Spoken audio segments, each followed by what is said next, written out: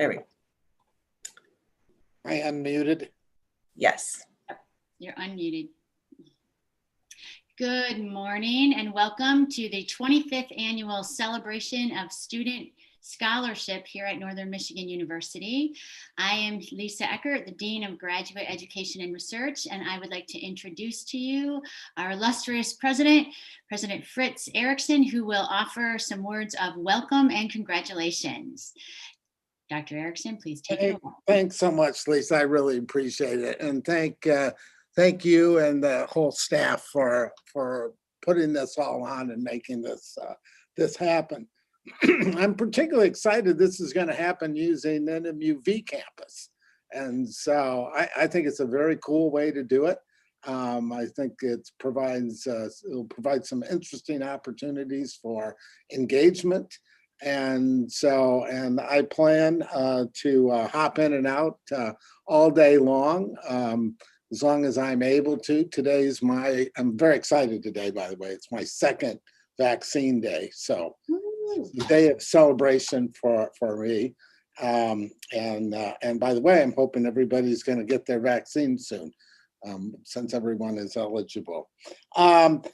You know, it's really, I had an opportunity to go through the list of projects and so forth that are there.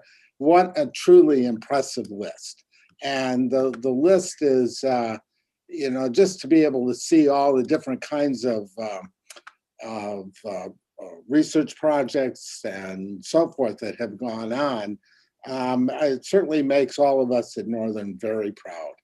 So congratulations to all the juniors and seniors and graduate students that were involved, but also a real congratulations to all of the faculty mentors. None of this could happen without the faculty mentors and the incredible hard work and dedication that they put in to providing such a quality experience with this. And so I do want to congratulate everybody for that and look forward to seeing them all.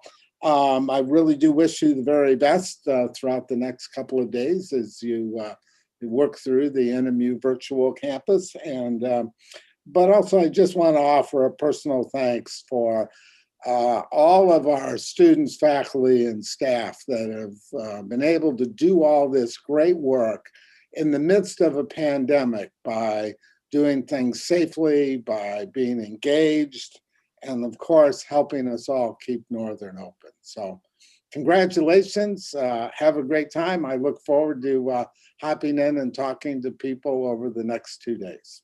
Thanks so much. Thank you, Dr. Erickson, President Erickson, and welcome to the students, faculty, community, and families of the students who are presenting today, who are sharing their posters, and who are sharing the hard work that they've done throughout their time here at Northern. And thank you also to the faculty mentors who have gotten them here and supported them along the way. First, I'd like to say that Northern Michigan University is located on the ancestral homelands of the Anishinaabe Three Fires Confederacy, an honored alliance of the Ojibwa, Odawa, and Bodewadmik, also known as Potawatomi peoples. Before this land was called Marquette, it was known as Gitche Namibi Zibing, and I hope I didn't say that wrong. Thank you for your indulgence. So this is the 25th year of the celebration of student scholarship here at Northern. That is an amazing track record. We estimate that throughout the last 25 years, more than 5,000 students from NMU have presented their work, and we've celebrated them along the way. This year, of course, it's technically the 26th year, but last year, of course, with the pandemic, we kind of skipped over to this year. We are looking forward to many more years of the student research, and this year, we have the virtual campus. And I'm so interested to know what your thoughts are about this platform once we've completed this event. I have to say, I am so impressed with the work of the graduate studies and research staff, particularly Hui Zhang, who has put together this whole event, and also Lindsay Hakala and Felicia Hokenstad. Thanks so much to our graduate assistant, Adam Klingspan, also Heather Pickett and Janelle Taylor, Angie Rasmussen. We've all worked so hard. Erica Goff and Kristen Beck, who also worked very hard to put this event together for you today. Please, please, please, if you have the opportunity, to give them a warm thank you for the time and effort and vision that they have put together as a team to make this happen today. We are always committed to student research, undergraduate and graduate at NMU. And this is just our favorite event of the year because we get to celebrate that and really dig in deeply to what the students are passionate about and what they've spent their time doing. So congratulations and thank you to all of the students again who've participated with us this year.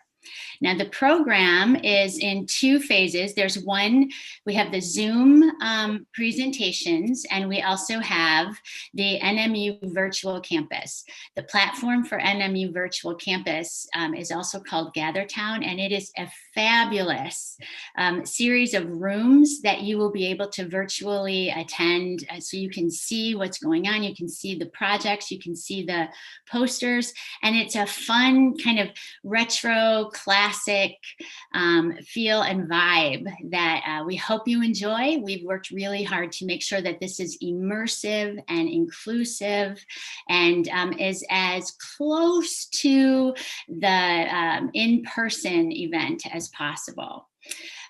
We also hope that you will stay with us for the closing keynote speakers.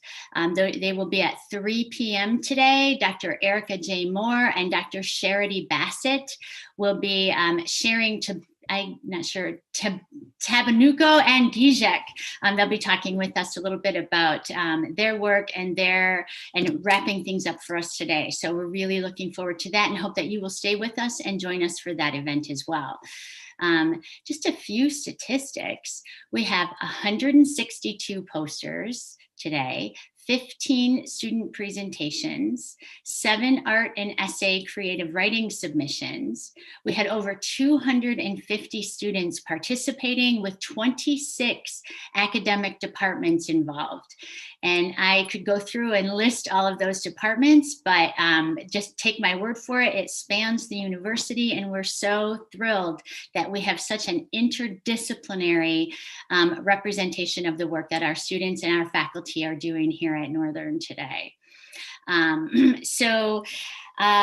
What I'd also like to say is when you are in the virtual campus, please observe the etiquette that we have in the student handbook. This is a creative and compassionate and celebratory and inclusive event. And we want to make sure that we are celebrating and being courteous to the students who have worked so hard to be here with you today. So this feels a little weird to me, of course, because I'm talking to my computer and I'm not seeing everyone in front of me. Usually when I thank the staff for all of their hard work, I like to have them stand up so we can give them a round of applause and we can see who they are. I hope that you will go to our webpage and take a look to see who it is that has been working on this for so long. Also, it feels a little bit strange to be announcing the award winners without pointing to them, without having them stand up, without giving them a round of applause. So bear with me as I just announce the winners today, and hopefully you will have a chance to go and see their posters and hear what the students have to say about the work that they've done. So I'm going to tell you the winners of the posters. I'll give you their poster number so you can find them in the rooms. Also, when you go into Northern's virtual campus, campus. If you get lost or confused, you can always look for a monitor. There are people in there who will help you find where you need to go. We've tried to think of everything. Of course, this is the first time that we've ever done this, so please bear with us if there are any glitches, but hopefully if you do need a little bit of assistance in navigating your way around the virtual campus, you'll find that there are people there who are happy, willing, and ready to help you get to where you need to go. So without any further ado, let's announce the research award winners. For the undergrad lower division, freshman and sophomore, first place goes to Margaret Lynch, a freshman in biochemistry. Faculty mentor is Dr. Robert Belton, and the poster is Hormone-Induced Decidualization of Human Endometrial Stromal Cells. It's poster number 113. So if you have a chance to go see that poster, please keep that number in mind. Second place goes to Jordan Brown, a freshman in Fisheries and Wildlife Management, also a current freshman fellow. Oh, I'm sorry, I forgot to note that Margaret Lynch is also a current freshman fellow. Jordan's faculty mentor is Dr. Diana Lafferty in biology and Dr. Jane Harris in sociology and anthropology. The project is a natural history of small mammal use of human cadavers, and it's poster number 117. Congratulations, Jordan. Third place goes to Nicole Cash, a freshman in biology. Faculty mentor is Dr. Diana Lafferty in biology, and the project is called Daily Activity Patterns of Michigan Forest Squirrels, and it is poster number 102. So congratulations to the undergraduate lower division winners. Our next category, undergraduate upper division winners, and these are juniors and seniors. First place goes to Raquel Green, a junior in environmental science. Faculty mentor, Dr. Diana Lafferty from biology. The project is entitled Variation of Activity Patterns of 3 Ecosystem Engineers. It's poster number 68. Congratulations to Rachel. Second place, determining performance, Nicholas Stoyanov, a senior from biology and physiology. Faculty mentor is Dr. Josh Sharp from biology, and the project is entitled Determining Performance of SARS-CoV-2 Rapid Antibody Test for Point of Care Use, and that is poster number 29. Third place goes to Hilda Eid, senior from environmental science. Faculty mentor, Dr. Matt Van Grinsven, Earth, Environmental, and Geographical Sciences. And the poster is entitled Underground Pumped Hydro Energy Storage Potential in the US. It's poster number 66. So congratulations to the winners in the undergraduate upper division. And I hope that you have a chance to go and see their posters and get some more detail about their different projects. Next, our next category, undergraduate group projects. First place goes to Molly Cormier, Bailey Gomes, Ashley Dunneback, Katie Cothran, all of whom are in biology. Bailey is specializing in forensic biochemistry, and the faculty mentor is Dr. Josh Sharp from biology. And the title of their project is SARS-CoV-2 Detection in Wastewater via Digital Droplet Polymerase Chain Reaction. And that is poster number 152. Second place goes to Cassidy Downing, Zach Van Huysen, Claire Jorgensen, and they are in biology, ecology, and Claire is in art and design. Faculty mentors, Dr. Kurt Galbraith in biology, and Dr. Diana Lafferty, also in biology. And the title of their project is Ecological Significance of Endoparasitic Load in Narton of Michigan and Alaska. And that's poster 140. In third place, congratulations to Lindsay Walter, Alyssa Zielikowicz, sorry, Alyssa, Alexandria Crosby, Reese Doro, and these students are in fisheries and wildlife management. Alexandria is in biology and zoology. Faculty mentor again, Dr. Diana Lafferty from biology, and their project is entitled Arctic Change, Drivers and Solutions. It's poster number 132. So congratulations to the undergraduate group project winners. Next category, graduate student projects. First place goes to Sarah Trujillo from the biology department, faculty mentor, Dr. Diana Lafferty. And the project is entitled Brown Bear Gut Microbiomes, a Micro Approach to Wildlife Management. It's poster number 74. Second place goes to True Hubbard from biology, Mitchell Hawthorne from biology, who is a senior, but he has been working with on this project. Faculty mentors, Dr. Diana Lafferty from biology and Dr. Michael Cove. The project is entitled Human Recreation Impacts American Black Bear Seasonal Activity and Occupancy. And that is poster number 79. Third place goes to Janine Barna, graduate student in the biology program, Mitchell Messing and Lauren Clausen, who are seniors in biology and physiology, faculty mentor, Dr. Robert Belton, and the title of their project is Characterization of the P2D7 MAB to Study Basogen Function During Implantation. And that is poster number 76.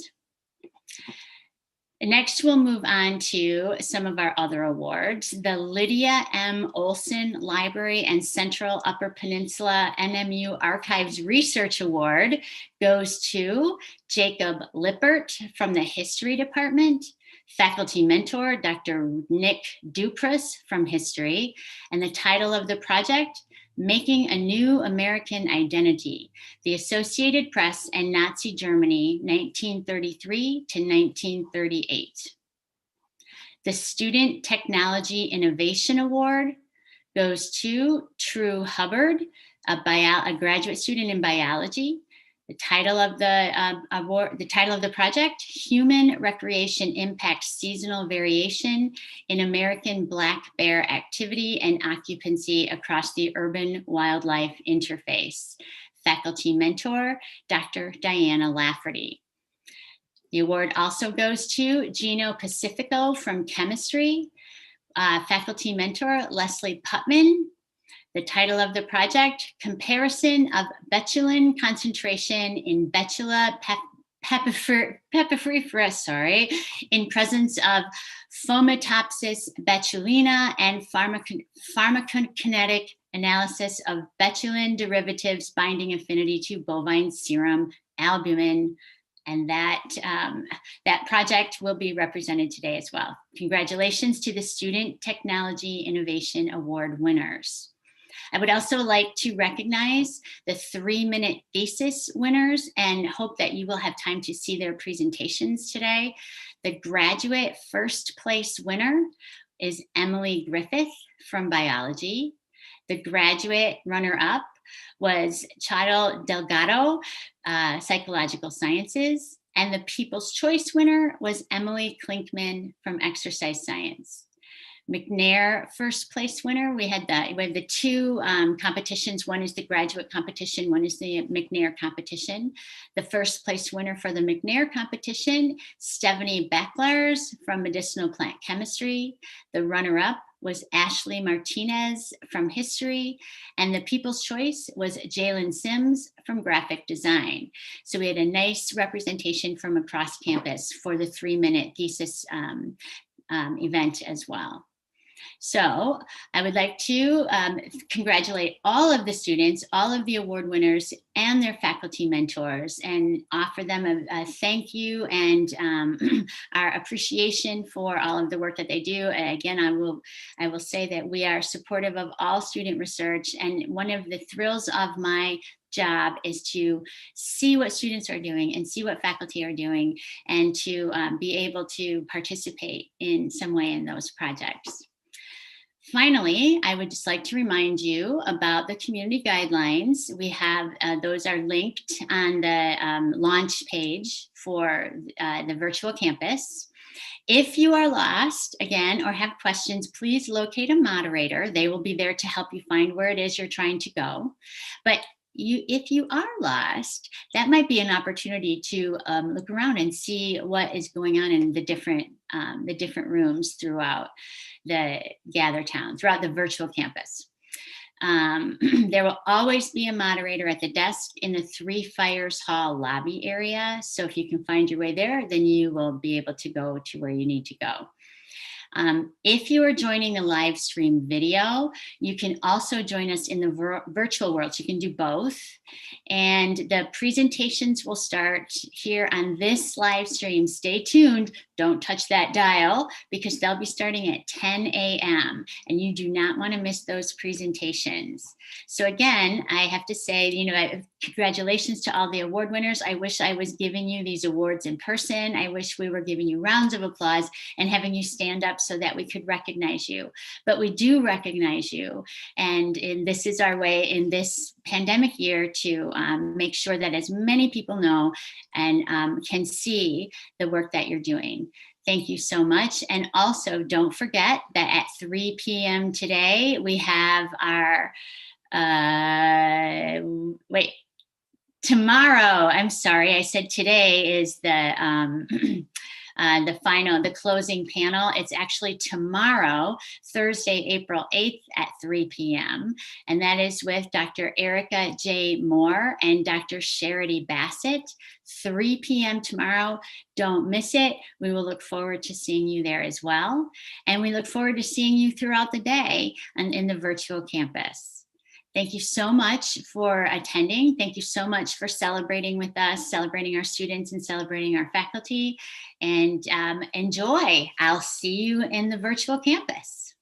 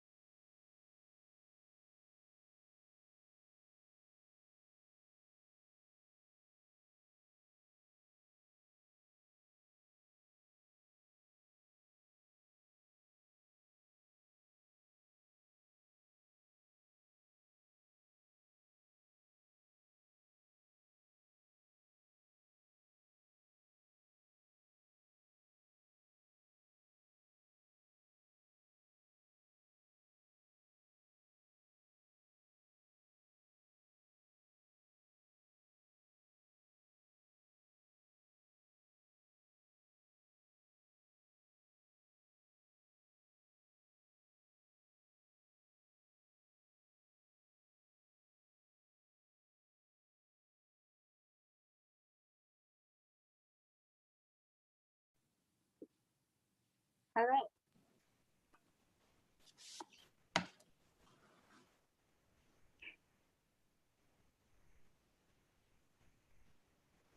Good morning, everybody. Janine, can you hear me? Yes, I can.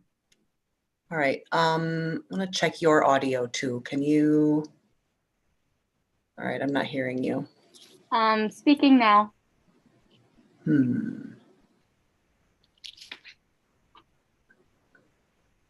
Let me try I'm gonna mute and unmute.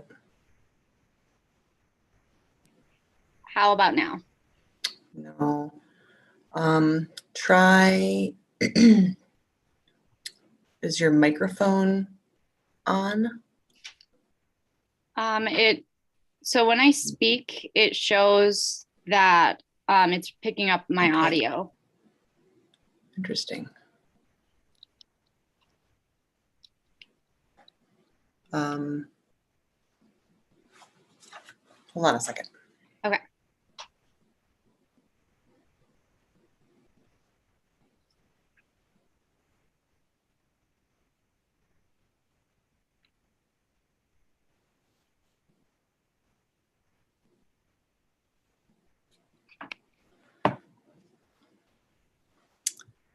Sometimes this happens. You might have to restart and rejoin. Okay, let me go That ahead. usually, when this happens, that works. Okay, so I'll go ahead and leave and then rejoin.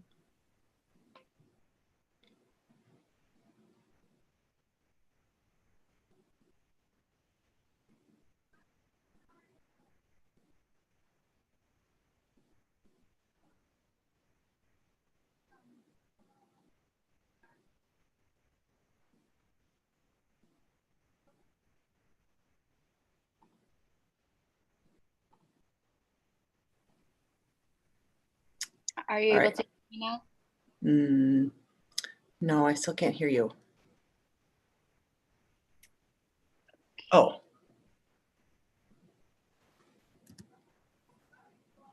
Okay, try one more time. Speaking, testing.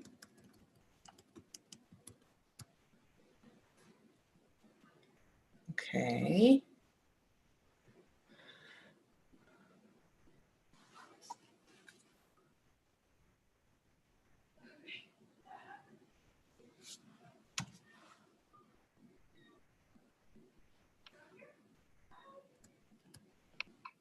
Okay. All right, I think that did it. Testing. Yep. Sorry, my apologies.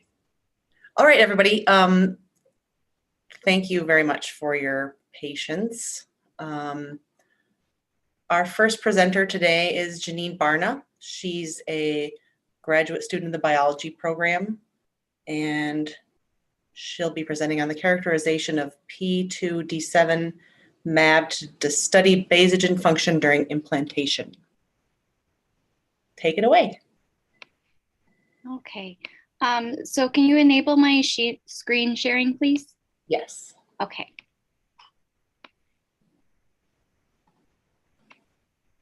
Awesome.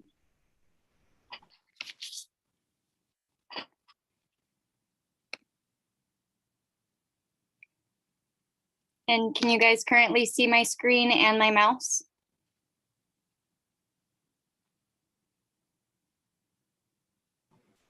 Yep, looks good. Okay, perfect. So as she had said, my name is Janine. I am a biology student in or I'm a master's student in the biology department. I'm going to present some of the research that was done for my project that Mitchell Messing and Lauren Clausen had helped me out on.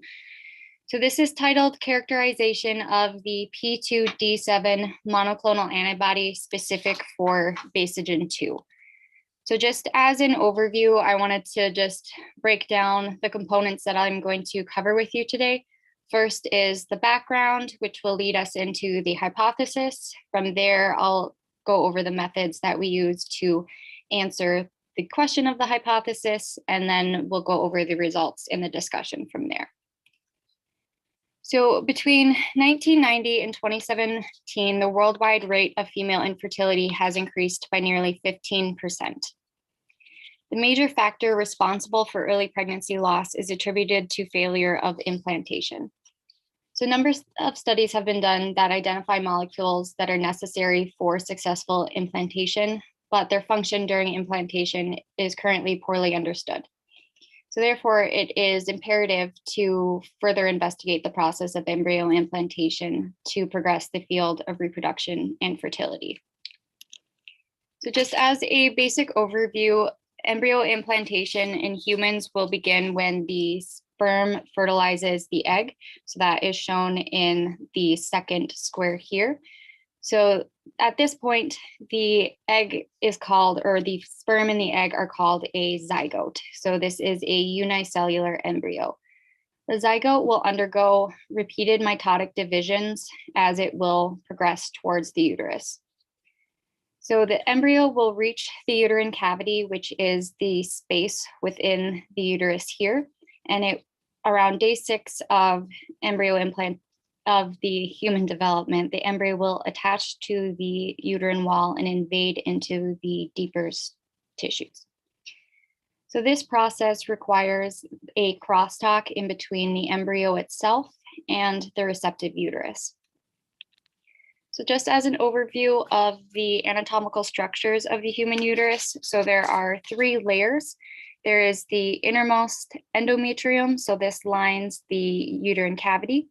Then there is the muscular myometrium, which is just deep to that endometrium. And then there is the surrounding perimetrium. So the endometrium will undergo cyclical changes in order to prepare for the embryo to implant. So the endometrium is composed of an epithelial layer. So this is demonstrated in this image here, and then also in the tissue section here. And then additionally, it will have the underlying stromal. So in both of these images, it is represented by the stromal cells and then the stroma in here.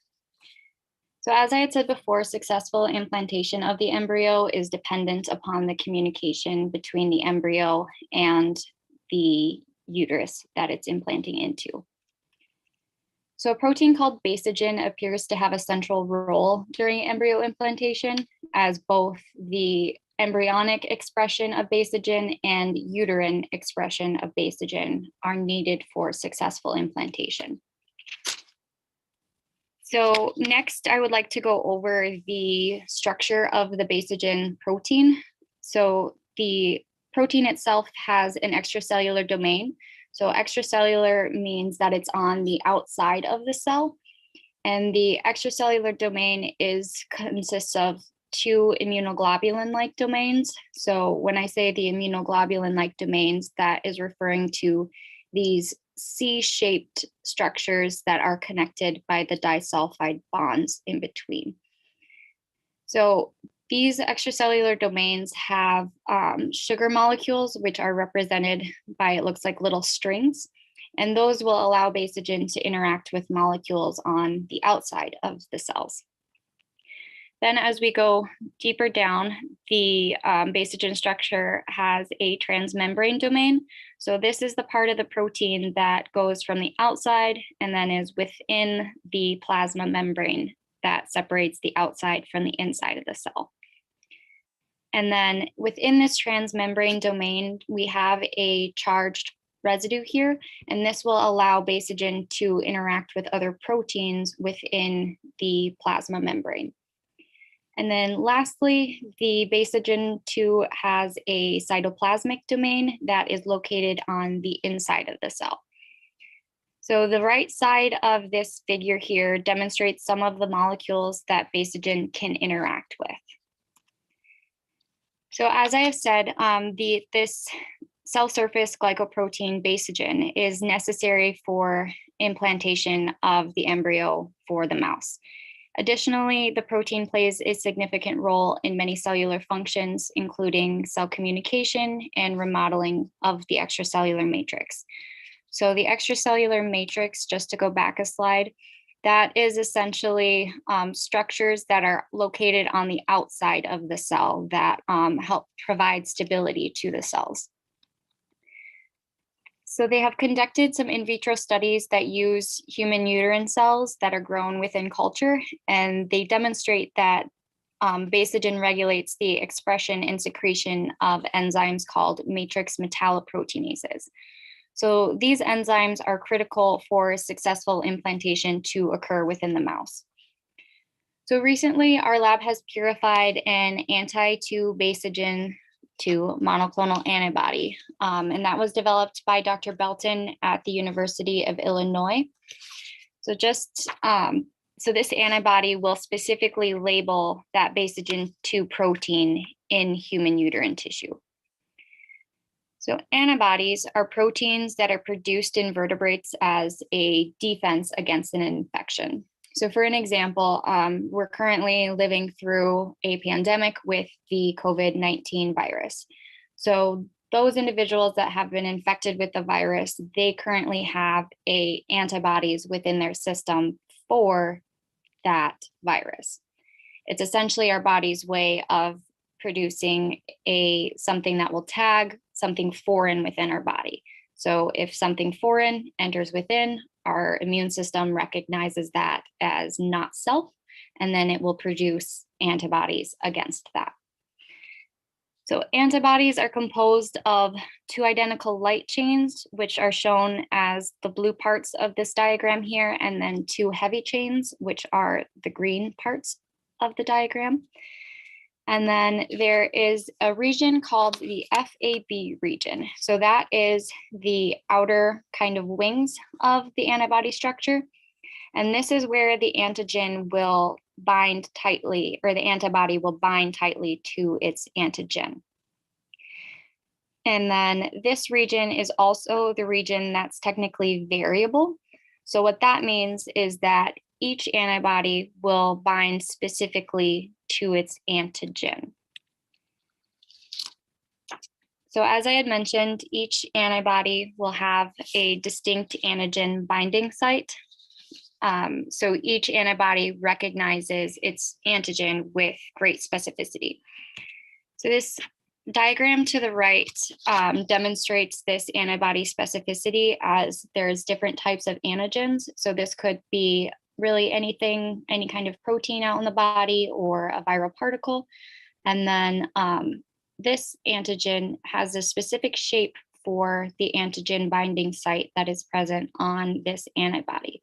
So that means that only this antigen can bind to this antibody. These other antigens do not have the capability since they don't have that matching structure. So the work that we have done characterizes an antibody called P2D7, and this antibody will recognize Basogen in human tissues.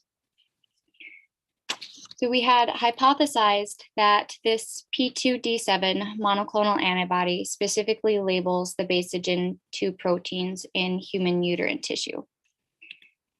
In order to test this hypothesis, we sectioned paraffin-embedded human endometrial tissue samples. So paraffin is a form of wax. So we had, Marquette General had donated tissue blocks to our lab. And then we sliced those tissue sections using a microtome and then mounted 2 sections onto multiple different slides. From there, we're able to use these tissue sections and then stain them using hematoxylin and eosin. And then this enabled us to see the structures of the tissue itself, and then allowed us to pick which structure or which tissues were good to perform immunohistochemistry and competition assays on. So we performed the immunohistochemistry using the P2D7 monoclonal antibody to demonstrate antibody labeling of Basogen proteins. So for the immunohistochemistry, we had side A, which was treated with a primary antibody and the secondary antibody, and then side B, which was treated with a control or as a competition assay. So the P2D7 primary antibody will specifically bind to the Basogen 2 protein. One thing that I do want to mention is that this diagram in the middle isn't necessarily drawn to scale, but it shows a good representation of what's actually going on here. So this P2D7 primary antibody will bind to that basogen 2 protein. And then we treated it with a secondary antibody that is specific for the primary. So that means it's only going to be able to bind to that primary antibody. This secondary antibody is conjugated to an enzyme. So in this circumstance, it was horseradish peroxidase, but it could be conjugated to different enzymes. And then that enzyme will react to a applied substrate to produce a chemical reaction that results in a color precipitate formation. So what all of this means is that wherever this basogen 2 protein is located within the tissue, you're going to see this brown precipitate form. So once we had done the immunohistochemistry, we used light microscopy in order to visualize. And this diagram is just showing basically side A versus side B. So we had also done the competition assay, so that could have been on side B here as well. And for the competition assay, what we did was used a purified recombinant basogen protein. So that is demonstrated by this structure here. So the recombinant basogen protein is the extracellular domain, or that part that's on the outside of the cell of the basogen protein. This protein was used to create this antibody, so we know it will bind specifically to the antibody. So we treated the P2D7 monoclonal antibody with this recombinant basogen, and this recombinant basogen will bind to the antibody, which prevents that antibody from actually labeling basogen within the tissues. So hematoxylin and eosin staining of the endometrial tissues demonstrated normal tissue structure. So this is demonstrated in A of this figure. So we have the epithelial cells here, and then the underlying stromal cells. And then we performed immunohistochemistry using the P2D7 monoclonal antibody to detect the presence of basogen, and our results indicate that basogen is present in the epithelial cells and the underlying stroma. So we know that basogen is present within these areas because of the fact that we noticed this brown precipitate. When we did the immunohistochemistry reactions, we did a control, and in that control, we just applied a buffer and the secondary antibody. However, in this reaction, we didn't have any reaction occur at all. So this indicates that the primary antibody or the secondary antibody did not just randomly bind to something within the tissue, and that it was indeed binding that primary antibody. We also used the recombinant basogen to determine whether the antibody specifically labels basogen or not. So we had treated the monoclonal antibody, the P2D7, with the recombinant basogen, and then the IHC or immunohistochemistry experiments were repeated using that recombinant basogen. So the results of that are shown in D here. And as you can see, there isn't brown precipitate present. So this does indicate that the recombinant basogen bound to the primary antibody, which prevented that antibody from binding to basogen within the tissues. So we did predict that this pre-incubation with the recombinant basogen would prevent the antibody from binding during this immunohistochemistry process. So overall, the results of this indicate that the P2D7 monoclonal antibody specifically labels the basogen 2 proteins in the human uterus, and specifically in the epithelial cells and the stromal cells. So as I just stated, our data does support the hypothesis that the P2D7 monoclonal antibody specifically labels human basogen proteins within the human uterine tissue. In the future, we're going to be using this antibody to answer my overall thesis question: is basogen 2 necessary for the migration of human endometrial stromal cells? And at this point, does anybody have questions?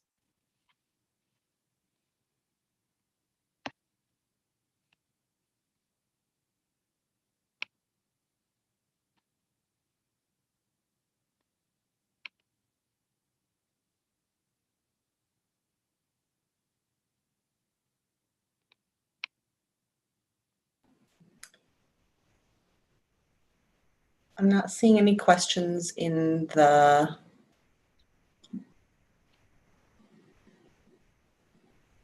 chat, but for folks who are attending through the virtual campus. Hello, everyone. I updated the link, the YouTube link in the room. Hopefully that didn't stop your live stream. If it did, you can refresh it and hopefully it still works. Is anybody having trouble accessing the live to the YouTube link from this room?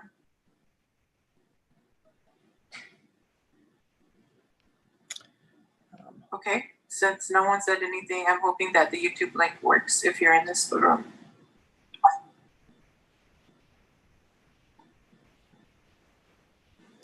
All right, since I don't see questions, if you, since we're at time here, 10:21, if you have questions for this presenter, you can email graduate@nmu.edu and we will get those questions to her. But thank you very much for your presentation. Well done. Thank you.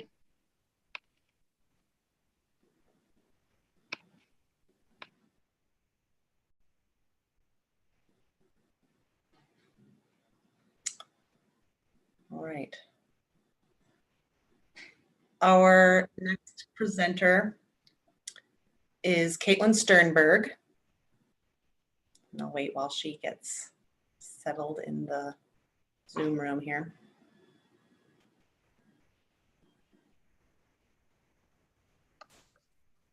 Hi.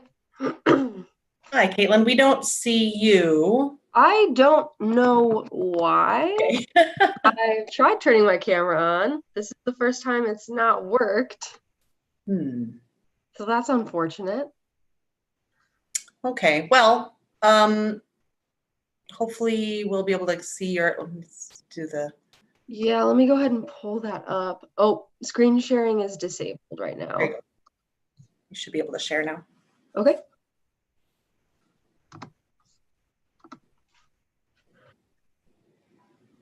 Perfect. All right. Okay, and you can see that, right? Yes. Okay. Perfect. I'll get started then. All right, let me introduce you. So Caitlin Sternberg is a senior environmental science major. Her faculty mentor is Dr. Matt Van Grinsven in EEGS. And this presentation is the effects of the new Sugarloaf Mountain parking lot on the abundance of birds. Take it away.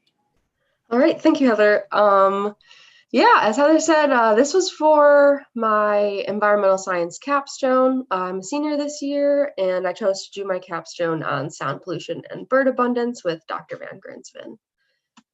Just some background on the area. 70,000 people visit Marquette, Michigan's Sugarloaf Mountain Recreation Area every year.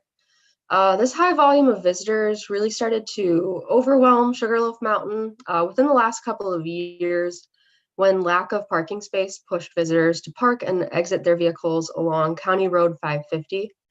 This created a dangerous situation for visitors and drivers on the road. And in September of 2020, a portion of the forested recreation area was converted into a new 100-space parking lot. Since the construction of this infrastructure was essential in keeping humans safe, an environmental impact assessment was not conducted. However, land cover was converted from deciduous coniferous forest to gravel lot. And you can see that land cover change. Oh.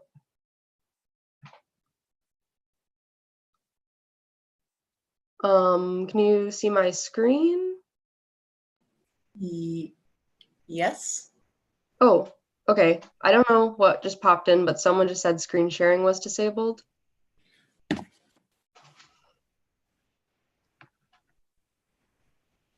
Okay, well, I'll keep going then. You can see in images on the left and right that difference in land cover change. And land cover changes of this type may have a significant impact on wildlife within a close proximity of the new lot, especially on birds. Previous studies on land cover changes report decreases in available habitat and forage when forest is converted to vehicle areas.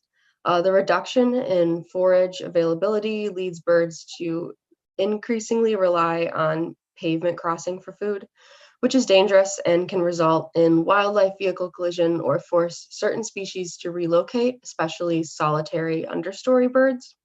One of the largest threats to bird populations that roads and parking lots pose is anthropogenic sound pollution, which is what this study focused on. This is quantified as sound coming from humans, vehicles, pets, or infrastructure that may disturb wildlife, particularly at frequencies of less than 3 kilohertz. Traffic-related sound pollution overlaps with various bird vocalizations. So the objective of my study was to determine if forest in the Sugarloaf Mountain Recreation Area is exposed to increased sound pollution levels and decreased bird abundance depending on proximity to the south parking lot. And I hypothesized that points further from the lot would experience less sound pollution than points closer to the lot, as well as points further from the lot would have a greater abundance of birds than points closer to the lot.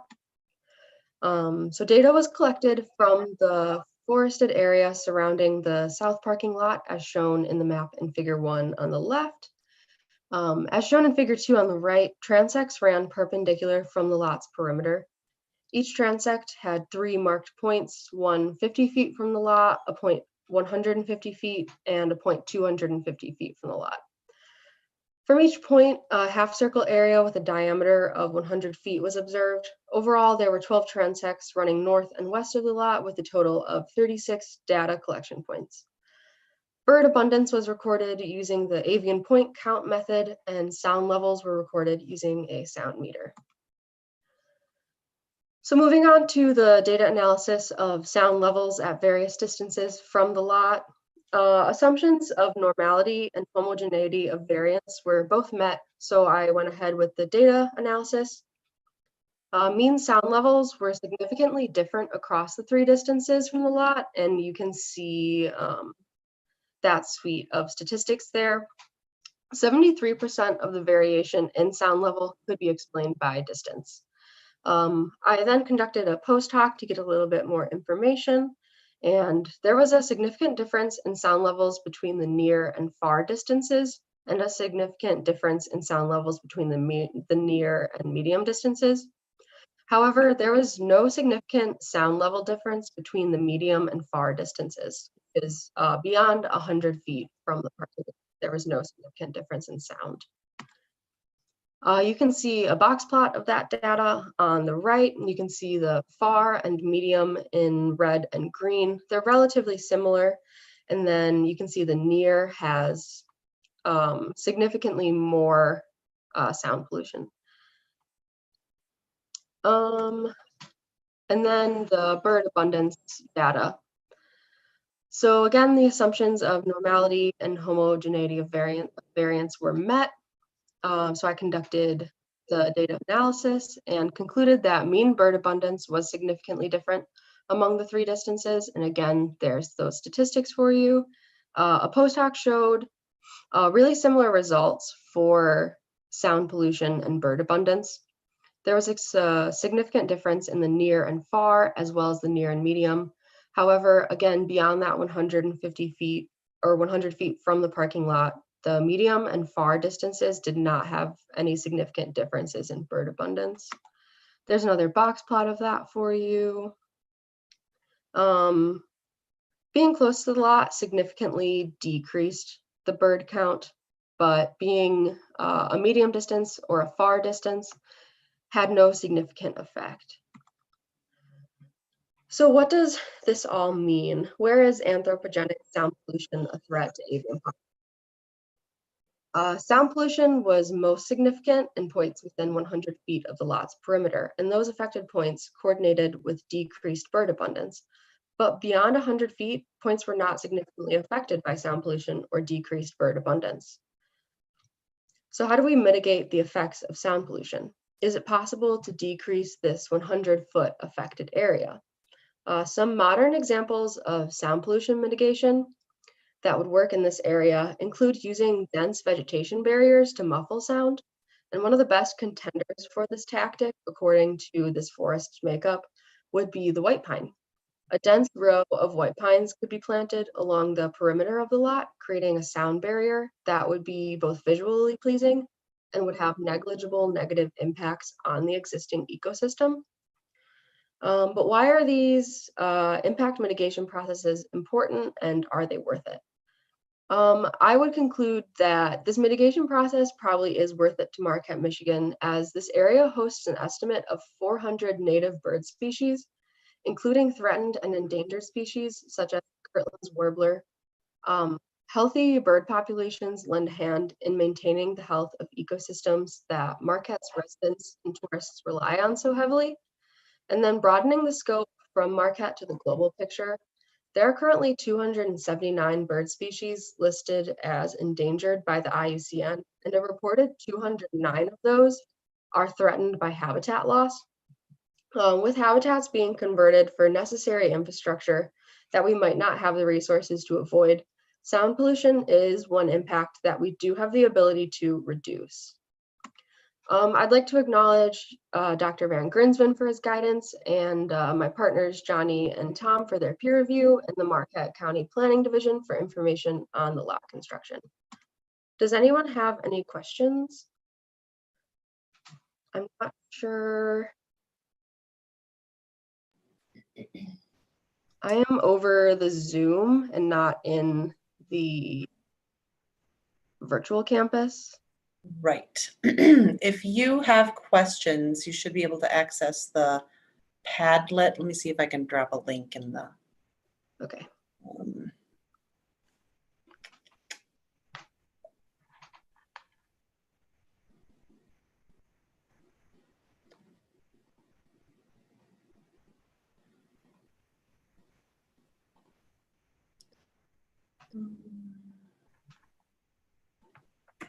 There we go. So if you go there, you should be able to add questions, and I will ask them.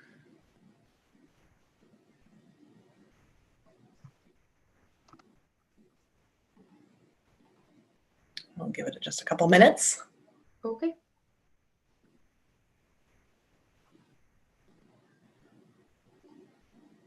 Oops.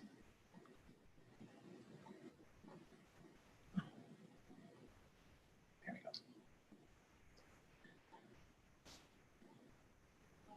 I have a question, I guess. What kind of gave you the idea to pursue this research question? Yeah, I was looking into, well, I'm really interested in the Marquette's specific location and how our recreation interacts with birds. Most of the data that you can find is more so on urban parks, but you know, Sugarloaf isn't really what I would call an urban park, but our recreation still does have an impact. And sound and how sound interacts with birds is really interesting, as birds rely so heavily on vocalizations. In addition, birds are just really cool, and I think their conservation efforts are really interesting and deserve a lot of attention. For sure. And here's a question from the app here. What was your favorite part about doing this research? It was really fun to be outside. It was really interesting to see how there were some days where there would only be like 5 cars in the lot. But after standing there for like an hour, you realize how frequently people are in and out, even on a day with not so great of weather or early in the season, or even with that sign that says that the area is closed. There's such frequent travel to the area. So it was interesting to learn more about how great the use of Sugarloaf is. I also had no idea that 70,000 people visit it every year. That was very interesting. Wow.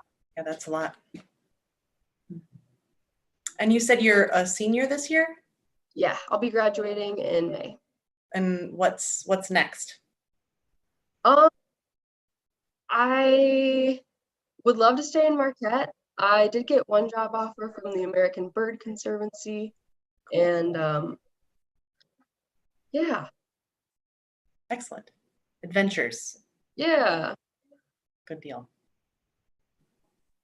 All right. Well, I don't see any other questions. If you come up Okay. with questions later, for those of you listening on the live stream, you can email them to graduate@nmu.edu, and we will pass them along to Caitlin. Yep. And there are the sources for some different information if anyone is interested. But thank you so much. We've been having trouble with the projection of the live stream. So what I did is I updated the room so that you'll have to click on the link for a separate tab to watch the live stream. That should be able to fix the live streaming problems. Sorry that we couldn't project it in the room. For some reason, it wasn't working. So hopefully this will work everything out. Great. All right. Thank you. All right. Well, have a good one. And thank you very much for your presentation. Thank you.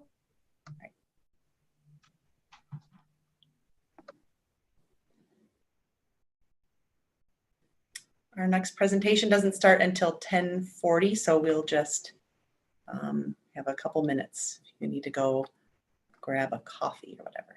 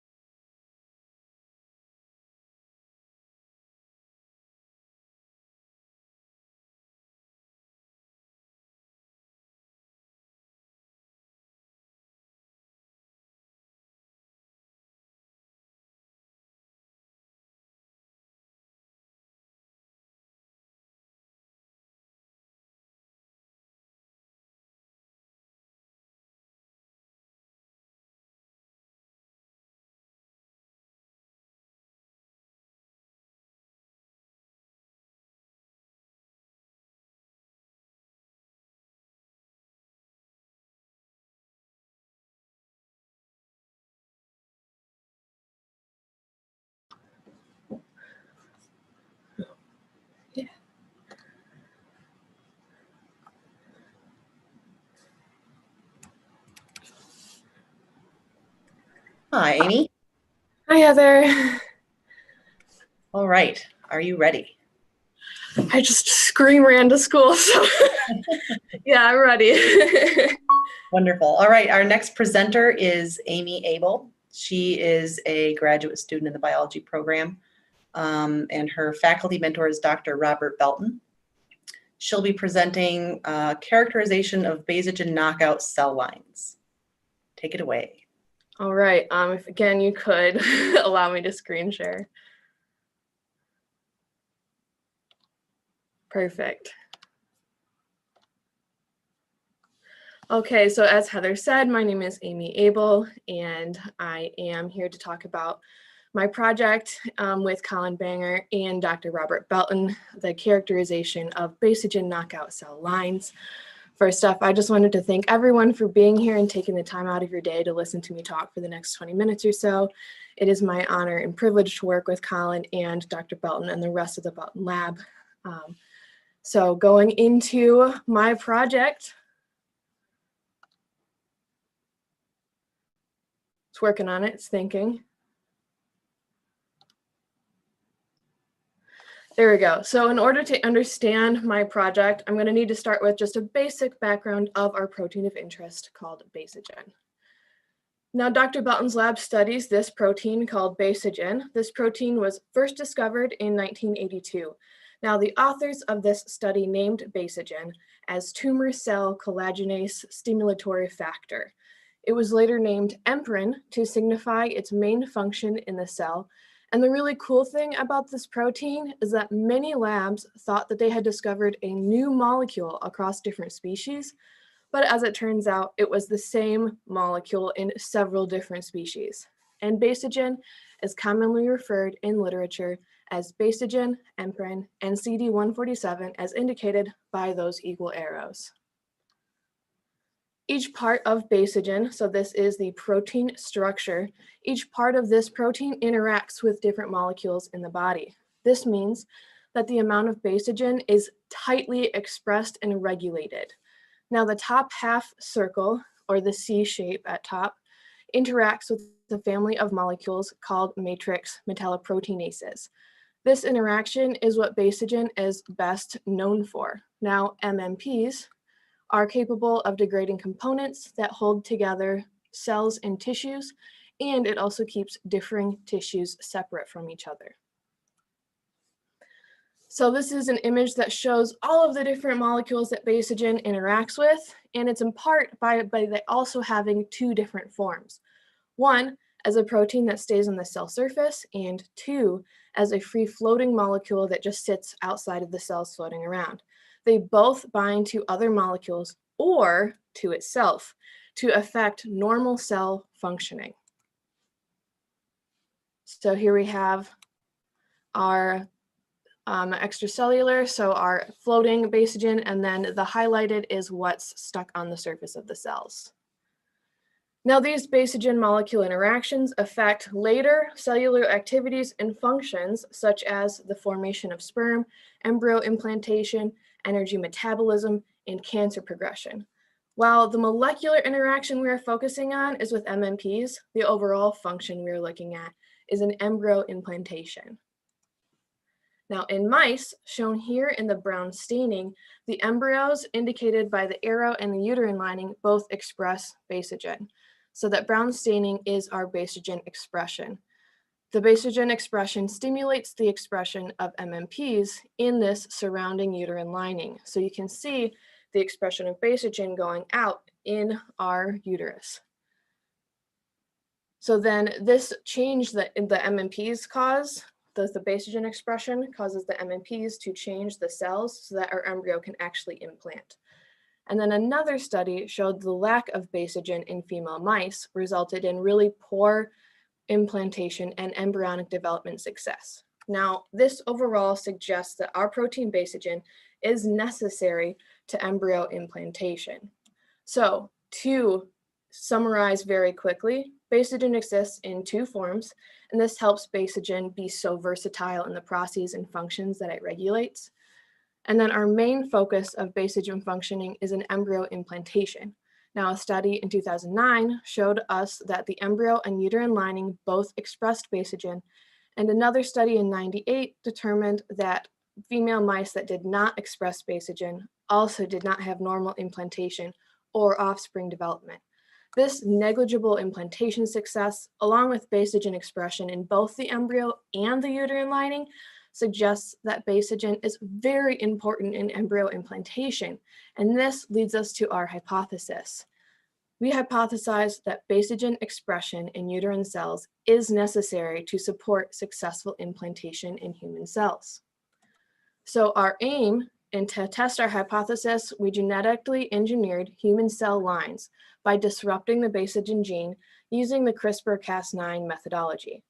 A green fluorescent protein, otherwise known as GFP, DNA sequence was knocked in or inserted into chromosome 19 at the beginning of our Basogen gene to interrupt that gene and knock out the expression of Basogen in human endometrial stromal cells, otherwise known as HESCs. And the following data will show the successful insert of GFP in our HESCs. Now, I'm hoping that this is going to work, but we have a very small video to show you. I'm going to pause my share really quick.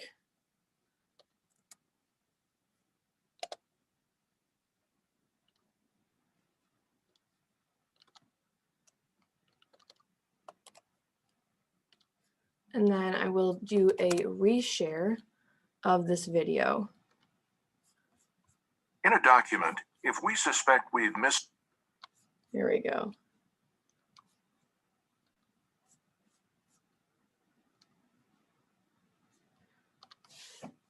In a document, if we suspect we've misspelled a word, we can use the find function to highlight the error and correct it or delete it. Within our DNA, that function is taken on by a system called CRISPR-Cas9. CRISPR is short for clustered, regularly interspaced short palindromic repeats. CRISPR consists of two components, the Cas9 protein that can cut DNA and a guide RNA that can recognize the sequence of DNA to be edited. To use CRISPR-Cas9, scientists first identify the sequence of the human genome that's So in this case, we're using the Basogen sequence. causing a health problem. Then they create a specific guide RNA to recognize that particular stretch of A's, T's, G's, and C's in the DNA. The guide RNA is attached to the DNA cutting enzyme Cas9, and then this complex is introduced to the target cells. It locates the target letter sequence and cuts the DNA. At that point, scientists can then edit the existing genome by either modifying, deleting, or inserting new sequences. So that's what we did, is that we inserted DNA into the Basogen gene. It effectively makes CRISPR-Cas9 a cut and paste tool for DNA editing. And so that is a very quick background on our CRISPR-Cas9. And going back to our screen show. Okay, so this is our specific CRISPR-Cas9 method, where on the top left we have our guide. So in the top arrow, we have our, or what I think should be the top arrow. There we go. We have our Basogen sequence. So this guides our Cas9 to cut at the correct site. And then on the right side, we have our donor plasmid. So what this means is when Cas9 goes in and makes its cut at the appropriate sequence using the natural mechanisms of our DNA repair in the cells called homologous recombination, then our cells will recognize this donor plasmid on the top right and insert that DNA. So then theoretically, we have knocked in some DNA to knock out the expression of Basogen. So we employed that technology, and then we cultured these cells and selected for puromycin resistant clones, which is just an antibiotic to select for what we're actually looking for. Those DNA pieces were purified and we performed polymerase chain reaction with designed primers to identify our GFP knock-ins. And so PCR is just a technique to visualize a specific sequence of the genome by producing millions of copies of that target sequence. And the primers are what guides the molecules involved in PCR to the right sequence in order to make those millions of copies. And then the last step is to perform genomic DNA sequence analysis of the basogen gene in clones. These are the primers that I had designed for our region of interest on chromosome 19. And so our primers are in blue, where we have the basogen forward and reverse on the outside of our cut site and inserted DNA. We have our GFP primers in the middle of our inserted DNA in that GFP coding region. And then we have our left and right homology arms. So this helps guide our inserted sequence to the right place in order to actually be inserted. Moving on to our results, this is a gel electrophoresis image of our PCR targeting just a short region of basogen in the potential knockout clones. The basogen forward and this asterisk reverse primer was used, and so we wanted a product length of 599 base pairs. And the lane numbers are on the outline directly below the image. And our first lane is our DNA standards. This is just a mix of DNA of known lengths. And we can use this to compare the lengths of our human endometrial stromal cell samples. So lanes 2 to 17 are all of our samples. And lane 19 was a positive control just to make sure PCR molecules did what they needed to do. And as you can see, DNA is at just about the 603 base pair standard, and our expected size is 599 base pairs. Now, in gel electrophoresis, you can't tell the difference between 4 nucleotides or 4 base pairs, but we can assume that basogen is in all of our human endometrial stromal cell lines. Now this gel image is of the PCR targeting the larger basogen region where we have the forward and the reverse outside of that site we were going to cut. And so we anticipated a length of about 2,000 base pairs if our inserted DNA was correctly inserted, and about 1,100 base pairs if the DNA sequence didn't insert. And the first lane is our DNA standards. Lanes 2 to 17 is going to be our samples, and then lane 19 was a positive control. So this was a sample to show what a product with no insert would look like. And you can see a lot of them, aka all of them, were at about 1,100 base pairs. So that shows that there is technically no insert. But what's interesting is that in the previous gel image, we do see DNA in all of our samples. So there's something going on with what makes some of the samples not show up. So we're not quite sure of the significance of this finding, but that's what's coming next.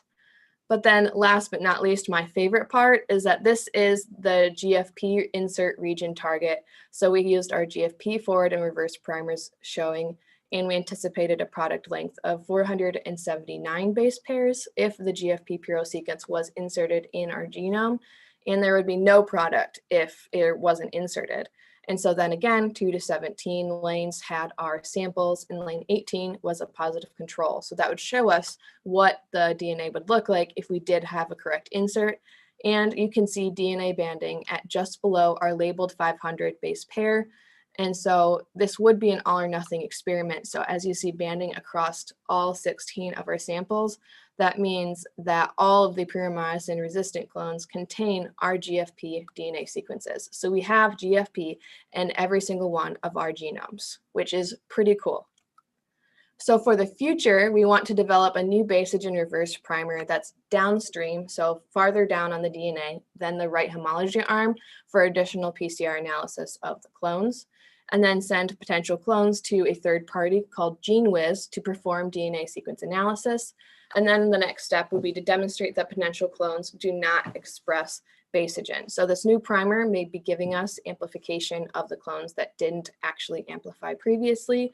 Our sequence analysis breaks down our PCR products base pair by base pair, showing us exactly what the sequence is to determine if the GFP sequence was inserted in the correct place or where it is, and if the clones were mutated in any way, if the insert did not happen, to still be able to knock out our basogen expression and still be able to use these clones to do research on whether or not basogen is necessary for embryo implantation and necessary for the induction of matrix metalloproteinases in this cell, which is a part of my actual thesis research.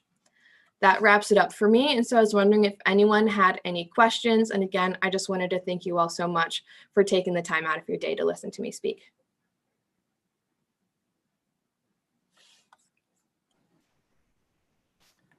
Thank you very much. That was great. I'm waiting. I'm giving it a couple minutes for people to locate and contribute to the question board.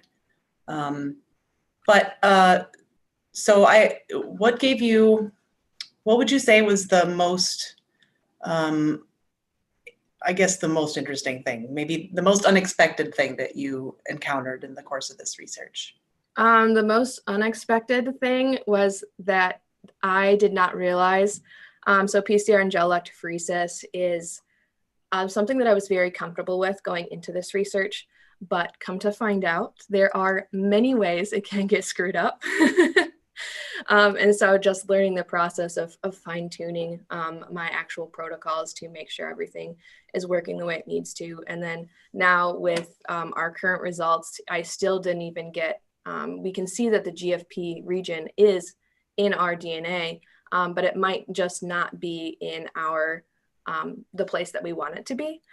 So that's the hard thing with doing the CRISPR-Cas9 stuff, and the hard thing about when the video talks about using that to help take out diseases in the human genome, there's always going to be a sense of randomness and the unexpected. So you may aim for a certain piece of the DNA, and even if you get it in the right place, it may not go exactly how you plan, because there is, like, using the natural DNA repair mechanisms, that's not something that we can control in an experiment. That's just something that the DNA will naturally do, and then we just see what happens and hope for the best.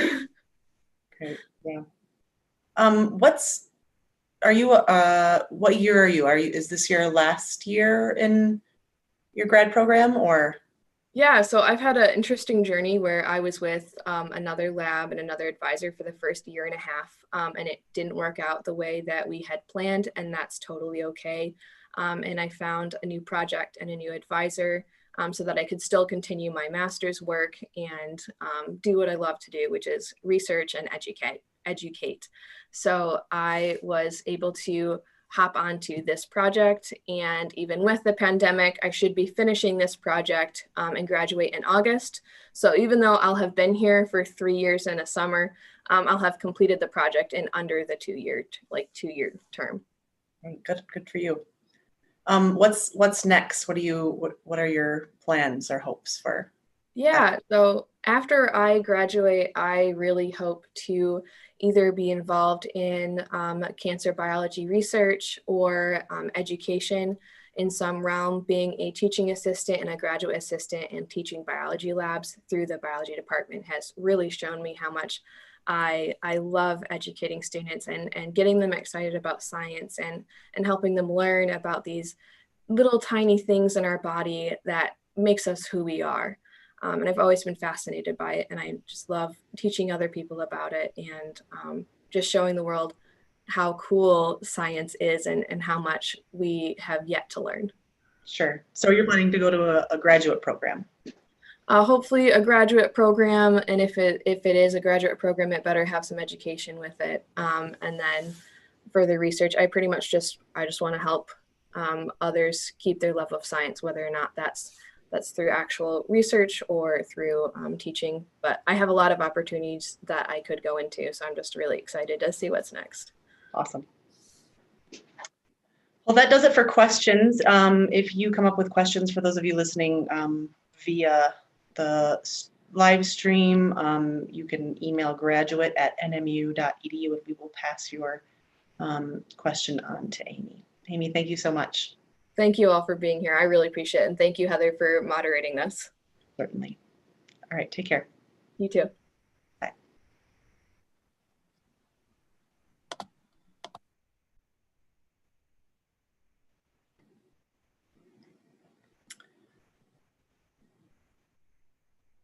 All right. Hello, John. Hello. Can you hear me all right? Yep, can you hear me? Yes.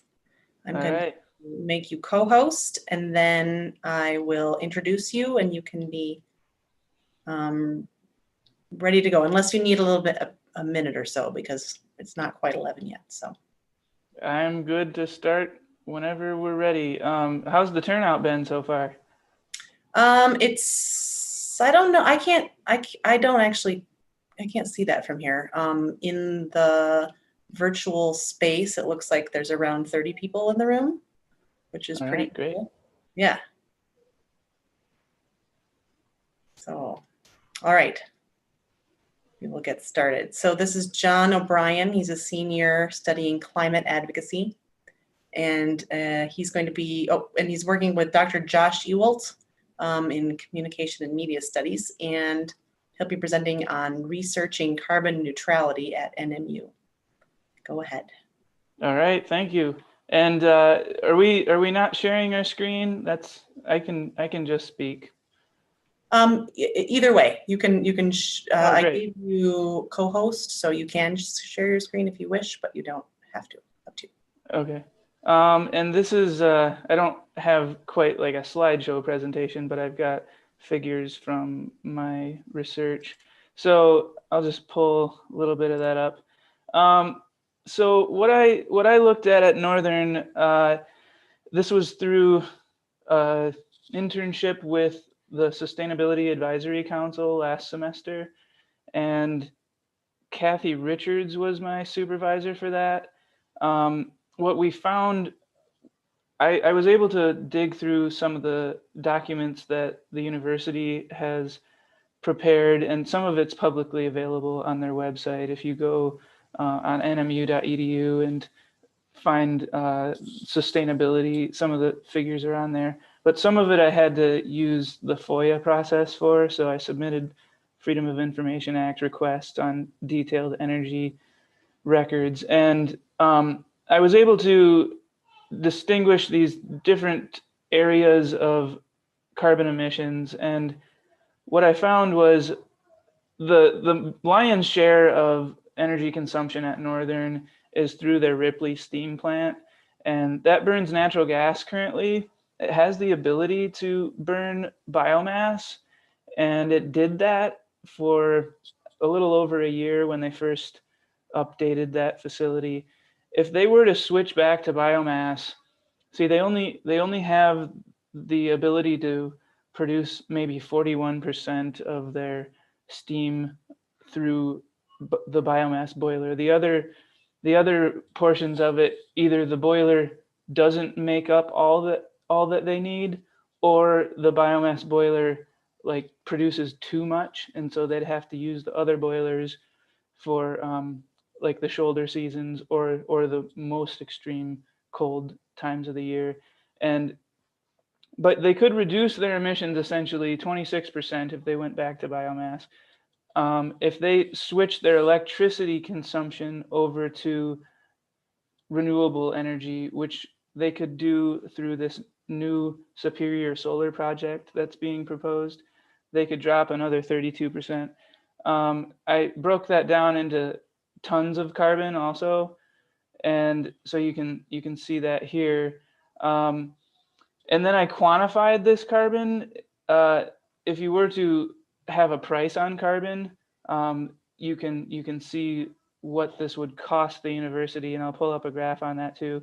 But also, you can see that it's very minimal in their gas and diesel consumption. It's less than 1% of the carbon footprint at the university, and then the amount that they're cooking, like their kitchens and their auxiliary boilers for different buildings that aren't connected to the steam plant, it's pretty minor, 4%, something like that. This figure is a new one that I did this semester as a part of this study, where I'm trying to communicate to the university what their best options are. So I've been on media. I had a radio interview. I had an op-ed in the Mining Journal. I had a piece in the Northwind. I'm going to be on Media Meet, the public radio and public TV show. That's going to air next Sunday and Monday. Anyway, so I'm working with Josh Ewalt to promote the findings and, you know, try to get this stuff through into administration to get some of this implemented. And this is a cost comparison. If you were to reduce, for every ton of carbon reduced, if you were to switch over to wood chips, based on the going rate of wood chips, it costs you $40 a ton to reduce. So if you're in the decarbonization space, $40 a ton, you know, it's not cheap, but it's not expensive. Microsoft is paying $300 a ton to do direct air capture.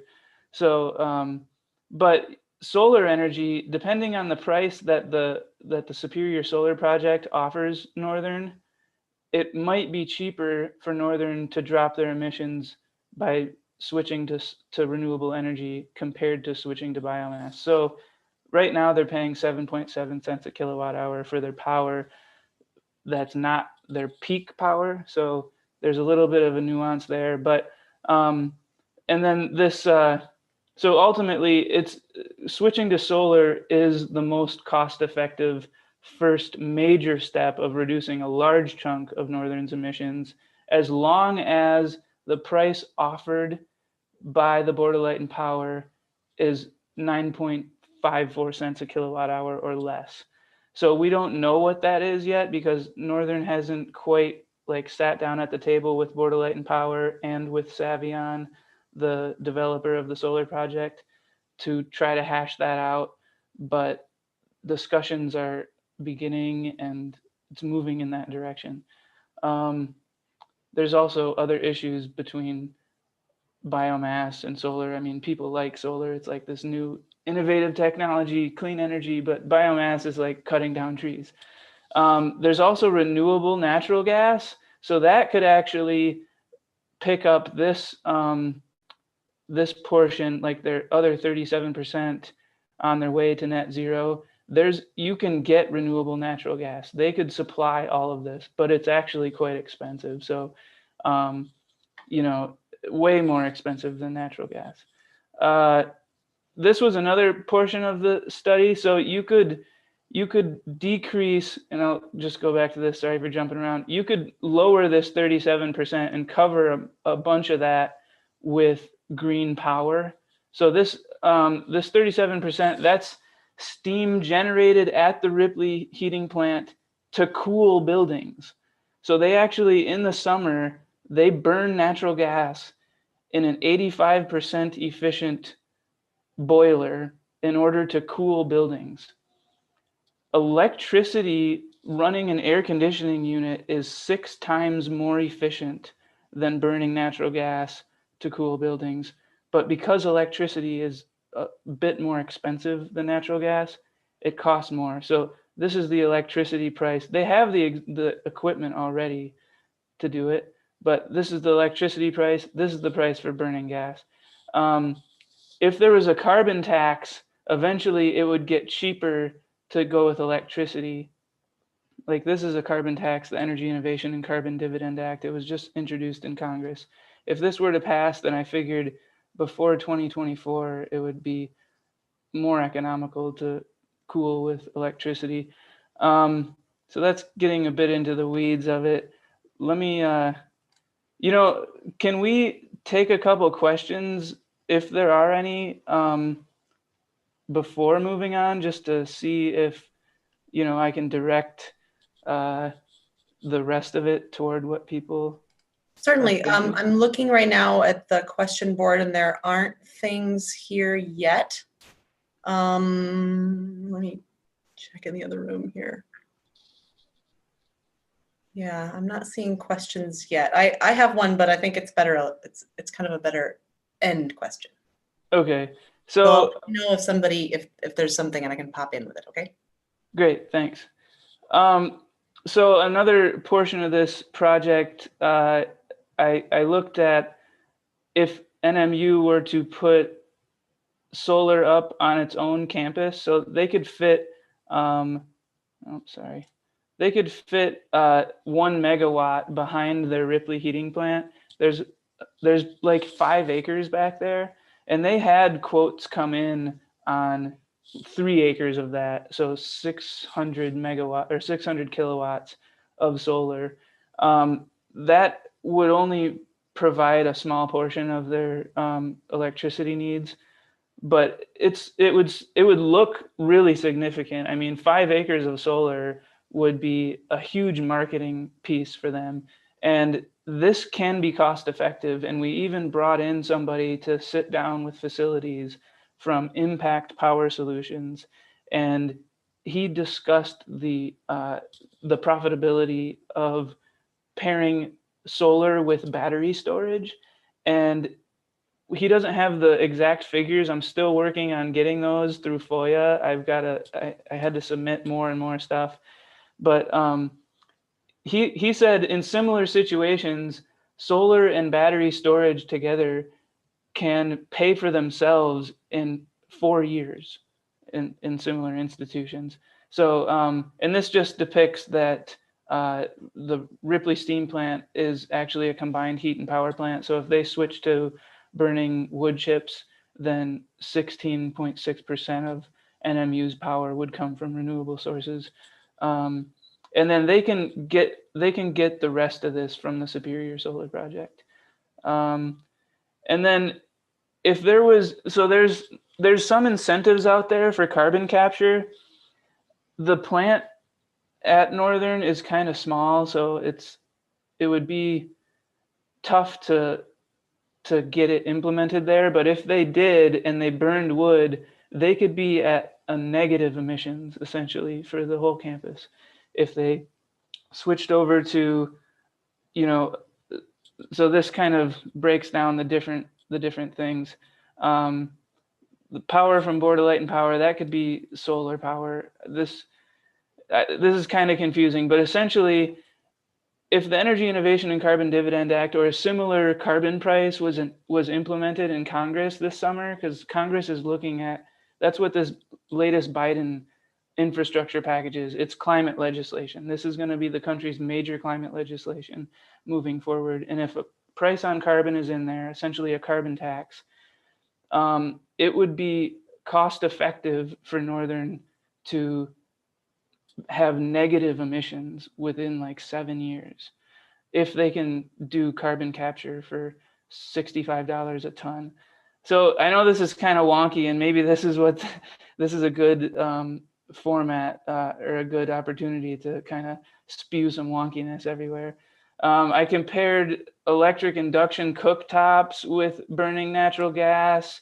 I compared switching instead of gas boilers in some of these places like the Whitman Hall, switching to a wood chip boiler. There's also the option of switching to air source heat pumps. There's tons of incentives out there for that. There's lots of money in terms of loans out there.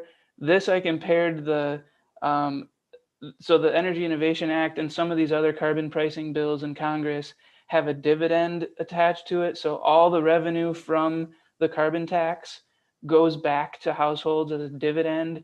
And that shoots way up because NMU is actually quite efficient in terms of their carbon footprint. So the dividend is like way higher for all the students at Northern than what the increase in cost due to a carbon tax would be for Northern. And if they take some of these outlined plans that I've, put into this project, they could lower their costs over time. So I think I'll stop there. I probably lost a bunch of people, but if anybody has any questions, go ahead and fire them off. Great presentation, John. No questions from the audience yet, but there's still time. My question is, if you could turn your project into a bumper sticker, what would it say? Yeah, that's a good one. Oh boy, I don't know. It's like something needs to change to how can we do it? Maybe I don't know, just a slogan of net zero at NMU, or, you know, I guess there's I haven't thought about that question, so you're catching me off guard, obviously, but it's hard because they kind of, everybody wants to, you know, look at these through the same lenses that they always have. And when we need to get to net zero by 2050, and according to all climate science, you kind of need to look at it like, how can we do that? Not what are the challenges. I mean, those are important, but let's try to do it. Right. Yeah, sorry to cut you off guard. Just got a question. What step toward carbon neutrality would you recommend NMU doing first, and why? Okay, yeah, there's a few of them that I outlined, and I did give the stuff to the Sustainability Advisory Council, and so they're kind of able to recommend what they like in there. But there's a few things that are really important and really urgent coming up on the horizon, and one of them is the Jacob Eddy complex renovation.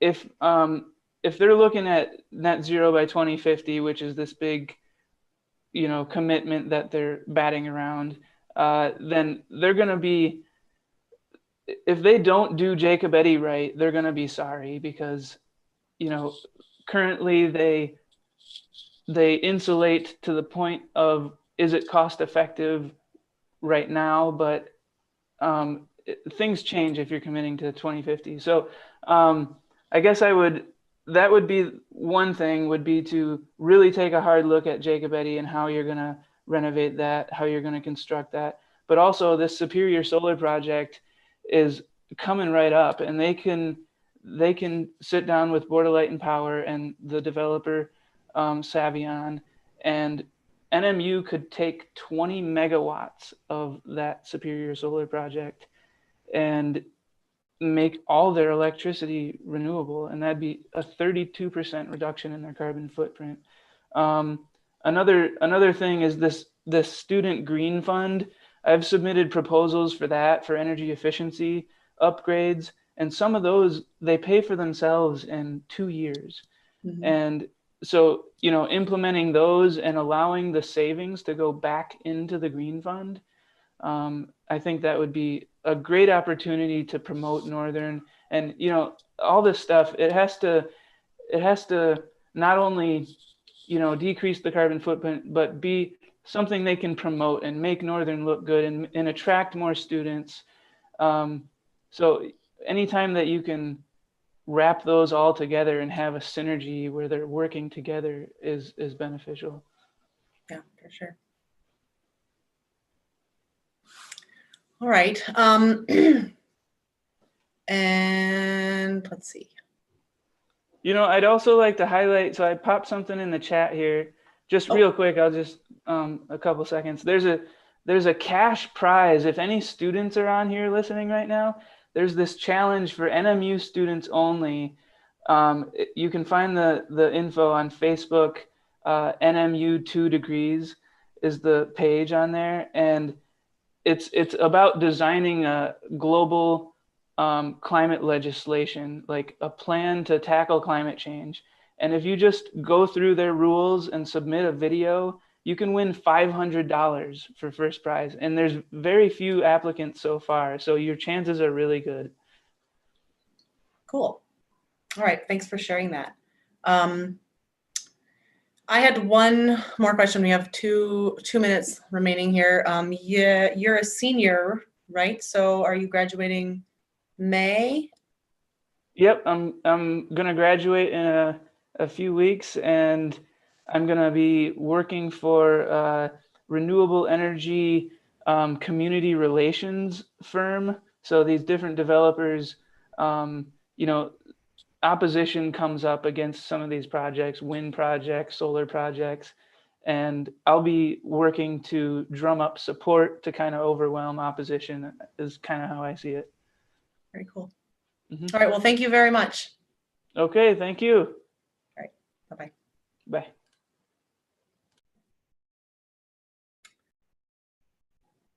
And our next presenter is Akasha Khalsa. I hope I said that correctly. Cool. And we actually have a minute left here if you need some time. I'm gonna give you screen sharing. And do you wanna take a minute, or are you good to go? Pretty much. Oh.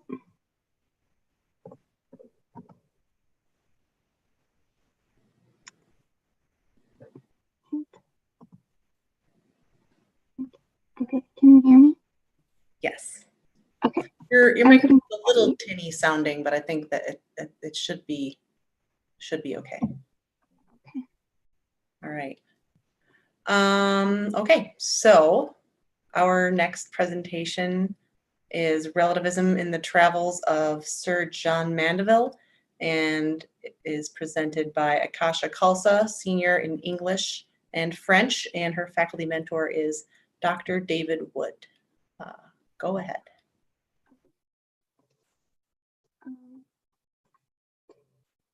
As a medieval travel narrative, The Travels of Sir John Mandeville was immensely popular for everyone from bookworms to world travelers in 14th and 15th century Europe. Christopher Columbus actually carried a copy with him on his cross-Atlantic trip in 1492. Given its popularity and the period in which it was produced, one might expect the fictitious travelogue to display an incredible level of intolerance towards the various peoples and cultures it depicts. However, the Travels frequently surprises modern readers with its message of tolerance towards greater humanity and its recognition of the universality of human experience as it is mirrored in the lives of people of different ethnic and cultural groups.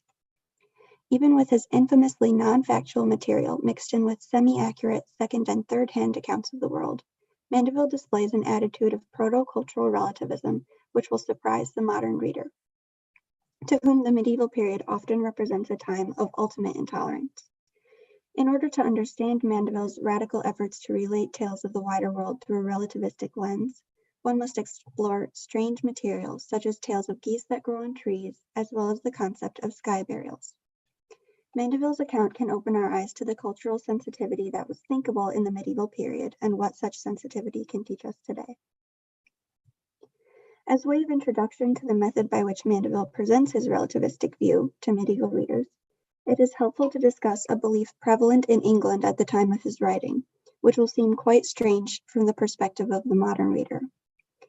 Because observers were never able to witness the breeding habits of a species known as the barnacle goose, it was thought that this goose grew on trees, dropped into the sea, and there developed into mature birds. The barnacle goose becomes significant in the Travels when Mandeville writes of an encounter with a fictitious fruit containing the meat of an animal like a lamb. This fruit is supposedly eaten by the people of a land he calls Cadhilla, which scholars now identify as possibly modern-day Korea. It is a great marvel, Mandeville writes of the lamb fruit. Nevertheless, I said to them that it did not seem a very great marvel to me, for in my country, I said, there were trees which bore a fruit that became birds that could fly. And when I told them this, they marveled greatly at it. To many critics, this account speaks strongly to Mandeville's relativistic aims in writing the Travels. By emphasizing the reaction Mandeville receives from the people of Cadhilla in telling them of his own land, Mandeville makes a point about how people of different regions see one another's differences with wonder. England, he indicates, is just as strange in its way as the region of Cadhilla, even with its lamb fruit. One critic points out that this scene is clearly intended as instructive to Mandeville's medieval European audience and is used to demonstrate that Eastern peoples respond to Western wonders, just as Westerners respond to Eastern wonders. Indeed, many of Mandeville's accounts within the Travels reflect a similar underlying message. Mandeville leads his readers to his relativistic philosophy slowly and through familiar, non-threatening paths. He begins the Travels with an in-depth description of how one might undertake a pilgrimage to Jerusalem by several possible routes, detailing various wonders a traveler may encounter along the way. This format, used to begin his literary exploration to the Far East, would have been a familiar genre for readers. Commonly, early Christian writers of pilgrimage guides formatted their work by identifying religiously significant locations and then explaining their spiritual history and prompt introspection. Thus, readers would have been comforted by the familiarity of the material at the beginning of the travels. Yet as Mandeville progressed further into his account, readers would have encountered more and more instances of the author's tolerant rhetoric towards cultures which might otherwise have been treated as beyond understanding or perhaps monstrous. It seems Mandeville was right in leading his readers to his conclusions slowly and gently, as it is apparent that even with these efforts, his attitude of relativism seems to have troubled some translators and transmitters of the text. Some of these editors went so far as to include passages putting Mandeville's relativism into a more holy light. One translation by von Diemeringen adds a passage which stresses a theology of wonder to help readers integrate Mandeville's descriptions of the Eastern world. Another manuscript, Hakluyt's edition, does so with a persuasio. Such changes made Mandeville's message closer to a religious worldview that would have reinforced rather than challenged the perception of Western society's exceptional closeness to God's will. His radical usage of accounts of foreign societies, real and imagined, becomes clear with the knowledge that Mandeville, in many cases, altered source material to present a more even-handed description of foreign peoples. Mandeville describes a funerary custom in the land he calls Riboth or Kiboth, now identified as Tibet. In this custom, a man's deceased father is honored by being beheaded and cut into pieces by priests, after which the body is eaten by raptors. At this point, Mandeville says the son of the deceased serves his friends the boiled flesh of his father's head and makes a cup from the skull. This practice, though reported with several significant inaccuracies in Mandeville's account, correlates in reality to the funerary custom known in Western pop culture as the Tibetan sky burial. Margaret Gwynne, a scholar of Tibetan funerary customs, describes this practice as the procedure by which the body is cut up and fed to carrion birds. Sky burial, also known as exposure, remains a favored form of body disposal in Tibet in the current day. In fact, in 2010, Gwynne reported that there were still 1,075 recorded sky burial locations in Tibet. Despite the fact that this form of body disposal described in the travels does exist, several aspects of Mandeville's account are inaccurate. Gwynne assures scholars that there is no evidence associating sky burials with cannibalism, for example. In addition, sky burials are not the only method of body disposal used in Tibet, as Mandeville's account would suggest. Despite media focus on sky burials, which continues to indicate to outsiders that exposure may be the only or primary funerary custom in Tibet, Gwynne reminds those not familiar with the complexities of body disposal in this culture that focusing solely on sky burials places a false emphasis on this practice. Gwynne offers a highly relevant suggestion as to why sky burials have received so much interest from Western audiences, and devotes a brief section to an analysis of sky burial in Western perception, in which she states that it fits the category of exotic foreign rite nicely, being qualified as gruesome and terrifying, the corpse of the deceased being described as mangled or mutilated by butchers. This modern analysis seems to characterize the motivation for Mandeville's inclusion of sky burials in the travels as well. His sensationalized account drew readers with such novelties and gruesome details. Yet, along with his record of sky burials, Mandeville includes a cursory description of the religion in the area of Tibet, comparing the religious leader to the Pope of the Roman Catholic Church, the religious leader most familiar to Mandeville. He continues making cultural parallels with the statement, "Just as our priests in our country sing for the souls of the dead, Subveni te sancti Dei, so those priests there sing." We see that Mandeville uses his inclusion of Tibet's religious practices to further his aim of extending human understanding to those his readers may consider foreign beyond all empathy or understanding. It should be noted that Mandeville's relation of the custom of Tibetan sky burials seems to originate in the written account, The Travels of Friar Odoric. Odoric was a missionary in the East where he seems to have witnessed such a funeral personally. His first-hand description of the funeral is much the same as Mandeville's, which has led scholars to identify Odoric as the source for the section of Mandeville's tale that describes Tibet. However, Mandeville's description of the funeral practice of exposure contains several significant changes from the ideas of Odoric, demonstrating his relativistic attitude towards the practice.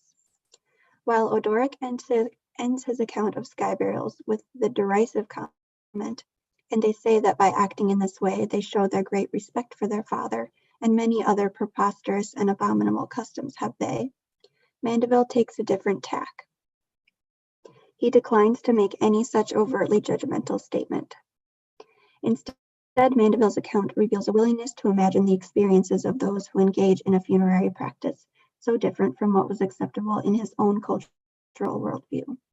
We see this in the way he interprets and expands on Odoric's description of the son's emotional experience during the sky burial. Odoric recounts, "The eagles and vultures come down from the mountains, and everyone takes his morsel and carries it away. Then all the company shout aloud, saying, 'Behold, the man is a saint, for the angels of God come and carry him to paradise.' And in this way, the son deems himself to be honored in no small degree." Here, Odoric's brief description refuses to humanize the participants and does not expand on the experiences of those attending the funeral. However, Mandeville extends the ideas presented in Odoric's account, adding a speculative human element by guessing how the son must perceive the attendance of each bird at the sky burial. In contrast to Odoric, Mandeville writes, "Priests there sing, 'Regard and see how good a man this was, whom the angels of God come to fetch to paradise.' Then the son and all his friends think that his father has been greatly honored when the birds have eaten him. And the more birds that arrive, the more joy have all his friends, the more they think the dead man is honored. Then the son goes home taking all the friends with him, and he gives them a great feast. Each one tells the others in their mirth how 10 or 16 or 20 birds came, just as if it were a great cause for rejoicing to them." As it turns out, Mandeville's speculation as to the son's pride in seeing more rather than less birds attending the funeral correlates with the reality of sky burials. According to Gwynn, if enough raptors do not arrive and consume the body, attendees of the funeral draw negative conclusions about the moral actions of the deceased during their life. Surprisingly, Mandeville's effort to project himself into the experiences of the mourning son in his account produced a somewhat accurate relation of the social realities surrounding this funerary practice. This speaks to his empathetic and speculative abilities. He plagiarized Odoric's experiences and altered them with a mind open to the realities of other equally valid and human cultures. In the context of Western literature, particularly that subset which represents foreign cultures, the travels of Sir John Mandeville has a complex legacy. Although riddled with mistruths and sensationalized accounts, the travels can also be said to present a proto-relativistic view of Eastern cultures.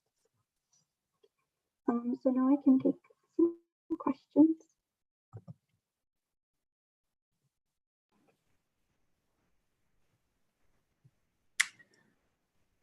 Thank you. Very interesting presentation. I don't see questions in the chat.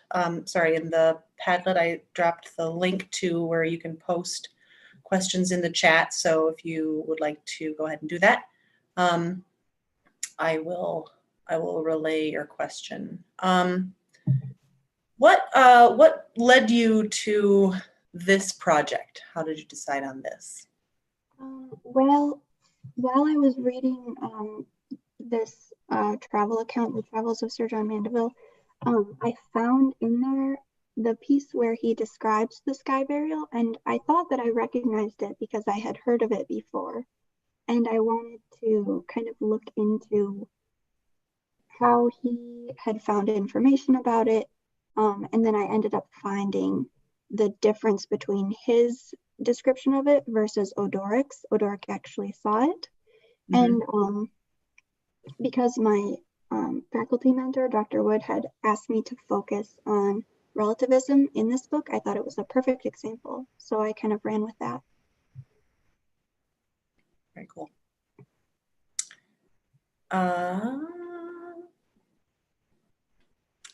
Okay, so since there aren't any other questions, I'm going to ask another one. You're a senior this year. What are your plans after graduation? I am hoping to take a short break and then go into graduate school, either for literature or linguistics. I'm leaning towards linguistics currently.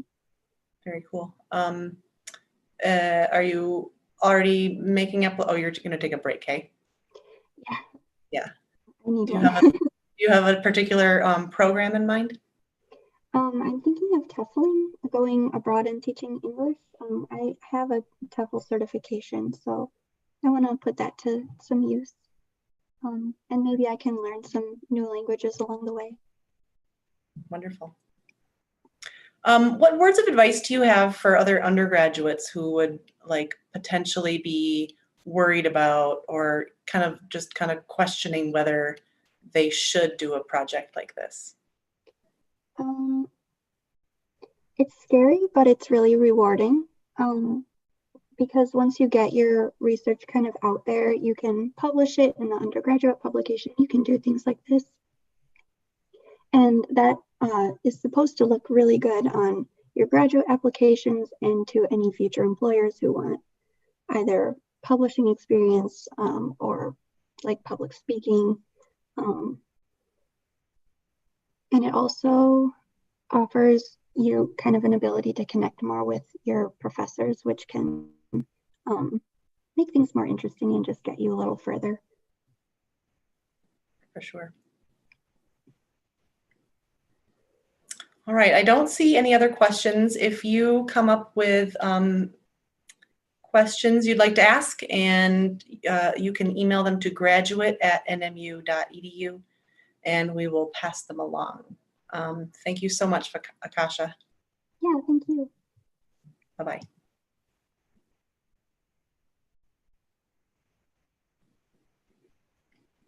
All right, and we have a few minutes before our next presentation, so we're just going to take a couple minutes of a break here.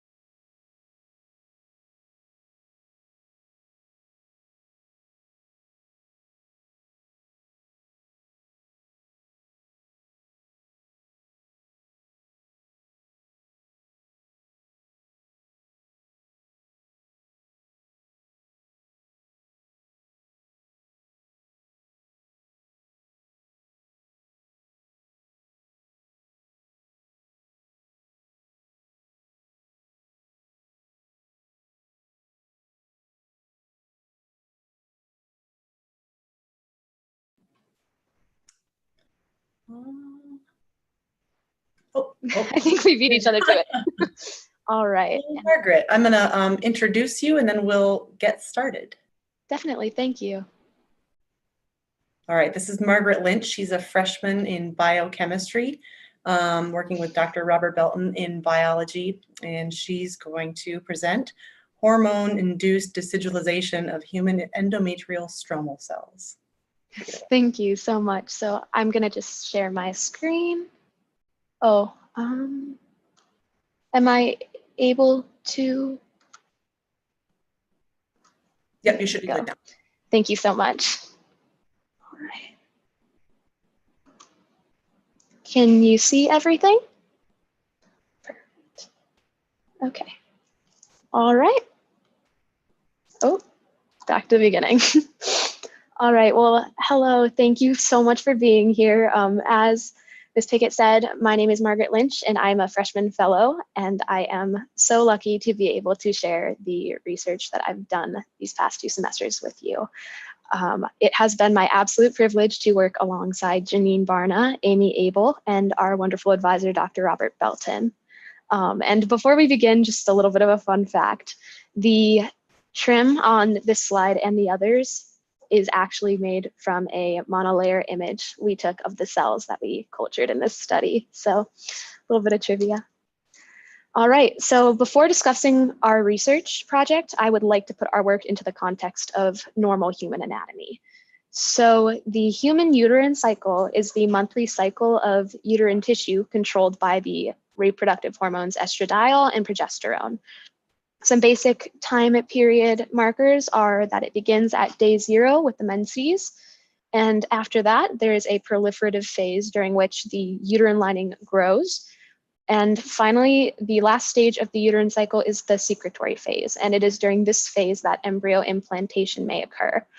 So this figure right here is a really good illustration of what that looks like in the tissue. So if you take a look at the top part, this is demonstrating how the tissue grows over the uterine cycle. So how tall it is corresponds to the thickness of the uterine lining. And as you can see, it begins with menstruation, and then days 7 to 14, you see that marked growth. That is the proliferative phase, and it is dominated by the hormone estradiol. At day 14, ovulation occurs, and it shifts over into the secretory phase. And you can see the separate peak that the tissue reaches in its growth. And this period of the uterine cycle is dominated by the reproductive hormone progesterone. And if you need a visual representation of that and how those 2 hormones interact, this bottom right diagram shows how before ovulation, estrogen or estradiol is the dominant hormone, and how after day 14, you see that marked increase. So if there's no implantation during the uterine cycle, menses occurs and on day 0, and we start all over. But if implantation does occur, the uterine tissue needs to make some changes to the underlying cells in order to accommodate for embryo growth. So those changes are called decidualization, and this will take place around day 6 or 7 of the pregnancy. And this figure is a very helpful visual aid to walk through the entire process. So the luminal epithelium is that top layer of cells. And as you can see, this little orb is called a blastocyst. It's another name for a really early developed embryo. As you can see, the blastocyst attaches when the epithelium is receptive. And in order for the epithelium to be receptive, it has to have been exposed to those previous high levels of estradiol and then progesterone. And when the blastocyst makes contact and implants in that epithelium, something happens underneath it. So these cells right here are stromal cells, the flat ones with they're kind of all spread out on top of each other. They are more concerned, especially during the proliferative phase, with growth and just staying the way they are. But when the embryo attaches to the receptive epithelium, something happens underneath, and these cells begin to differentiate from stromal cells into decidual cells. So these decidual cells look different. As you can see, they're more condensed, they have a larger volume. And this is because until the placenta is formed, something needs to be nourishing the embryo. So these cells gather fatty acids and sugars, and they nurture or nourish the embryo with these until a full placenta has been formed. And then as you can see, as it moves on, these decidual cells help to remodel that uterine tissue in order to support early pregnancy.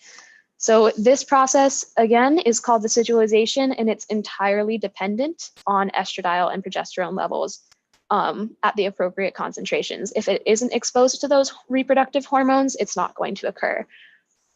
So the actual mechanism of how that embryo communicates to the deeper tissue isn't fully understood yet, but it is also very difficult to study because human endometrial tissues are difficult to obtain for research purposes.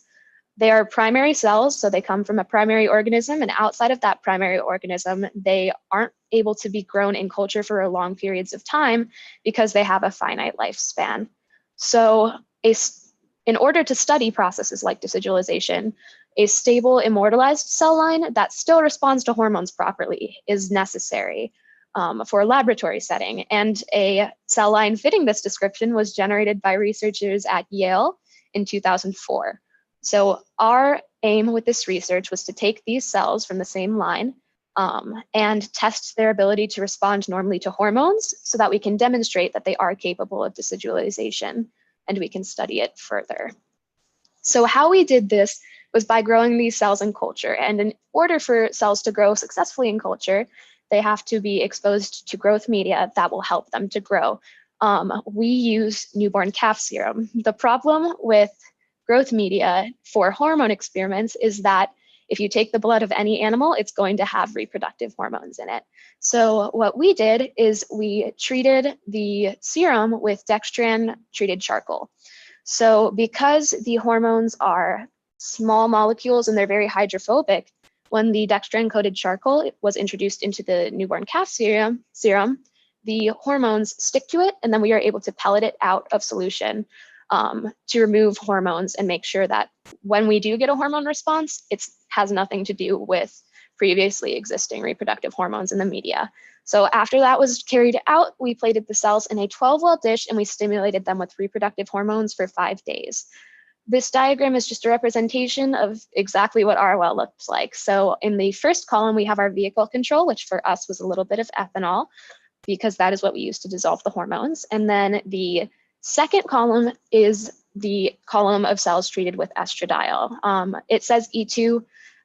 It is another name for estradiol. That's what the dial at the end means, is 2.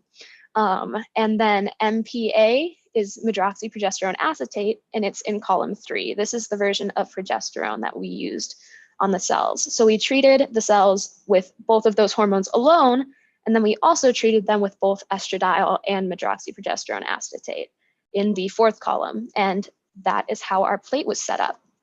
So we grew those cells for 5 days, and then after that period was up, we took them and we extracted their RNA and purified it from the human endometrial stromal cells.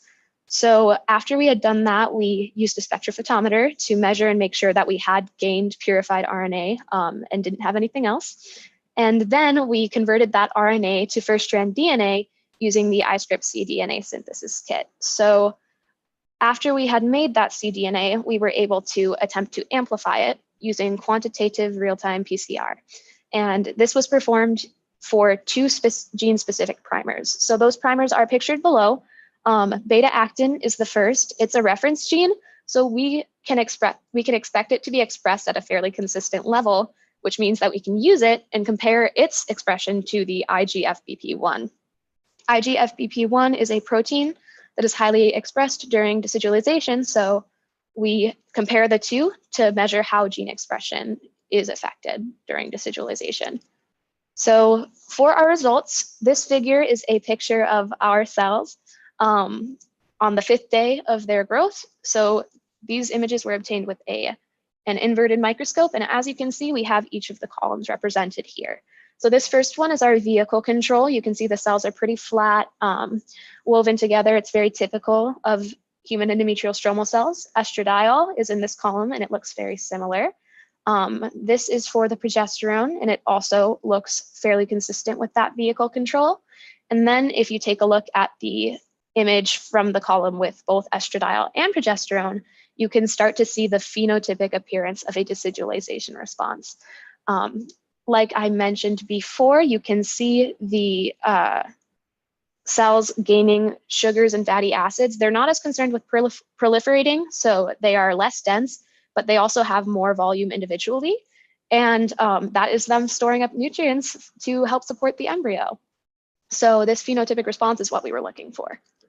Then we have a table of our RNA concentration. We took our RNA samples and we analyzed them using a spectrophotometer. So it measured the absorbance of the RNA, telling us how much we had.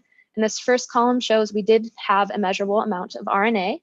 And the second column tells us that it was not contaminated by any extra proteins and it was purified and good to use for the PCR. So a little bit about quantitative real-time PCR. This is what you might expect to see from a quantitative real-time PCR set of results.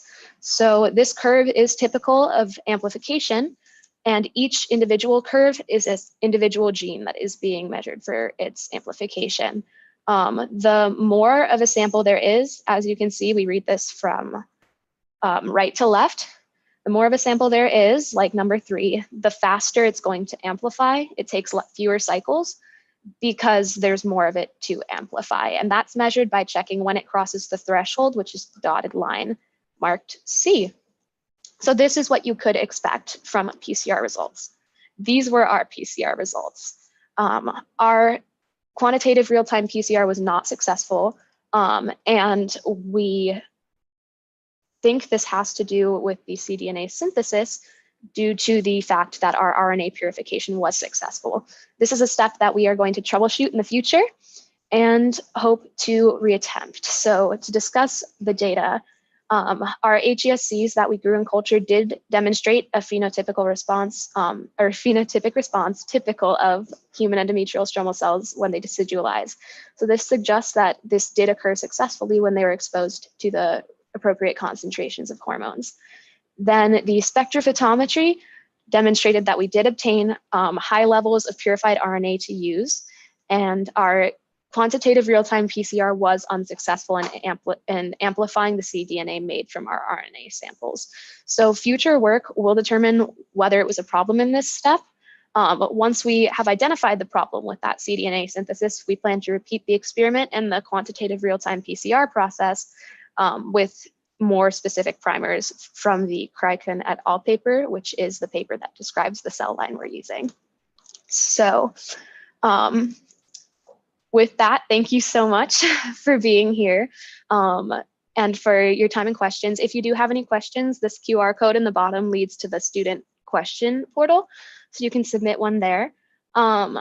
I would like to thank Marilyn Scheidemantel for her generous donation and the Freshman Fellowship Program for giving me the opportunity to do this, as well as the Northern Michigan University Biology Department for the use of their equipment. But that is just about it. Thank you so much for your time and energy. Great presentation, Margaret. Thank you. Thank you. While we wait for questions to post in the question area, I have a couple. So you're a freshman. What was, I'm assuming you hadn't participated in or conducted research before. No, I hadn't. What was the most surprising thing about this experience to you? For me, I mean, a lot of it was surprising since everything was new. But I think the most surprising thing was probably how much of a group effort it is. I feel like in a lot of scientific literature or a lot of media that presents science, it's pictured as very much a solo thing. You know, you've got one person working alone over their desk at night. But I have been very, very lucky when working in this lab to work with some incredible people. And I've not felt, you know, there have been nights up late trying to figure something out, but it's never felt like I was by myself. And there's the incredible way people support each other in research completely floored me. I was not expecting it at all, and I'm very glad that I found it to be a truth of working with my lab team. Very cool.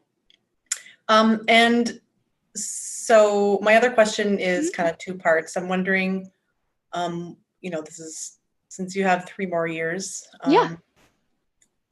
to work with, what do you plan to be doing in terms of, are you going to continue to participate in research? And has it changed at all? Has this experience changed what your plans for the future are?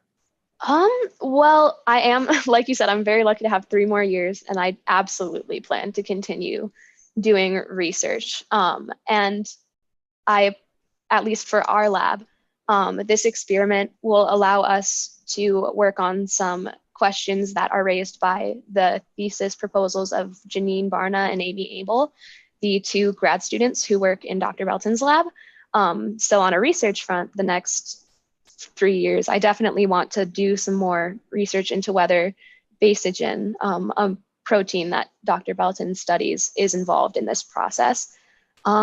Career-wise, research-wise, I definitely continue to research, and I think that's probably the thing that's changed the most. I wasn't sure what this would look like going in. Like you said, I've never done any lab research before this year, but I've kind of fallen in love with it, and so it has definitely become something that I always hope to do in undergrad and in the future. Awesome. I'm sure Dr. Belton will be happy to hear that. And this is a question from the audience. What would you say is the biggest learning curve in terms of learning how to do research, and what advice would you give other freshmen? Okay, well, as a freshman, definitely apply for the freshman fellowship program first off. And the learning curve, like I will tell you, I've never done any research before any of this. I had never worked in a lab. I didn't really do much lab work in high school for class. So I was very nervous coming in about that learning curve. But when you're working with people who are genuinely invested in you and who are willing to answer your questions, like I have learned a lot in a very short period of time from doing, but I've never felt like I was doing something I wasn't equipped for. So you learn a lot, but you're ready for all of it. Awesome. And this question came in, something of a little more substance. How do you guys plan to change the cDNA samples to determine if the problem was related to these samples or another problem? Yes. So we actually have I'm excited. I want to know if it was the cDNA synthesis. So we're going to take the cDNA samples that we generated from that RNA. We still have them. We used a portion of it for the PCR, but there's plenty left. And we're going to run, so there are 2 different types of PCR that we're looking at. The quantitative real-time PCR is what we did. We're just going to run normal PCR to see if the cDNA is capable of being amplified. If the problem is that it wasn't able to be amplified, we expect to get negative results from the other PCR as well. If it does demonstrate the ability to amplify, then I'm guessing we'll probably attempt that quantitative real-time PCR process again. Either way, we plan to repeat this experiment process many times because the thesis work of Amy and Janine ties into it pretty heavily. So it's definitely going to be something we streamline. The question is just going to be, how do we do it? Sure. And I should add that question writer also said great presentation. Oh, thank you. Yeah. I appreciate that. I don't have any other questions, and since there are none other questions, if there are people listening over the live stream, if there are questions for Margaret later, you can email them to graduate@nmu.edu. And yeah, and I agree. This is a great presentation. Well done. Thank you so much. Have a good one. All right, you too. All right, so we have now a break until 1 p.m. For those of you who are in the virtual space. I encourage you to go check out the posters. They're in the Great Lakes rooms. If you get lost, there's always going to be a person at the Three Fires Hall who will be able to point you in the right direction. Otherwise, thanks so much for joining us, and we'll see you back here at 1 p.m.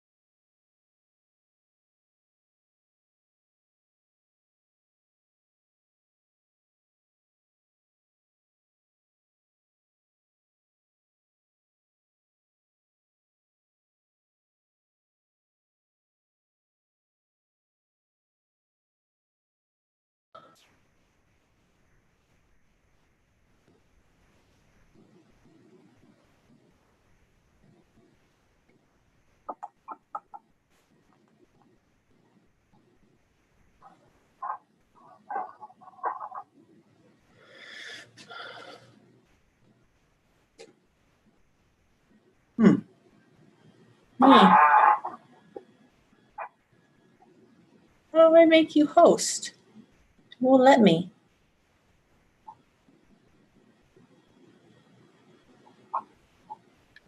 I'm not sure. Hmm. Where's the participants? Let me see if I can request. Are you the host? I think so. Oh, I thought so. Oh, I think you're on the live streaming. Yeah, probably.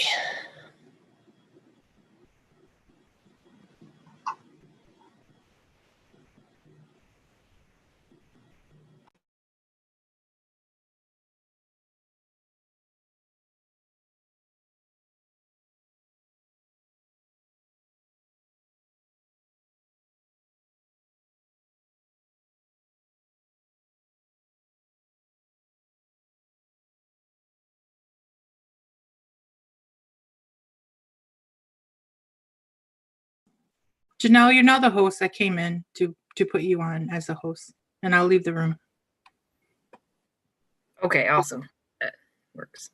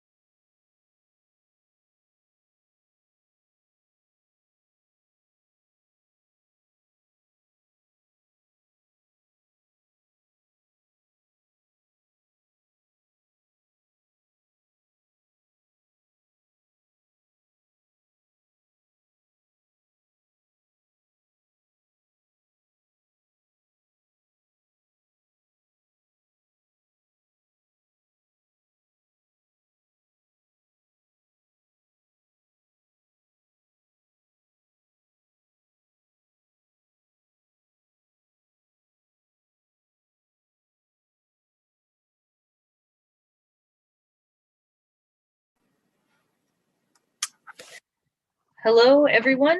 We're back from our break with our first presenter for the afternoon.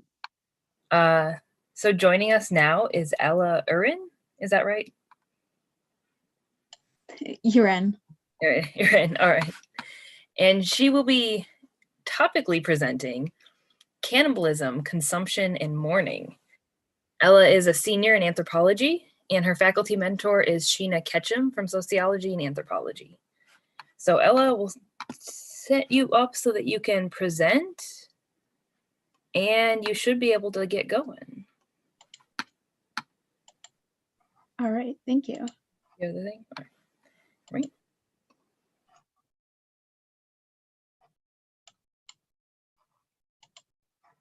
All right. Well, welcome to my presentation, Cannibalism, Consumption, and Mourning. Cannibalism is a taboo topic in our society. Historically, cannibalism has been used to unjustly enslave American natives and disenfranchised societies that did not hold the same moral and ethical values as European society. In reality, not only are there several historical examples of widespread cannibalism in Europe, but the majority of cannibalism that occurred regularly was mortuary cannibalism, a process by which loved ones could mourn the loss of their relatives and allow their spirit to leave the material world. In addition to historical examples, many modern examples can shed valuable insight into what makes cannibalism so forbidden and how a history of colonialism and prejudice plays a key role in the ethics of consensual cannibalism. Through research into societies like the Wari, Foray, and Yanomami, this presentation will examine how alternative viewpoints of cannibalism present the act of consumption as a necessity rather than the outcome of a perverse fetish or a domineering personality. So I want to start this presentation really by going over the origins of the word cannibalism in the first place. Cannibal or cannibalism dates back to the 16th century to a West Indies tribe called Caribes, and the Spanish name for this was canibales, which eventually turned into cannibals or cannibalism. And around the same time, in 1510, Pope Innocent IV called cannibalism a sin that should be punished by Christians through force of arms. And in Spain at the time, Queen Isabella decreed that Spanish colonists could legally enslave American natives who were cannibals. And because of the economic gain that this posed, some scholars have debated the idea of true cases of cannibalism, one of which being William Arendz. In his book, The Man-Eating Myth, Anthropology and Anthrophagy, he wrote, "Rumors, suspicions, fears, and accusations abound, but no satisfactory first-hand accounts." Along with the economic gain posed by Queen Isabella, the ethnocentrism of European colonists meant that stories of cannibalism were increasingly widespread as colonizers began traveling to new areas. The term cannibal became synonymous with the savage or the other. And it wasn't until recent post-colonial studies that the narrative really switched, that the figure of the cannibal was created to support the cultural cannibalism of colonialism through the projection of Western imperialist appetites onto cultures they then subsumed.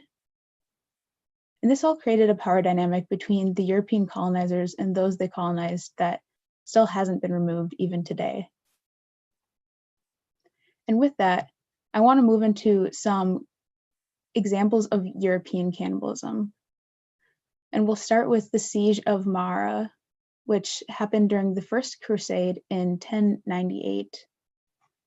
After the siege, several armies were waiting a word from their leader, and during this time, an unknown number of soldiers ate the flesh of their enemies. And it's unknown from what we know about the siege, the reason for the cannibalism, whether it was starvation or just a case of like violence and wartime cannibalism. But of the Frank, Armenian, Syrian Christian, and Muslim remains, only the Muslim remains showed evidence of being eaten. So this shows that there was more than just a will to survive in their decision behind the consumption. And then going back to around the 16th and 17th centuries, medicinal cannibalism was a common practice. They would use Egyptian mummies, bone from the skull, human fat, even fresh human blood to cure a variety of ailments. Fresh human blood was thought to cure epilepsy, and those who couldn't afford to get it from an apothecary would often wait at public executions with a cup to catch some of the blood, hoping to heal themselves. And now I want to move on to a couple modern examples, the first being the Uruguayan Flight 571. In 1972, it was traveling to Santiago, Chile, when it crashed in these Andes Mountains for 72 days. Of the 45 people on the plane, 16 people survived in total, and in order to do this, they were forced to commit cannibalism. They tried to survive on cotton, leather from their shoes and belts, because there was just no food in the area. It was completely covered in snow. And public opinion was incredibly negative on the whole situation until one of the survivors likened it to the Last Supper. And this connection to religion helped sway public opinion, and the Catholic Church itself absolved the men. And this brings up some interesting questions about how others' responses relates to the act of consumption, especially in these survival situations. Because the consumption was consensual. Those who may have survived the initial crash but had bad injuries told the others that on the event of their passing, they gave them permission to consume their own flesh. But it wasn't this consent that helped public opinion. It was the religious ties that one of the survivors made. And in all cases of survival cannibalism, there's this moral and ethical dilemma of should the survivors have eaten those who didn't make it and survive, or should they have died in the mountain because they refused to do that? And now a little more gruesome of a story. This is Armin Mavis. He was a German computer technician, and since the age of 8, he fantasized about killing and eating another human. And in March 2001, he posted on an internet forum where he connected with Bernd Brandis. They met up, and Mavis cut off his genitals, fried them, and they both consumed a portion. And after this, Mavis killed him, cut him into pieces, and put the rest in a freezer. And after his arrest, the lawyers involved realized that there was no law against cannibalism in Germany. So they initially charged him with murder for the purpose of sexual pleasure and disturbing the peace of the dead. Eventually, he was convicted of manslaughter, which gave him 8.5 years in prison. And after a retrial in 2006, it was changed to murder with life imprisonment.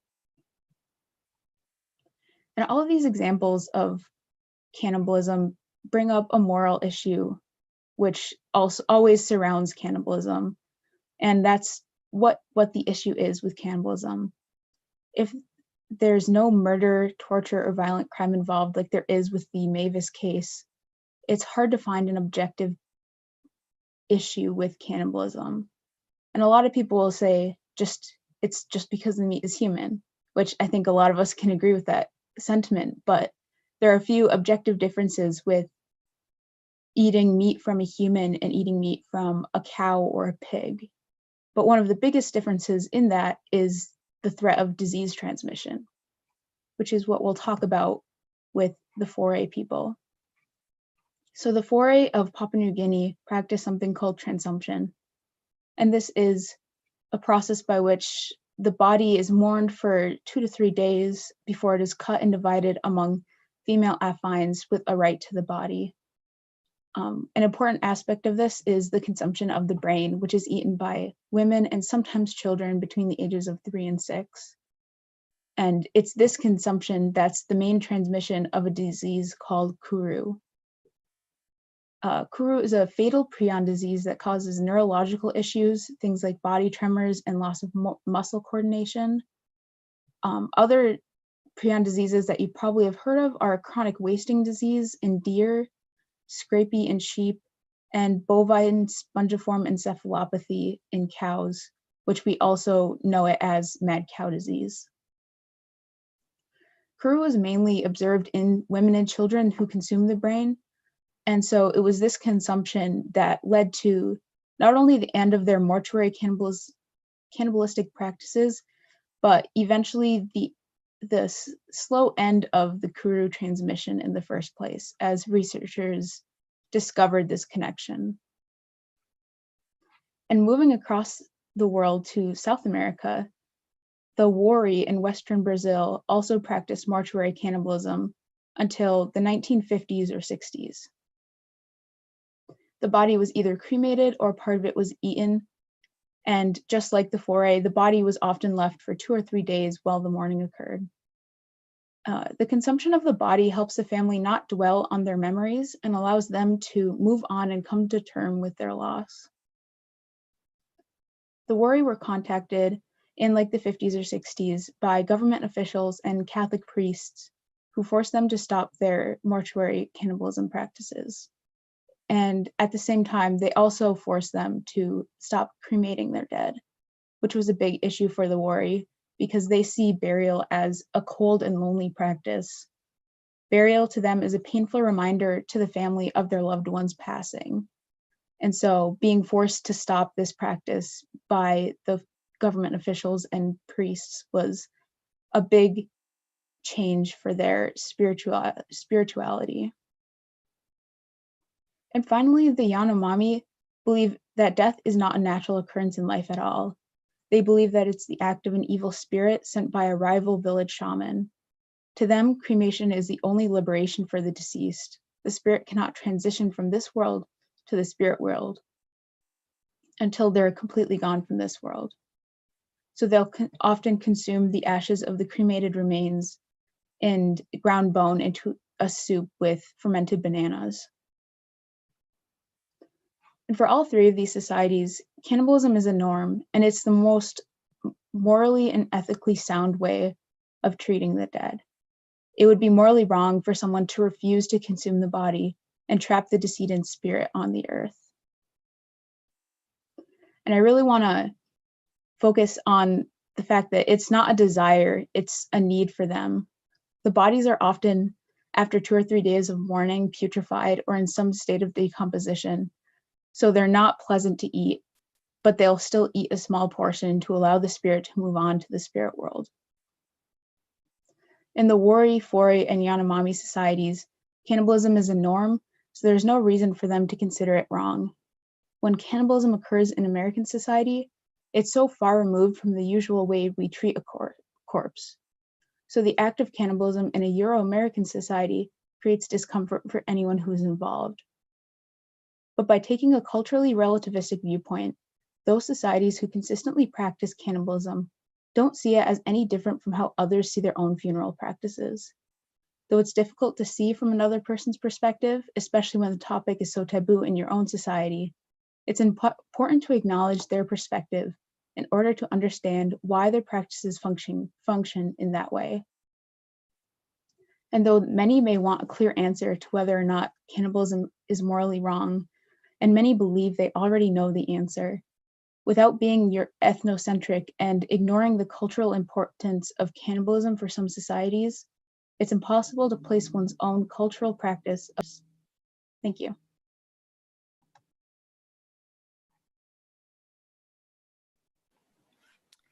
Well, thank you. I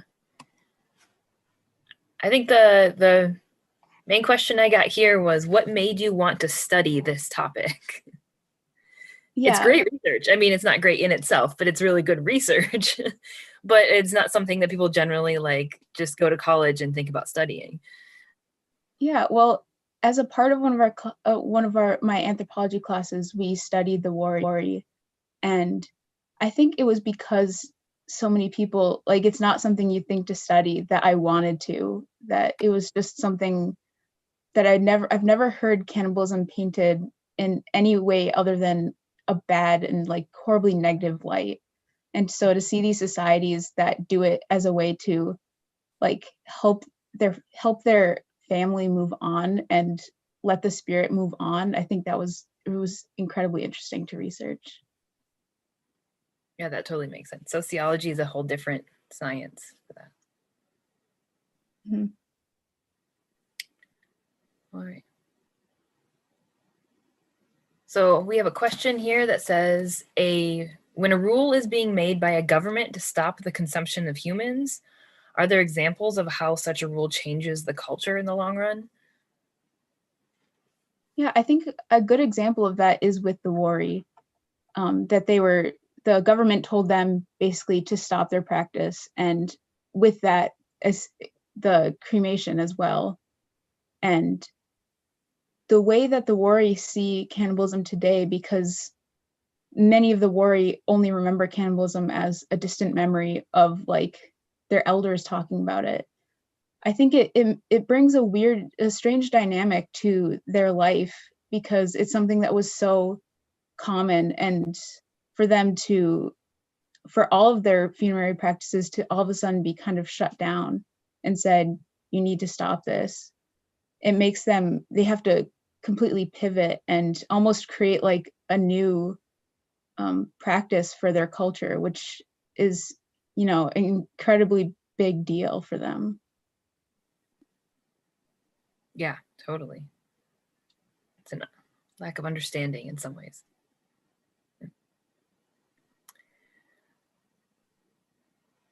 Well, thank you very much for your presentation. This was great. As with everyone, if you have any questions for Ella, graduate@nmu.edu is where you can send some, and we can forward them on and kind of get you guys in touch. But for now, thank you very much for being here and presenting. Yes, thank you.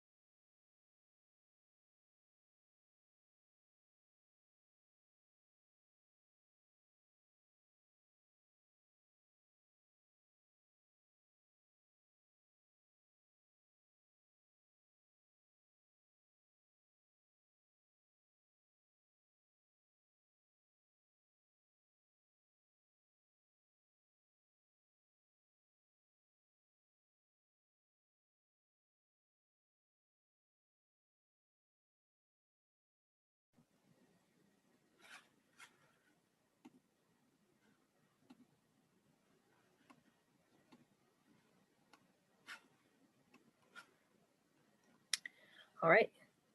Thank you everyone for being here and watching these presentations. Our next one is from Ellen Lever. Ellen is a biology student in the master's program here at NMU. Her mentor is Dr. Neil Cumberledge in biology, and she'll be presenting the hidden diversity among the freshwater crabs of Madagascar. So Ellen, I will pass it over to you and you should be able to share. Thanks. All right.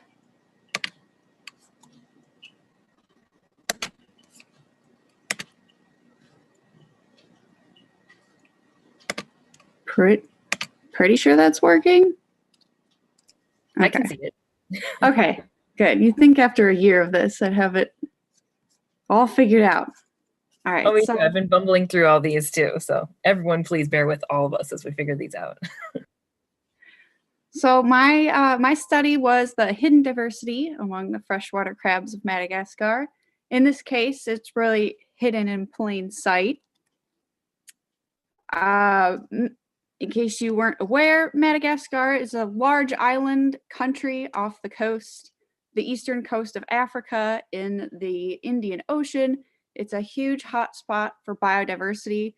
Some of its lesser known inhabitants are freshwater crabs, who can be found all over the island in every biome, from the northern mountainous tropical rainforests to the drier savannas and shrublands. In 1853, almost 170 years ago, French zoologist H. Milne Edwards first described the very first Malagasy freshwater crab. And though it has been nearly 170 years, there's now an uptick of interest due to a recently sequenced phylogeny, as well as various studies on extinction threat levels and conservation actions for these crabs. After all of this time, new species are still being found pretty frequently, and a lot about their evolutionary history and ecology still remains unknown. The purpose of this project is to study the species diversity within the freshwater crabs of Madagascar using morphological and phylogenetic data.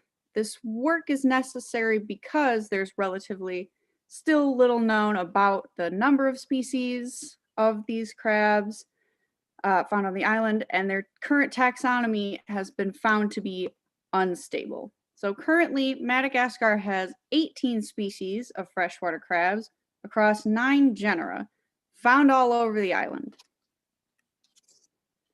So, in the largest comprehensive sampling effort to date of the Malagasy crabs, 78 specimens were collected from around the island and sequenced to produce a phylogenetic tree representing nearly all the genera and species found in Madagascar. Looks something like this.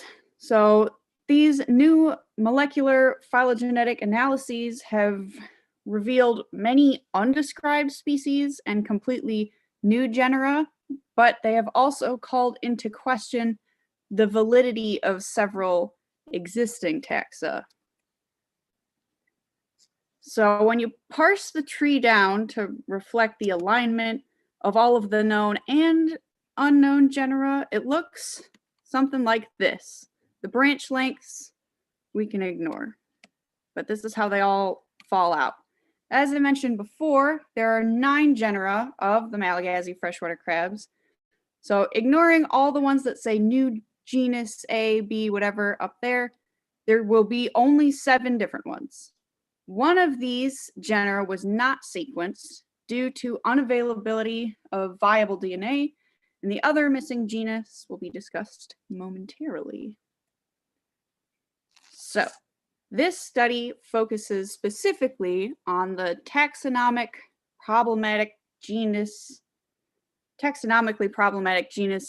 Phosa, which appears to be paraphyletic assemblage of multiple species. And all of the taxa involved in this species complex need to be examined morphologically in the context of these now known phylogenetic relationships. So one genus is not supposed to appear in 3 different places on the tree. That's an issue. So our preliminary results indicate that Phosa, which formerly included 4 species, is in fact a complex of 3 different genera, as seen up there, 2 of which are new to science.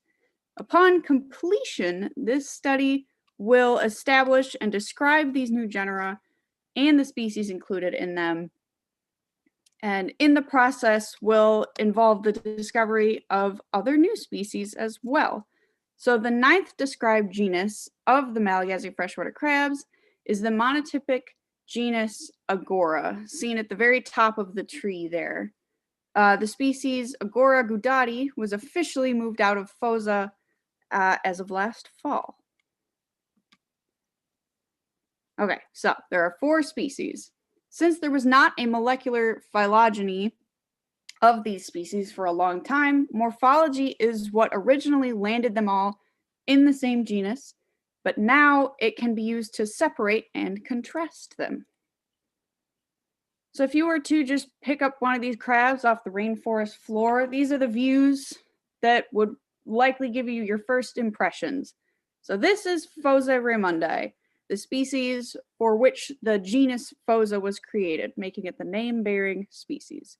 It's a narrow crab, a tall crab with a lot of texture and setae, which, let's see if I can get my mouse on here. They look like little hairs, and you can even see some of its original color, which is a deep red after being preserved in ethanol.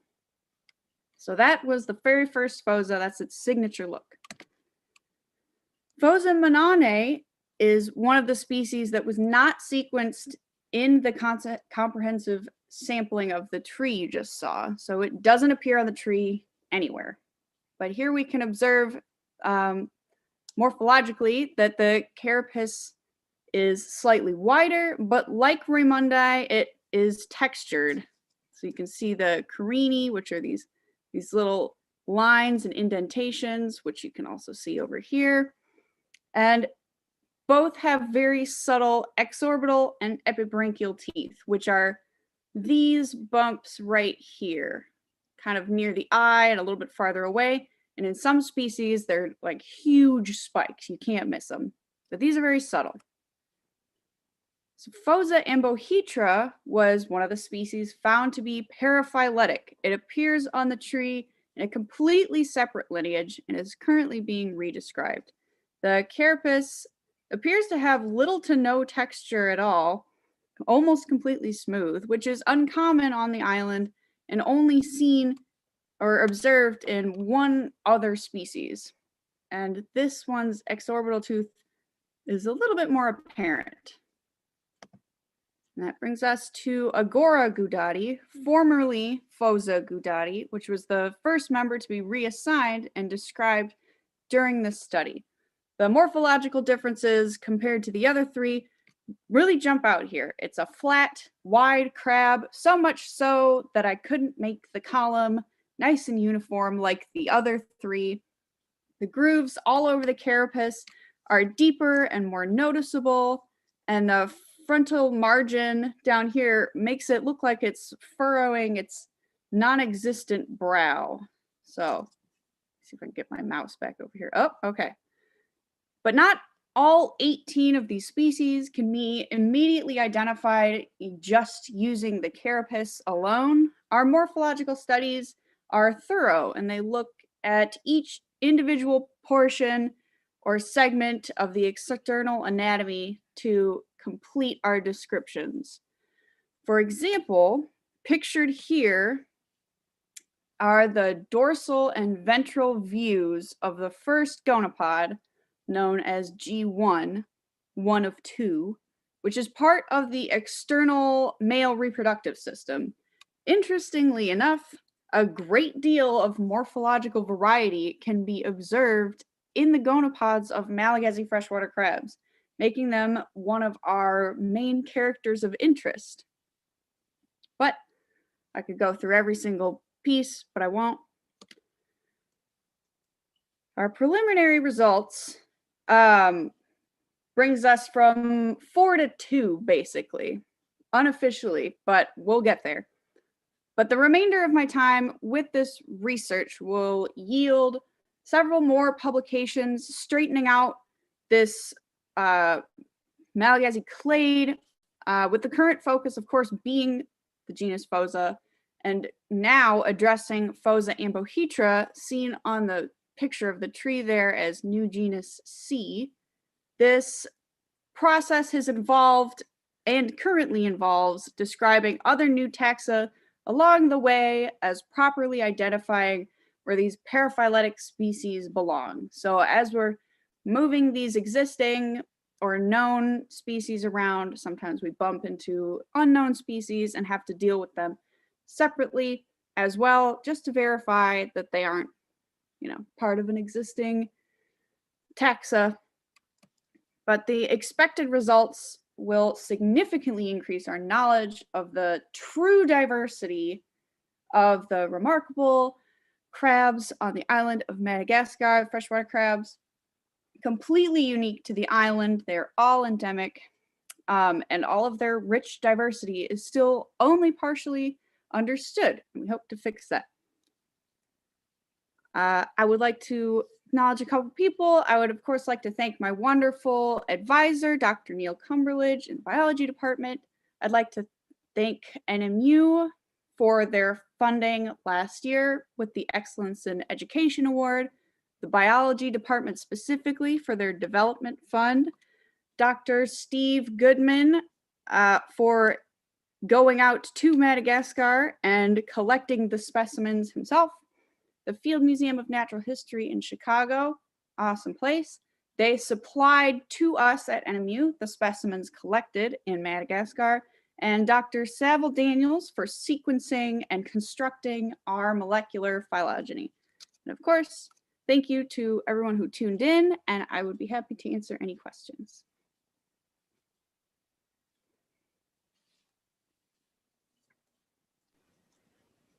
So we have a similar question. How did you start studying crabs?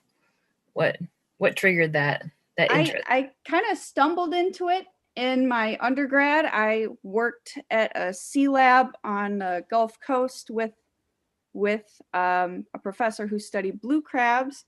And when I applied to Northern, that connection brought me into the lab of Dr. Neil Cumberledge, and I shifted from saltwater to freshwater, but who doesn't love crustaceans?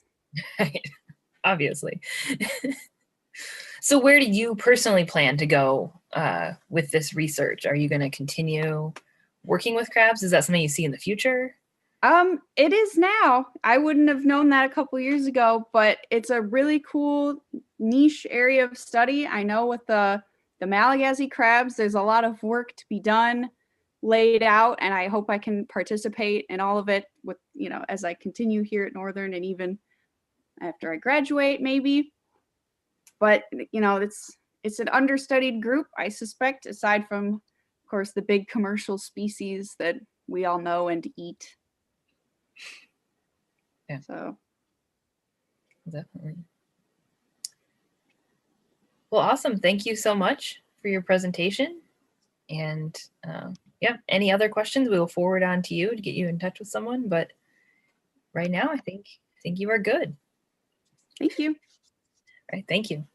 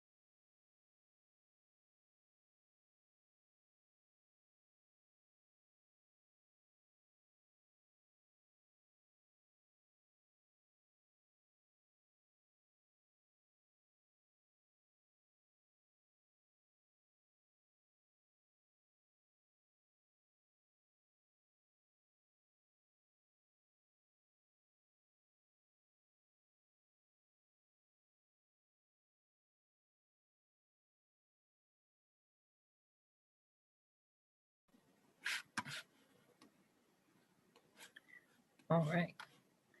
All right. We are back, and this time we're here with Anthony Sergel. He is going to be presenting Indian Country and Law Enforcement, a review of current literature. Anthony is a senior in the Criminal Justice Department with, is it a concentration or a minor in Native American Studies? A double major. Oh, a double major. Never mind, very fancy. He's double majoring in Criminal Justice and Native American Studies. And his faculty mentor is April Lindela from the Center for Native American Studies. So with that, I will let you take it away, Anthony. Thank you, Janelle. I'm just gonna pull up my share screen option here for everybody. And we're going to present this. If it wants to cooperate.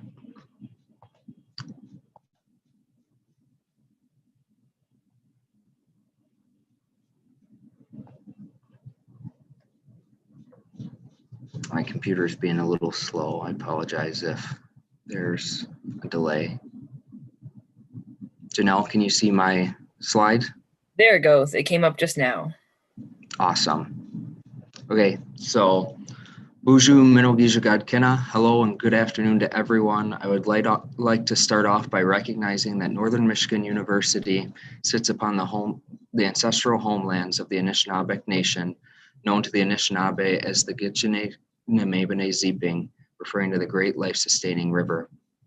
As Janelle said, my name is Anthony Sergel, and I'm a current double major undergraduate student and researcher at Northern Michigan University in my final year of coursework in Criminal Justice and Native American Studies.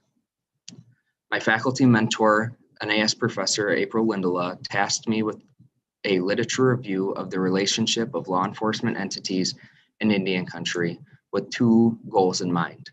The first goal is to examine the driving factors and possibly impacting the complex relationship between law enforcement and Indian country. This complexity stems from disparity in incarceration, arrest, and crime rates amongst American Indians, as well as statistics that Native peoples are killed by police at a higher rate than any other racial group in the United States.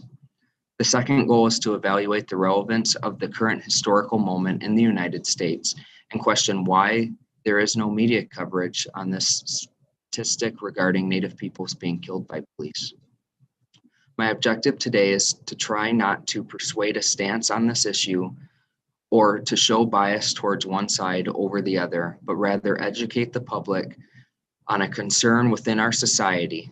In doing so, I have analyzed literature utilizing Eve Tuck's suspending damage approach as my framework. Tuck reminds scholars, researchers, and students that using only a suspending damage approach may limit the analysis of that and has the potential to singularly define a community only in a negative light. In other words, it is important to be mindful of the potential for unconscious bias when focusing on the negative and damage around a community.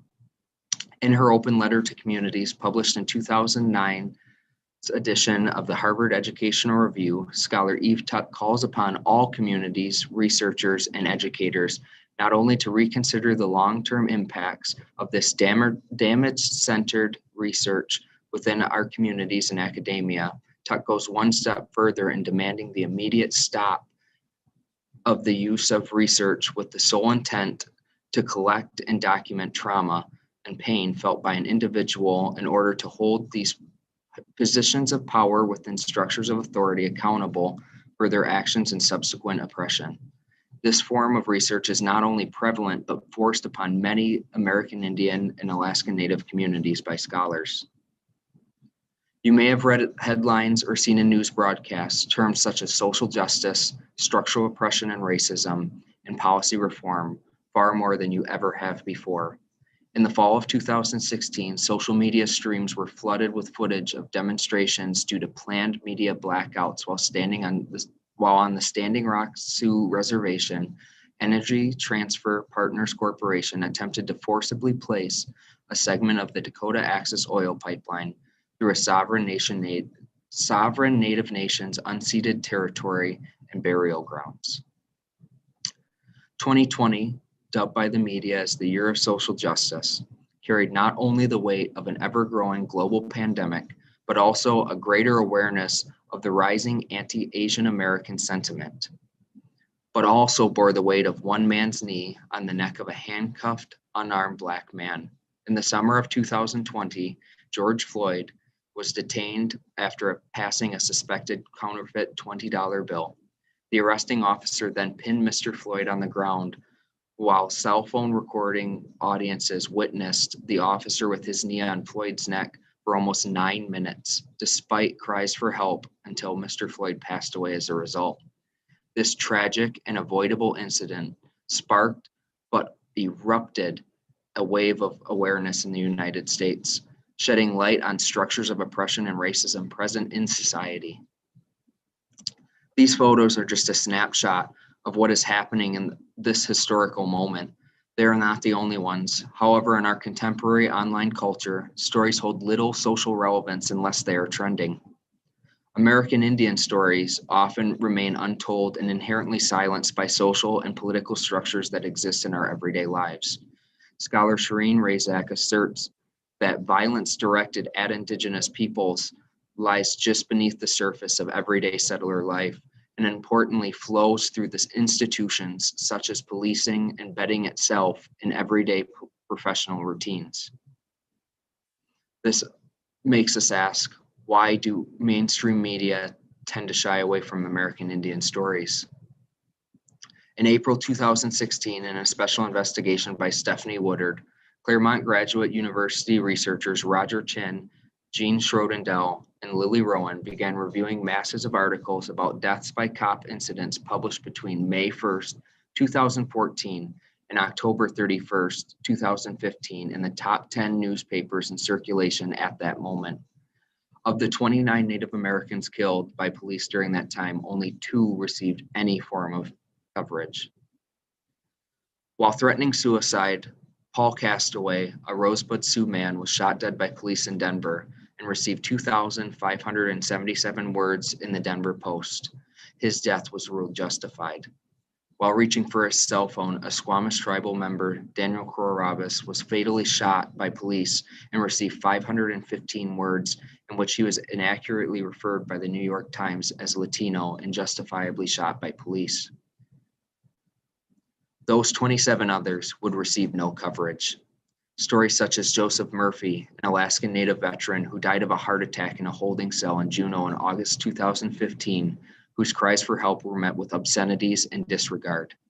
Or Sarah Lee Circlebear, a 24-year-old Sioux mother of 2 jailed in South Dakota, died while in police custody after reportedly complaining of severe pain and being refused medical care. Woodward and Claremont scholars note that in that same analysis of those papers, over 400 African Americans killed in similar fashion were reported, and tens of thousands of words devoted to their stories.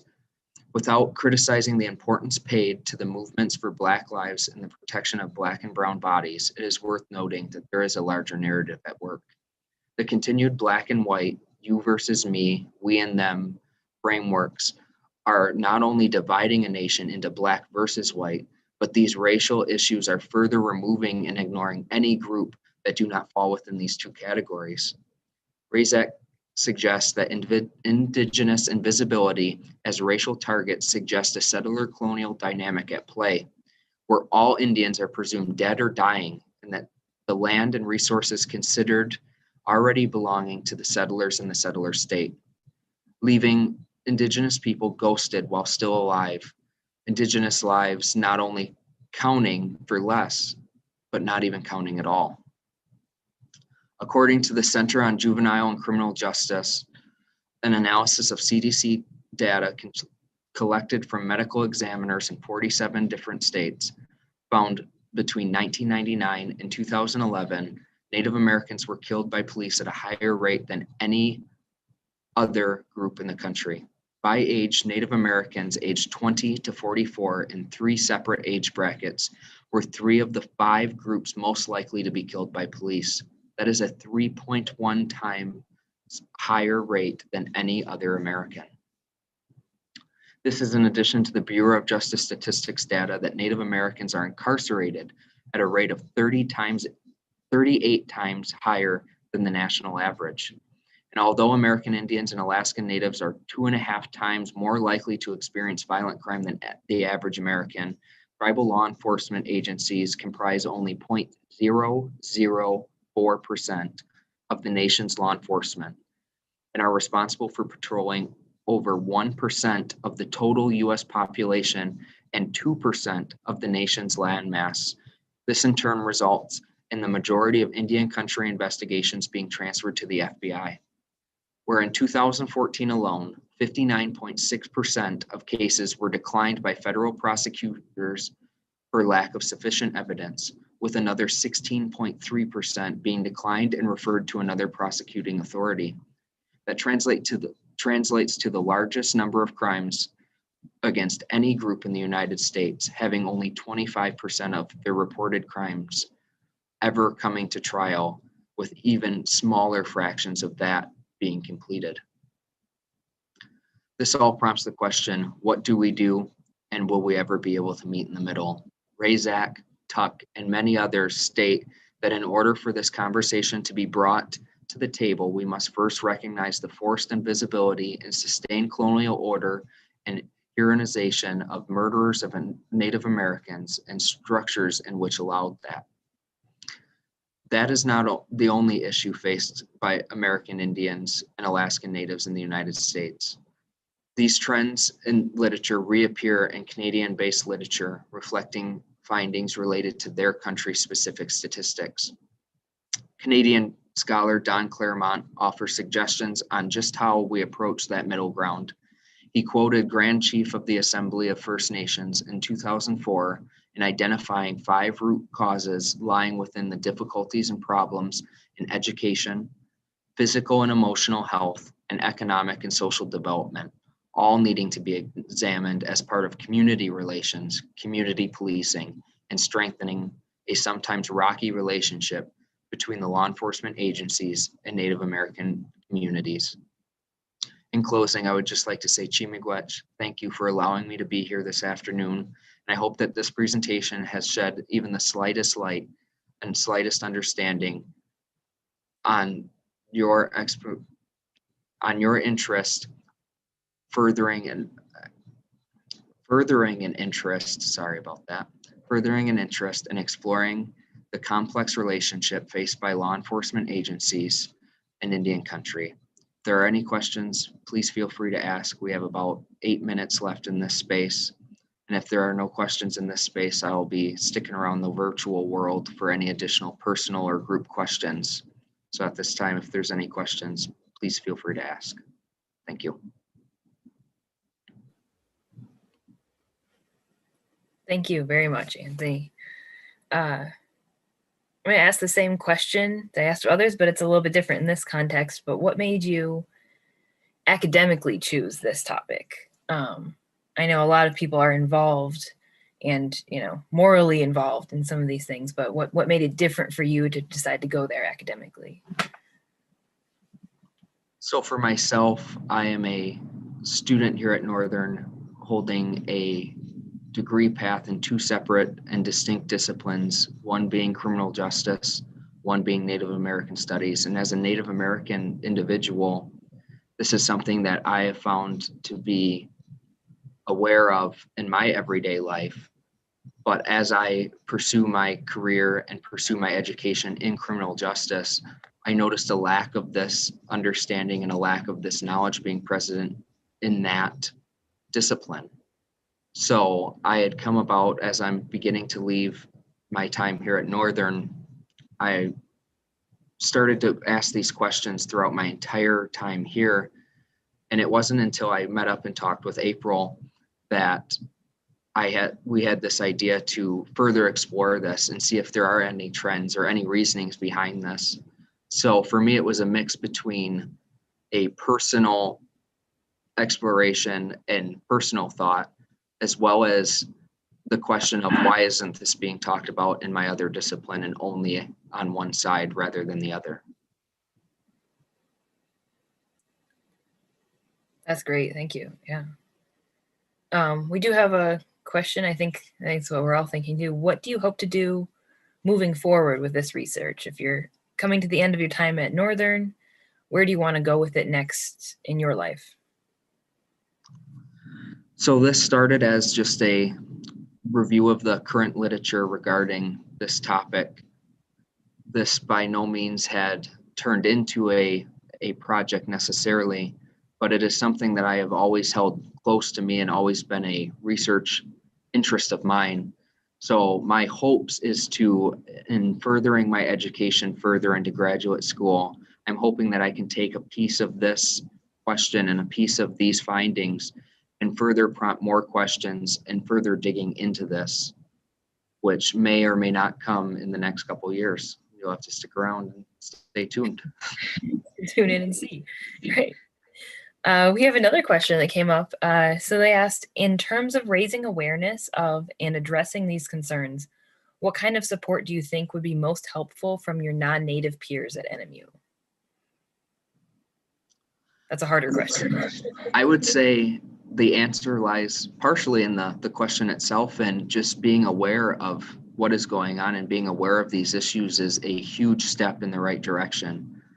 In my time here at Northern, I've noticed that there have been a lot of things that I am aware of or things that I have been exposed to that I will talk to some of my non-native and even native peers that don't appear to be as common knowledge as I had thought about. So I would say the best steps in order to going further with that is just simply being aware and spreading that awareness with your peers and having these conversations and being aware that these structures and these concepts are present in our society and not to be blinded and disregard those as such. Great answer. Well, thank you. I think you've filled your time up, but same thing. If anyone has questions or wants to contact Anthony, let us know and we can put you in contact. And apparently he will be around the virtual space as well to talk to. All right. Thank you very much.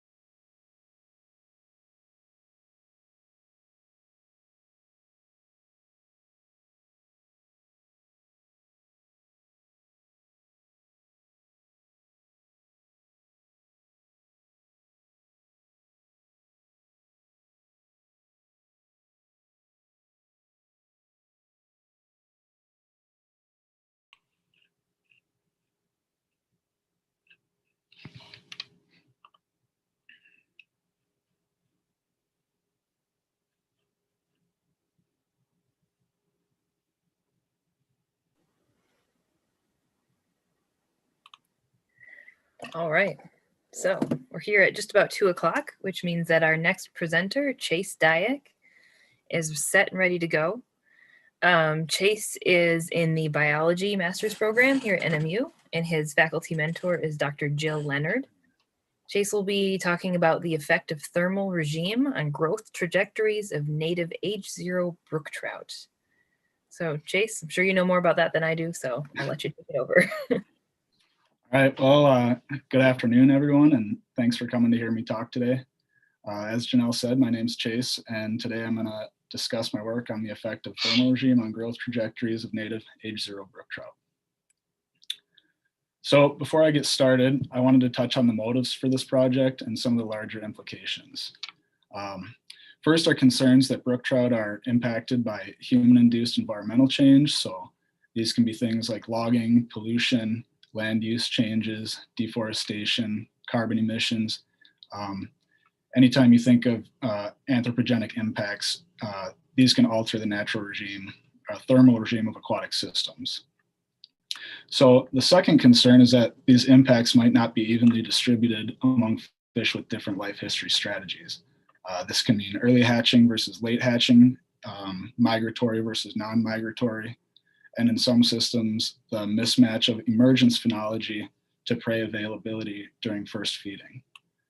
And then finally, there are concerns about the adaptive potential of these populations to climate change and other anthropogenic alterations to the environment. So to what extent can this species tolerate changes to the environment? And more importantly, how quickly they can adapt. So the overarching goal of this project is to explore the relationship between environmental variability and life history variation in brook trout. In salmonid fishes, thermal conditions are critically important for incubation and the early developmental stages that follow hatching. Brook trout are fall spawners, which means they deposit eggs in the gravel between October and November. The eggs incubate over winter and emerge around April or May. In early life stages, brook trout are strongly affected by local temperature conditions, and mortality during this period is usually size selective. In other words, there's a strong selective pressure to grow as quickly as possible, especially at northern latitudes like the Upper Peninsula, where we experience strong seasonality. So therefore, the evolutionary matching of these organisms to the conditions of their environment is critical for development, growth, and survival. In addition to temperature, other controlling factors for differences in early life are ice cover, which might limit space available to the organisms, environmental disturbance such as floods, food availability, density dependence, and predator and competitor avoidance. For our purposes today, I'm just going to focus on temperature. So my work was conducted on the Rock River in the Hiawatha National Forest. I focused on two tributaries, Unnamed Creek and Spider Creek. Both tributaries support populations of native brook trout, but have dramatically different thermal regimes and habitat characteristics. Unnamed Creek is a highly dynamic system and receives a large amount of surface water influence from the surrounding watershed. Unnamed is characterized by very warm summer temperatures and cold winter temperatures. By comparison, Spider Creek is primarily groundwater fed and experiences much more stable annual temperatures. Groundwater systems such as this one are relatively colder in the summer and warmer in the winter. Given that brook trout are ectotherms, the annual temperature regime of their habitat has important consequences for metabolism and by extension, growth and survival. In October 2019, I placed temperature loggers in both systems to characterize the annual temperature regime. In this figure, date is on the x-axis, temperature is on the y. The thermal profile for Unnamed Creek is in blue and Spider is in red. Here we can see the dynamic nature of Unnamed Creek with winter temperatures barely above 0 degrees Celsius and summer temperatures sometimes exceeding 15 degrees Celsius. By contrast, the profile for Spider Creek is much more stable with winter temperatures around 5 degrees Celsius and maximum summer temperatures around 10. Some of the questions I hope to answer by comparing populations of brook trout in these two systems. How do growth trajectories differ in streams with varying annual temperature regimes? So how does temperature affect growth on a seasonal scale? Is there evidence for compensatory growth in systems with a dynamic freeze-thaw cycle? When I say compensatory growth, I'm describing a phase of accelerated growth after a period of growth depression. So the degree of compensation can vary from no compensation to overcompensation, where the organism grows at a faster rate than conspecifics that have not experienced that depression.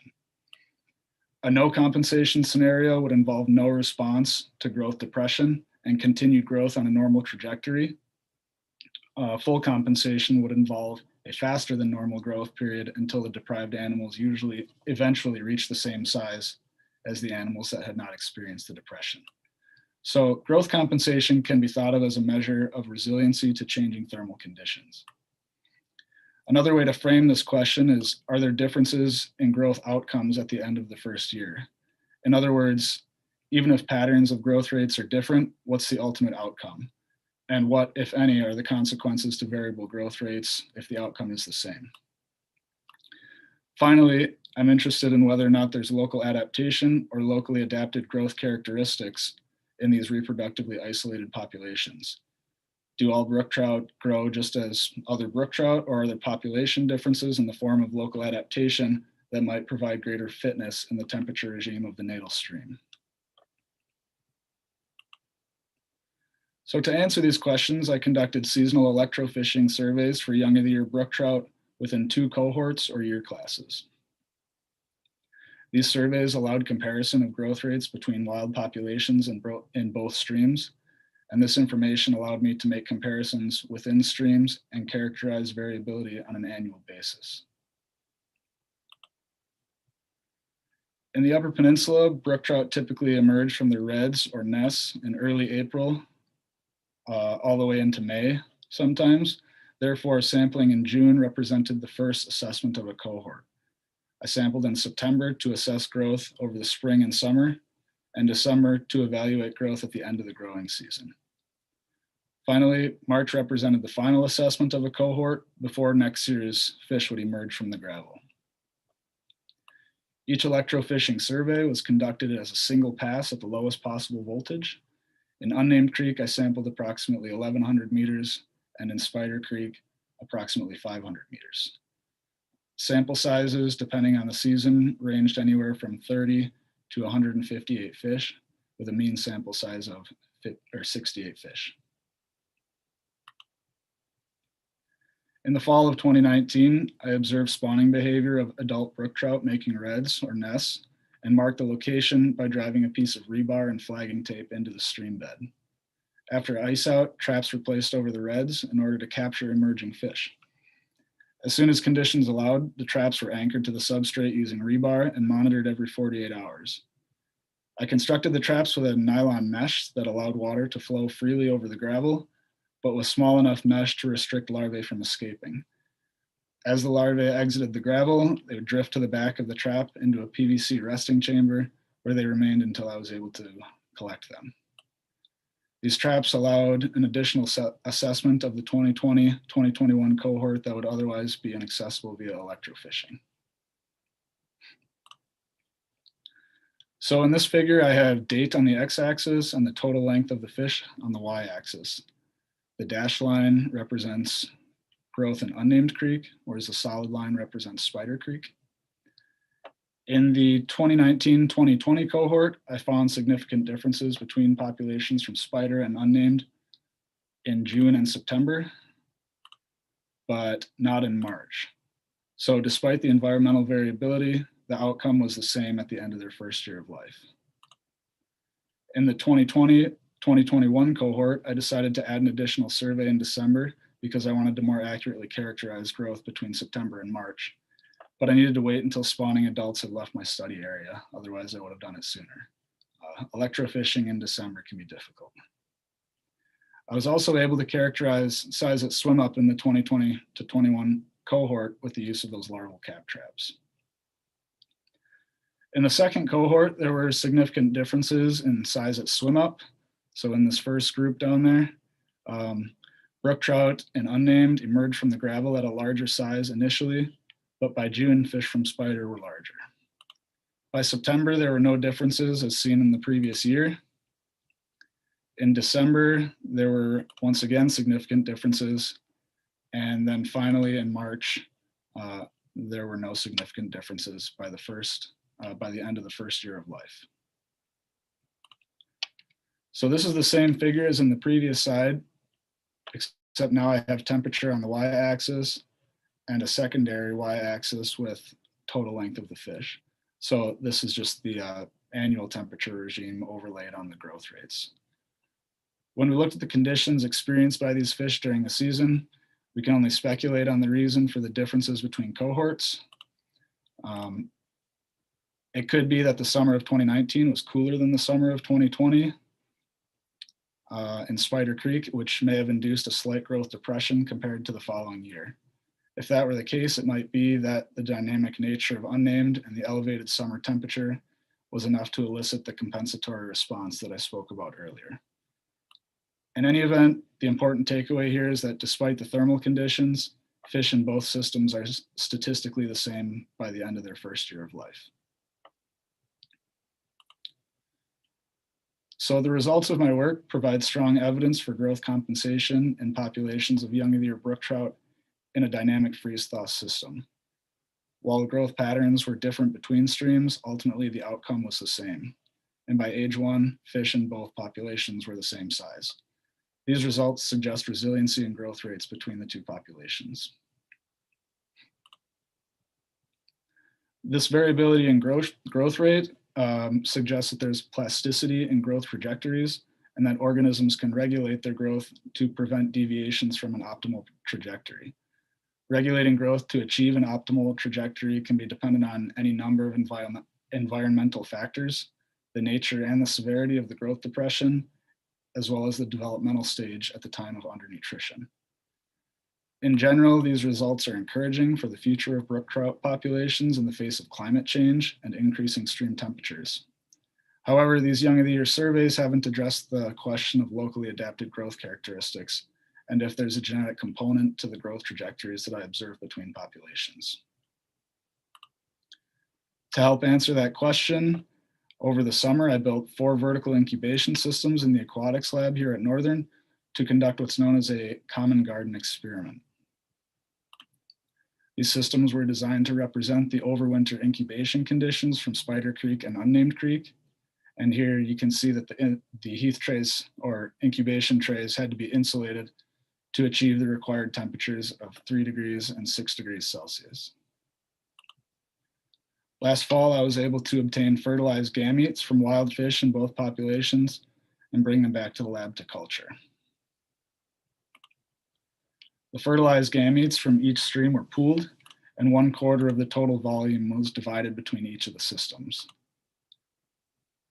So I have 1/4 of the total volume from each population going into a 3-degree system and a 6-degree system, and I have replicate systems as well.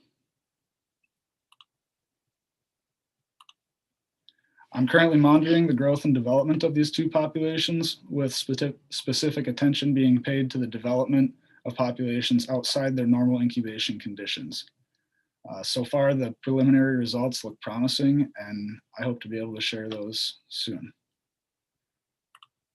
With that, I'm happy to open it up to any questions.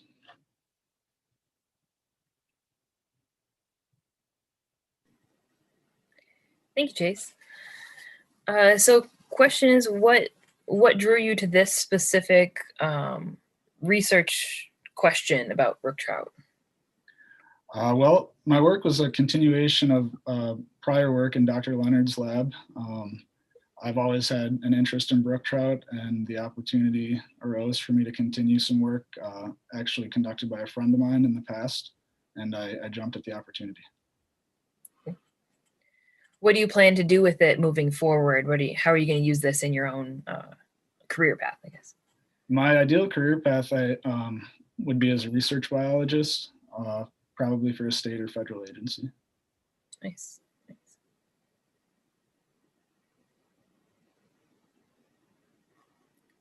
Well, I think that's all we have for you right now. If you stick around, people can ask questions out in the virtual space, but thank you very much for presenting.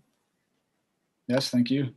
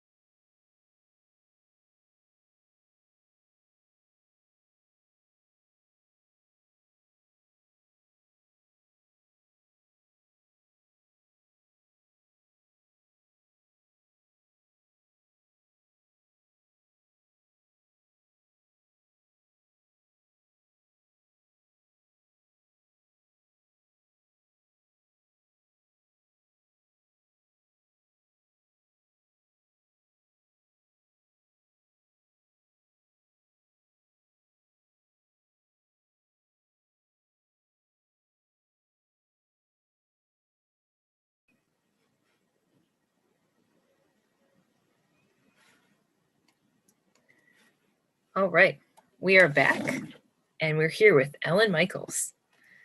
So Ellen is our 220 presenter. She is in the biology graduate program as well here at NMU. Her faculty mentor is Dr. Kurt Galbraith.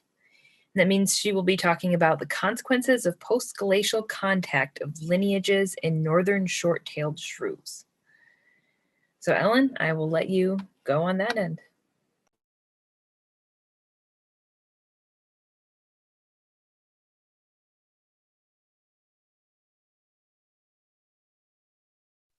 There we go. Okay, now I'm unmuted. There you go. Yeah, we can see everything too. You can see everything? Okay, perfect. Thank you. So hello, everyone. As Janelle said, my name is Ellen Michaels. I am talking about my thesis research today, which entails the consequences of post-glacial contact of lineages in northern short-tailed shrews. Let's do it. Okay, so I am focusing on the Pleistocene, which was an era that included major climate oscillations that caused glaciers to advance and recede in the northern hemisphere. But focusing on eastern North America specifically, the Pleistocene climate oscillations also influence the distribution of floral and faunal species. Glacial ice fragmented populations of species into refugia, which persisted their survival during these times, and glacial ice served as barriers that kept populations from expanding, which inhibited gene flow. The last glacial maximum was the most recent glacial advance that went through eastern North America, which occurred around 26,000 years ago to about 20,000 years ago. During this time, the Laurentide ice sheet was at its greatest extent, which is the shaded area on the map. As you can see, this ice sheet spanned across the length of the United States and covered a lot of area above 40 degrees north in latitude. So species were not able to move northwards into these areas. Laurentide ice sheet was also important because it shaped the landscape. For example, the ice sheet would eventually carve out large bowls that would fill with glacial meltwater to form the Great Lakes. The ice sheet also contributed majorly to the present-day Mississippi River. Besides Pleistocene glacial periods, geographic barriers also play an important role isolating populations of species in eastern North America. The Mississippi River and Appalachian Mountains have influenced several species' phylogeography and contributed to the formation of multiple phylogroups within species like the eastern fence lizard, the black rat snake, and the striped skunk. Once glacial ice was melted, species were able to move northwards, thus expanding their ranges, which created opportunities for post-glacial contact. The map here depicts arrows which represent possible post-glacial routes of species during the Pleistocene as they were able to move northwards into ice-free areas. The circled area is known as the driftless region, which was a notable ice-free region during the last glacial maximum. So I'm going to zoom in even further into eastern North America and focus on the Great Lakes region specifically, because the circumstances that affected the post-glacial expansion of structure diversity is very understudied in this part of the United States. The study animal chosen to investigate these circumstances was the northern short-tailed shrew, or Blorina brevicata, whose distribution is the shaded area on the map. In a previous study by Brandt and Orty in 2003, they found that this species has 3 mitochondrial parapatric lineages that are restricted to eastern North America. The lineages are shown on the map using the various symbols, which represent their haplotypes from the previous study. The phylogenetic relationship between the lineages is found in the maximum likelihood phylogeny to the left. The neighboring western and east central lineages, which are separated by the Mississippi River, are deeply diverged, whereas the east central and Appalachian lineages are more shallowly diverged. These lineages have the potential to meet within the region, like in northwestern Wisconsin, northeastern Minnesota, which will be known as the Western East Central Contact Zone, and in eastern Ohio, which will be known as the East Central Appalachian Contact Zone, and these are represented by the circles on the map. So for my research, using a genetic and morphological approach, I evaluated evidence for hybridization between these historically isolated phylogroups by quantifying the distribution of genetic and morphological variation within and across contact zones. I predicted that separate lineages would show discrete morphologies that align with their genetic identity under the hypothesis that no gene flow is occurring between historically isolated lineages. Alternatively, if gene flow is occurring between lineages across these contact zones, I predicted that individuals will exhibit intermediate morphologies relative to individuals from core populations representing the different phylogroups. So to expand the previous knowledge of Blorina brevicauta's phylogeographic history, I used 103 specimens for the genetic analyses by going on trapping trips within the presumed contact zones, along with using specimens from GenBank, and I utilized the Northern Museum of Zoology, their collection of Blorina brevicauta here at NMU. So cytochrome B sequences were acquired from liver tissue after performing DNA extraction and polymerase chain reaction. I evaluated lineage ancestry within the contact zones, and I evaluated the divergence times between the lineages. To quantify shape variation among individuals within Blorina brevicauta, I used geometric morphometrics to investigate morphological divergence among the lineages and to test for evidence of introgression between lineages by photographing 234 adult Blorina brevicauta skulls from regional museums. The morphometric comparisons among groups of samples included the three core lineages, the Western, East Central, and Appalachian groups, and the contact zones, the Western East Central Contact Zone group and the East Central Appalachian Contact Zone group.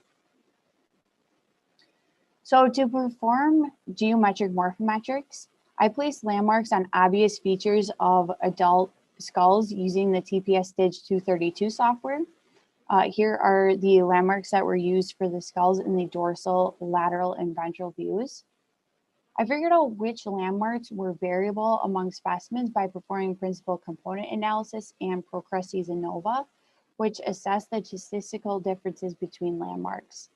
And based on these results, there were standard measurements chosen if they included one or two highly variable landmarks from the three different views of each skull. So the variable landmarks led to the choosing of these 6 standard measurements.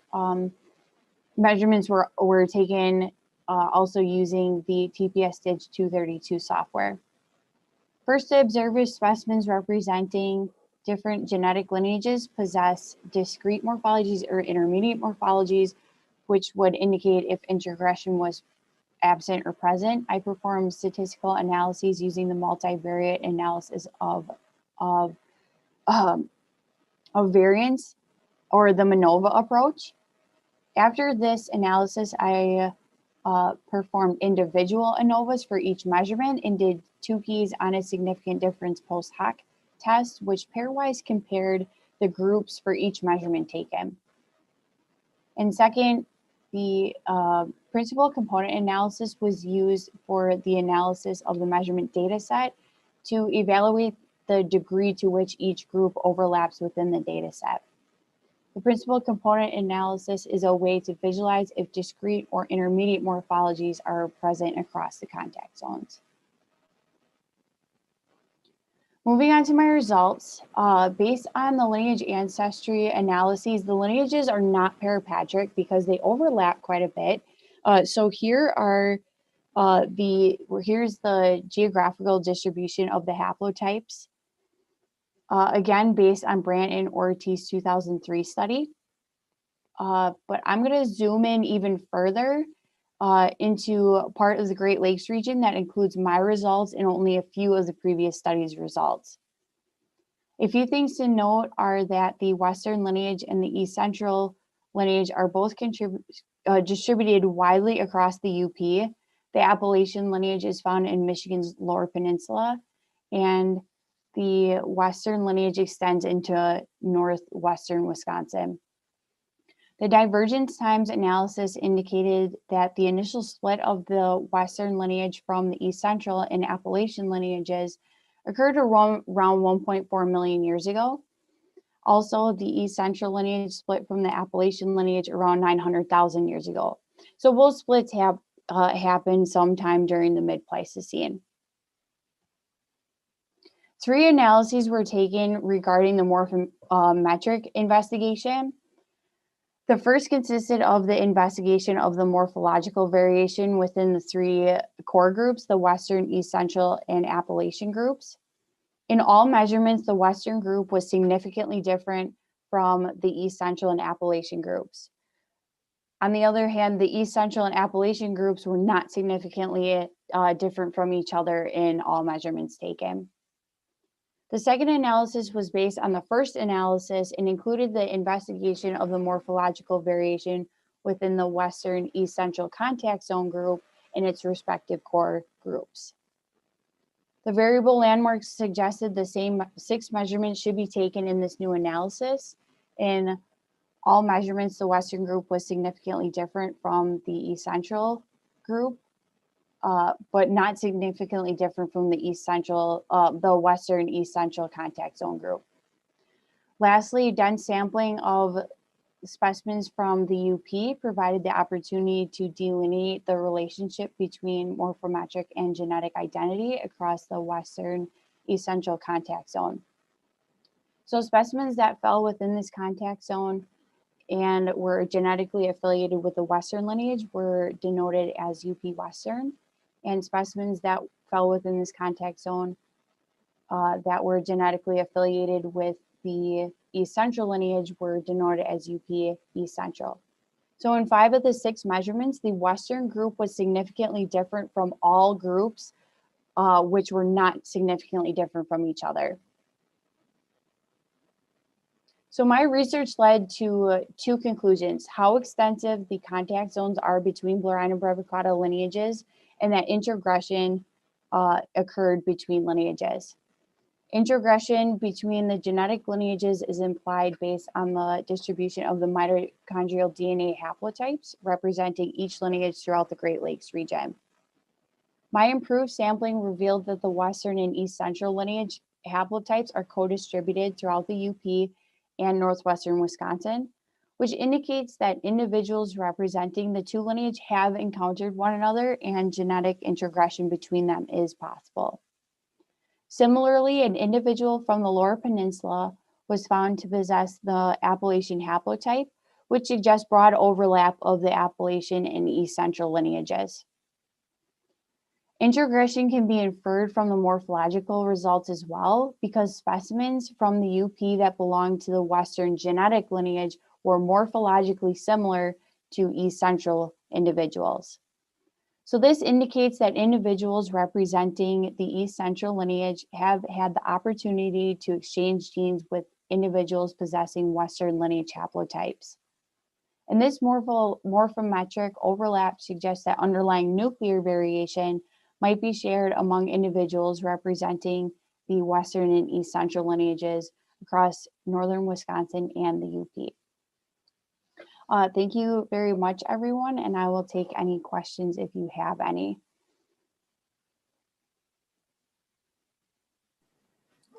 Thank you. So the first question is, what got you into this specific study? What drew you to the idea of the shrews and the different areas? How did you get into this specific way of doing this? So I got into this because I have a background in museum studies, and so looking at an animal that has the life history, which provides opportunity to look into the past by going back in time, looking at what happened during the Pleistocene, it was super interesting to me. And my advisor brought forward this study from 2003 that had unanswered questions, and we're like, let's go for it. That's actually pretty cool. We did have a question, or what are the broader implications of this work? So the broader implications of this work could lead to a better understanding of how this particular species might, through time, might not be just one species. It could turn into different species of shrews because their genetic history has been breaking down, and we could see with the overlap between lineages that those boundaries are going to break down even further through time, and they could be their own species eventually. I mean, this is going to happen a long time from now, but yeah, some cool stuff could happen. You never know. That's cool. Yeah, give it a decade or two. I'm yeah, sure. right. Maybe about a couple thousand years, but we'll see. yeah. So what is next for you in this area? How does this kind of inform your career and your next steps?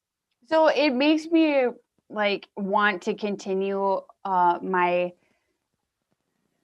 career path in museum studies. I had a wonderful time working between my bachelor's degree and my master's degree, working in a natural history museum in San Diego, and this was, you know, a way to use museum studies in a master's thesis, and so I'm ready to continue that on, and we'll see where it takes me. Awesome. Yeah, that's a cool cool career path that you don't hear that often. Mm-hmm. All right, we don't have any other questions that came through just yet, so we'll let you go with, oh wait, we do. Question is, if you were to discover a new species through your work, what would you name it? Oh God, that I leave that to the systemicists. They have a big job trying to name species. So You could name it after yourself, or oh God. I know a wonderful professor that works here in the biology department is very good at naming species of the freshwater Malagasy crabs. And so maybe I'll get some advice from him, but yeah, it would be a pretty hard decision how to name something. I mean, it'd be a cool opportunity. You could really For go sure. down. Yeah. All right. Thank you so much for presenting. And yeah, stick around, and people that have questions can also kind of see you in virtual space too. Okay. Thank you so much. Thank you.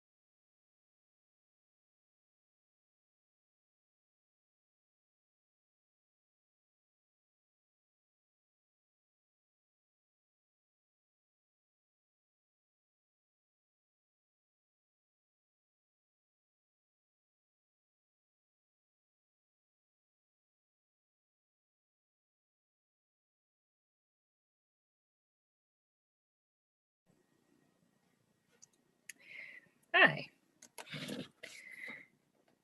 So as you all can see, we have Jared Evans here as our next presenter. Jared is a senior in international studies, and his faculty mentor is Dr. Tim Compton. And he will be presenting Justifications of the North Macedonian Name Controversy. So with that, you should be able to share your screen and you should be good. Awesome. All right, let me just get into present mode. All right, awesome. So today I am going to be talking about the North Macedonian name controversy.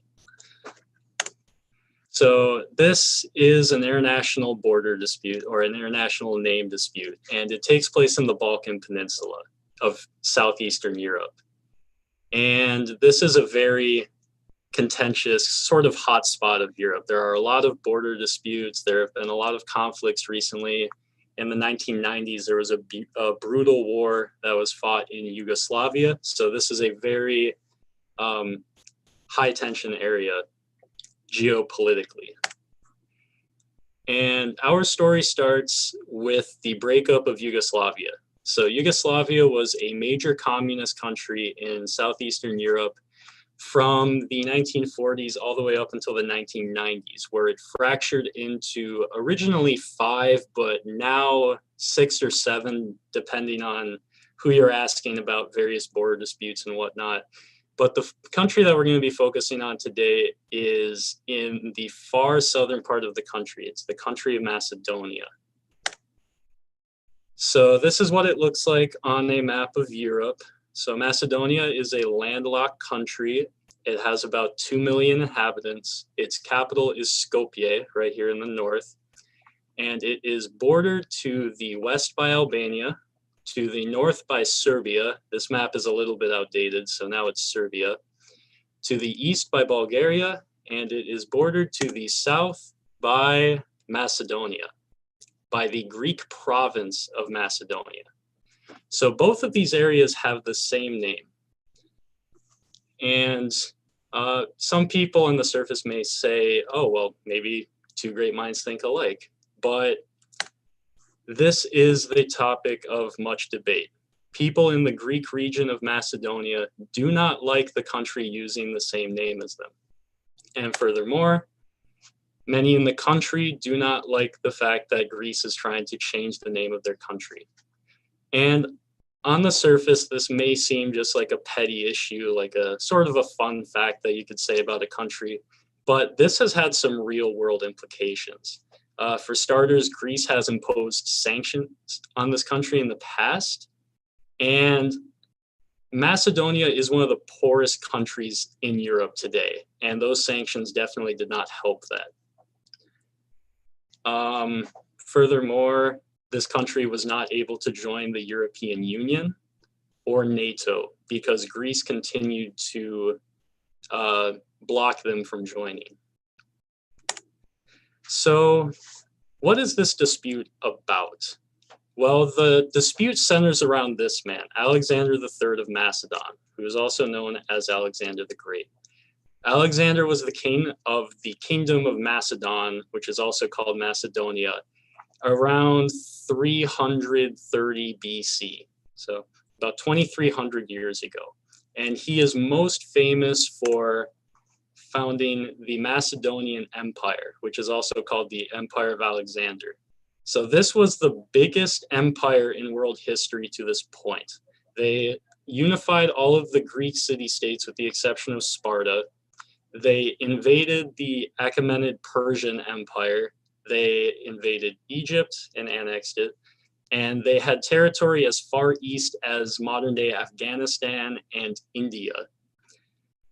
This empire was short-lived, but it was very important to world history because it spread Greek culture, Greek language, and Greek architecture throughout the known world at the time, what was known to the ancient Greeks.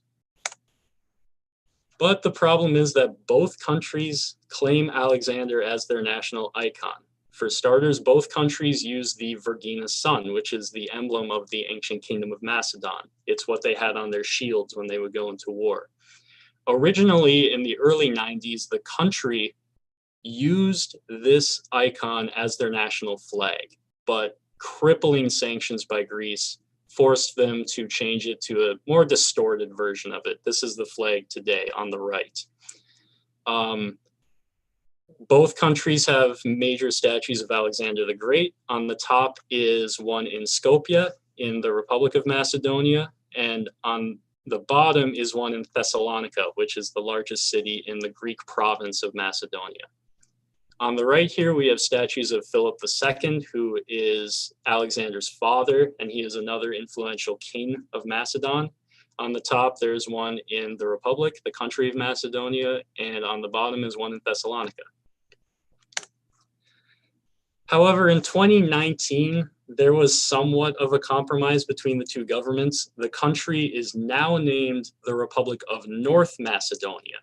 This was a move which was implemented by Prime Minister Zoran Zaev, who is right here.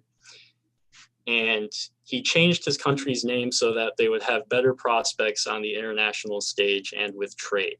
They are currently a member of NATO since the summer of 2020, and they are attempting to join the EU right now. But this issue is far from over. There are many people in the country of Macedonia, in North Macedonia, who did not like the name change. It was a wildly unpopular move by the government, and many in Greece say that using the name Macedonia at all is stealing their history and their heritage. So I thought it was important to look at both perspectives. So first with the Greek perspective.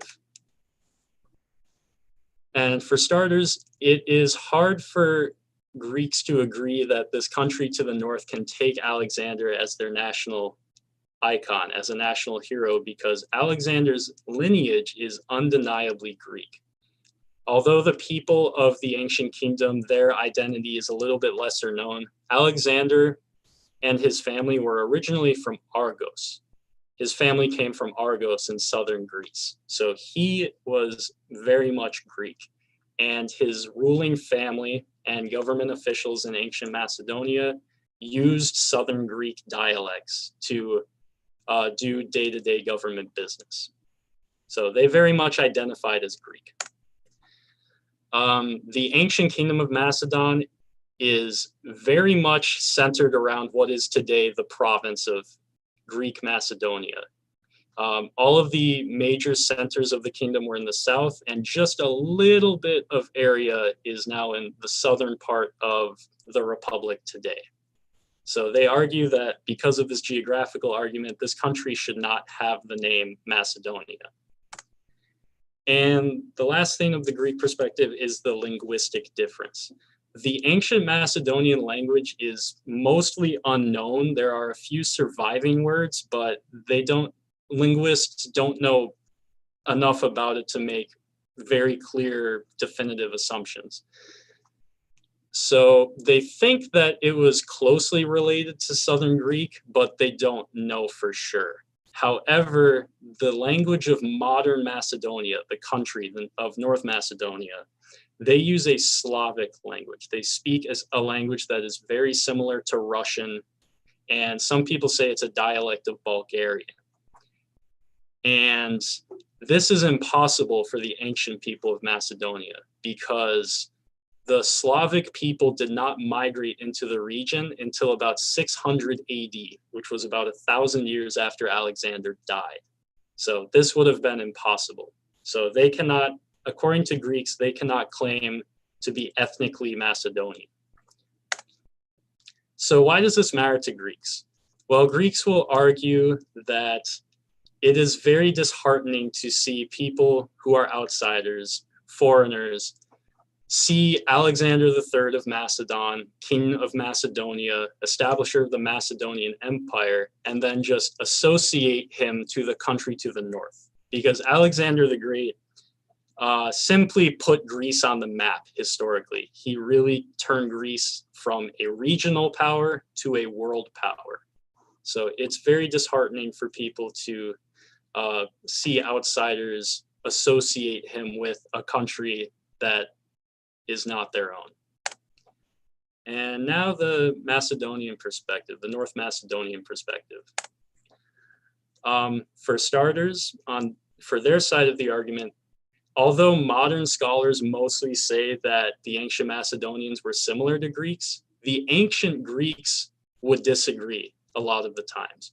And a great example is Alexander I, who is not the Great, but a king long before Alexander the Great. He tried to participate in the Olympic Games. And, Alexander I tried to participate in the Olympic Games, according to the Greek historian Herodotus, who is on the left.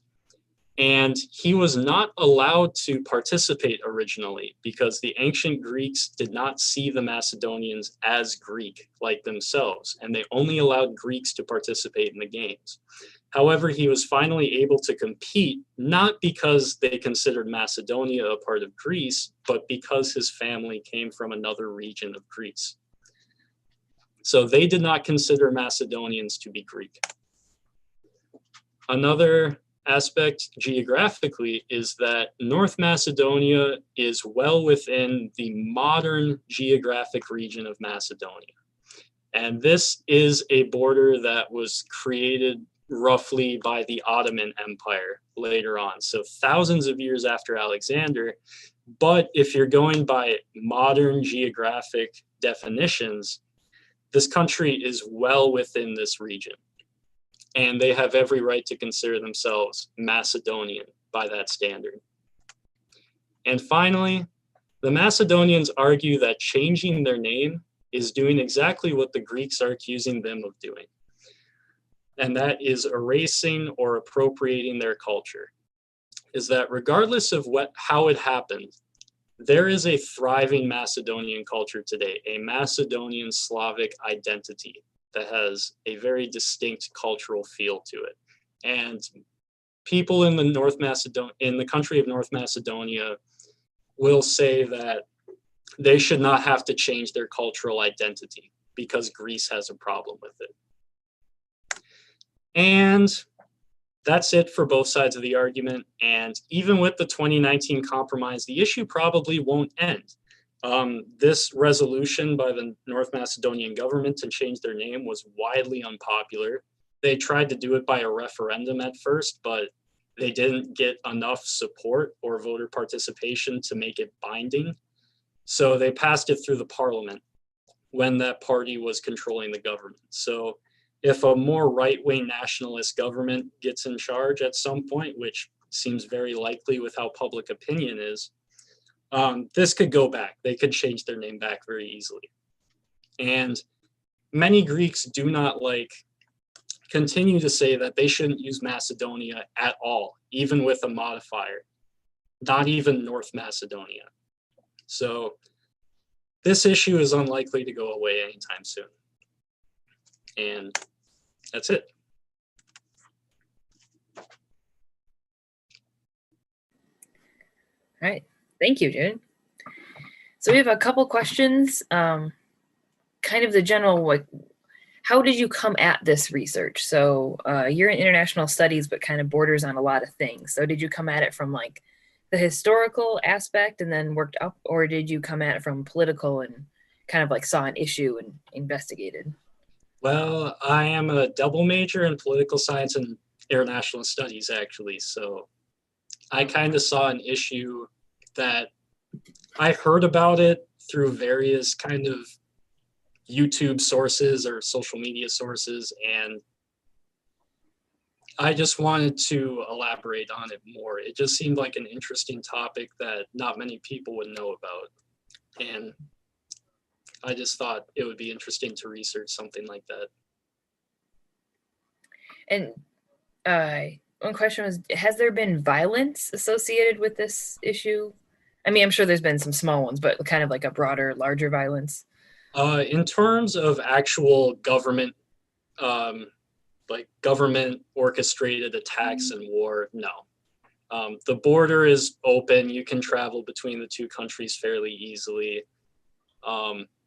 Most of the implications have been economic rather than military. But there have been small-scale attacks. There was a diplomat from North Macedonia this year that had his car lit on fire when he was in Thessalonica, but nothing large scale though. No. Some hijinks there, like lighting a car on fire. Yeah. So question is, after you've researched all of this and you kind of feel familiar with the issue, how would you like to see it resolved? Since you are on the political science side of it.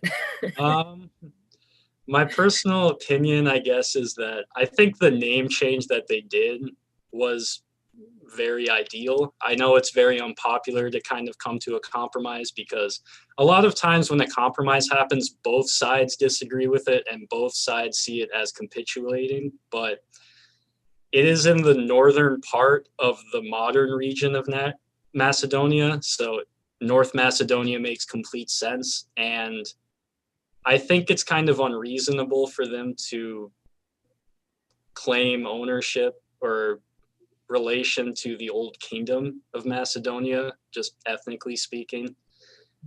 So I think the name North Macedonia is a perfect compromise, but it's very unpopular. So I don't know. And that's just my opinion as an outsider. I've never been to either country.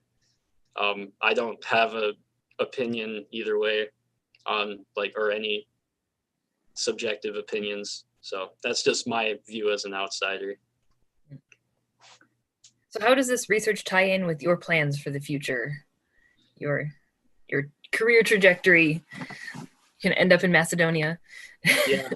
Well, I actually started having an interest in this because I almost had an internship there at a language institute, but with COVID that didn't happen. Yeah. But I hope to teach English as a second language abroad. And to do that, I think it's very important to understand culture and political situations in various areas, and to just generally not be naive about certain things. So I think understanding political situations in countries that you go to and even surrounding countries in that area, I think that's absolutely vital to being an expat or living overseas. Yeah. Or being a well-informed citizen. Yeah, exactly. Well, all right. Thank you very much. I think that concludes all the questions we have. So if you stick around in the virtual world, people can ask some questions there too. All right, awesome. Thank you. All right, thank you.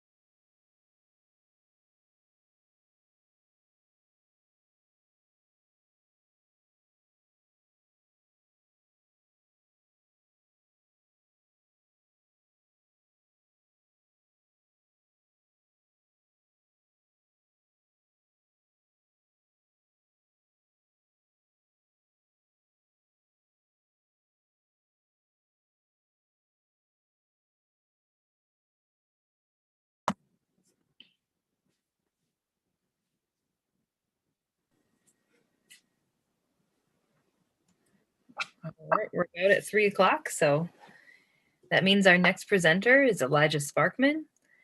Elijah is in the Creative Writing Master of Fine Arts graduate program here at NMU, and their faculty mentor is Dr. Elizabeth Monsky.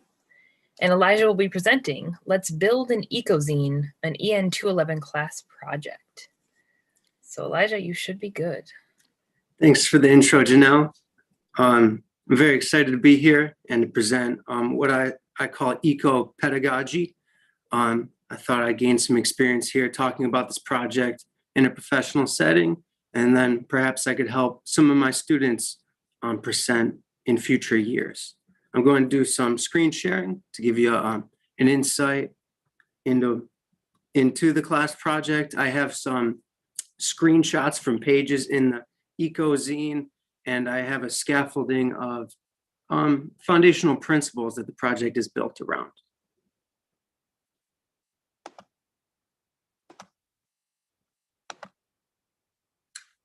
Perfect. Slideshow.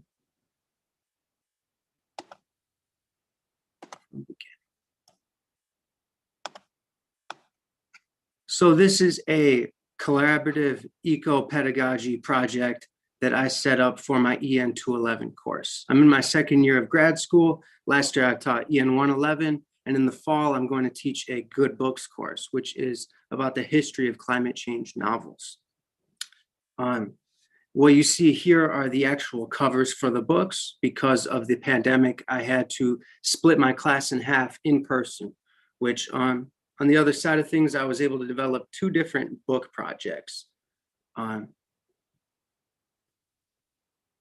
The Mondays and the Wednesdays.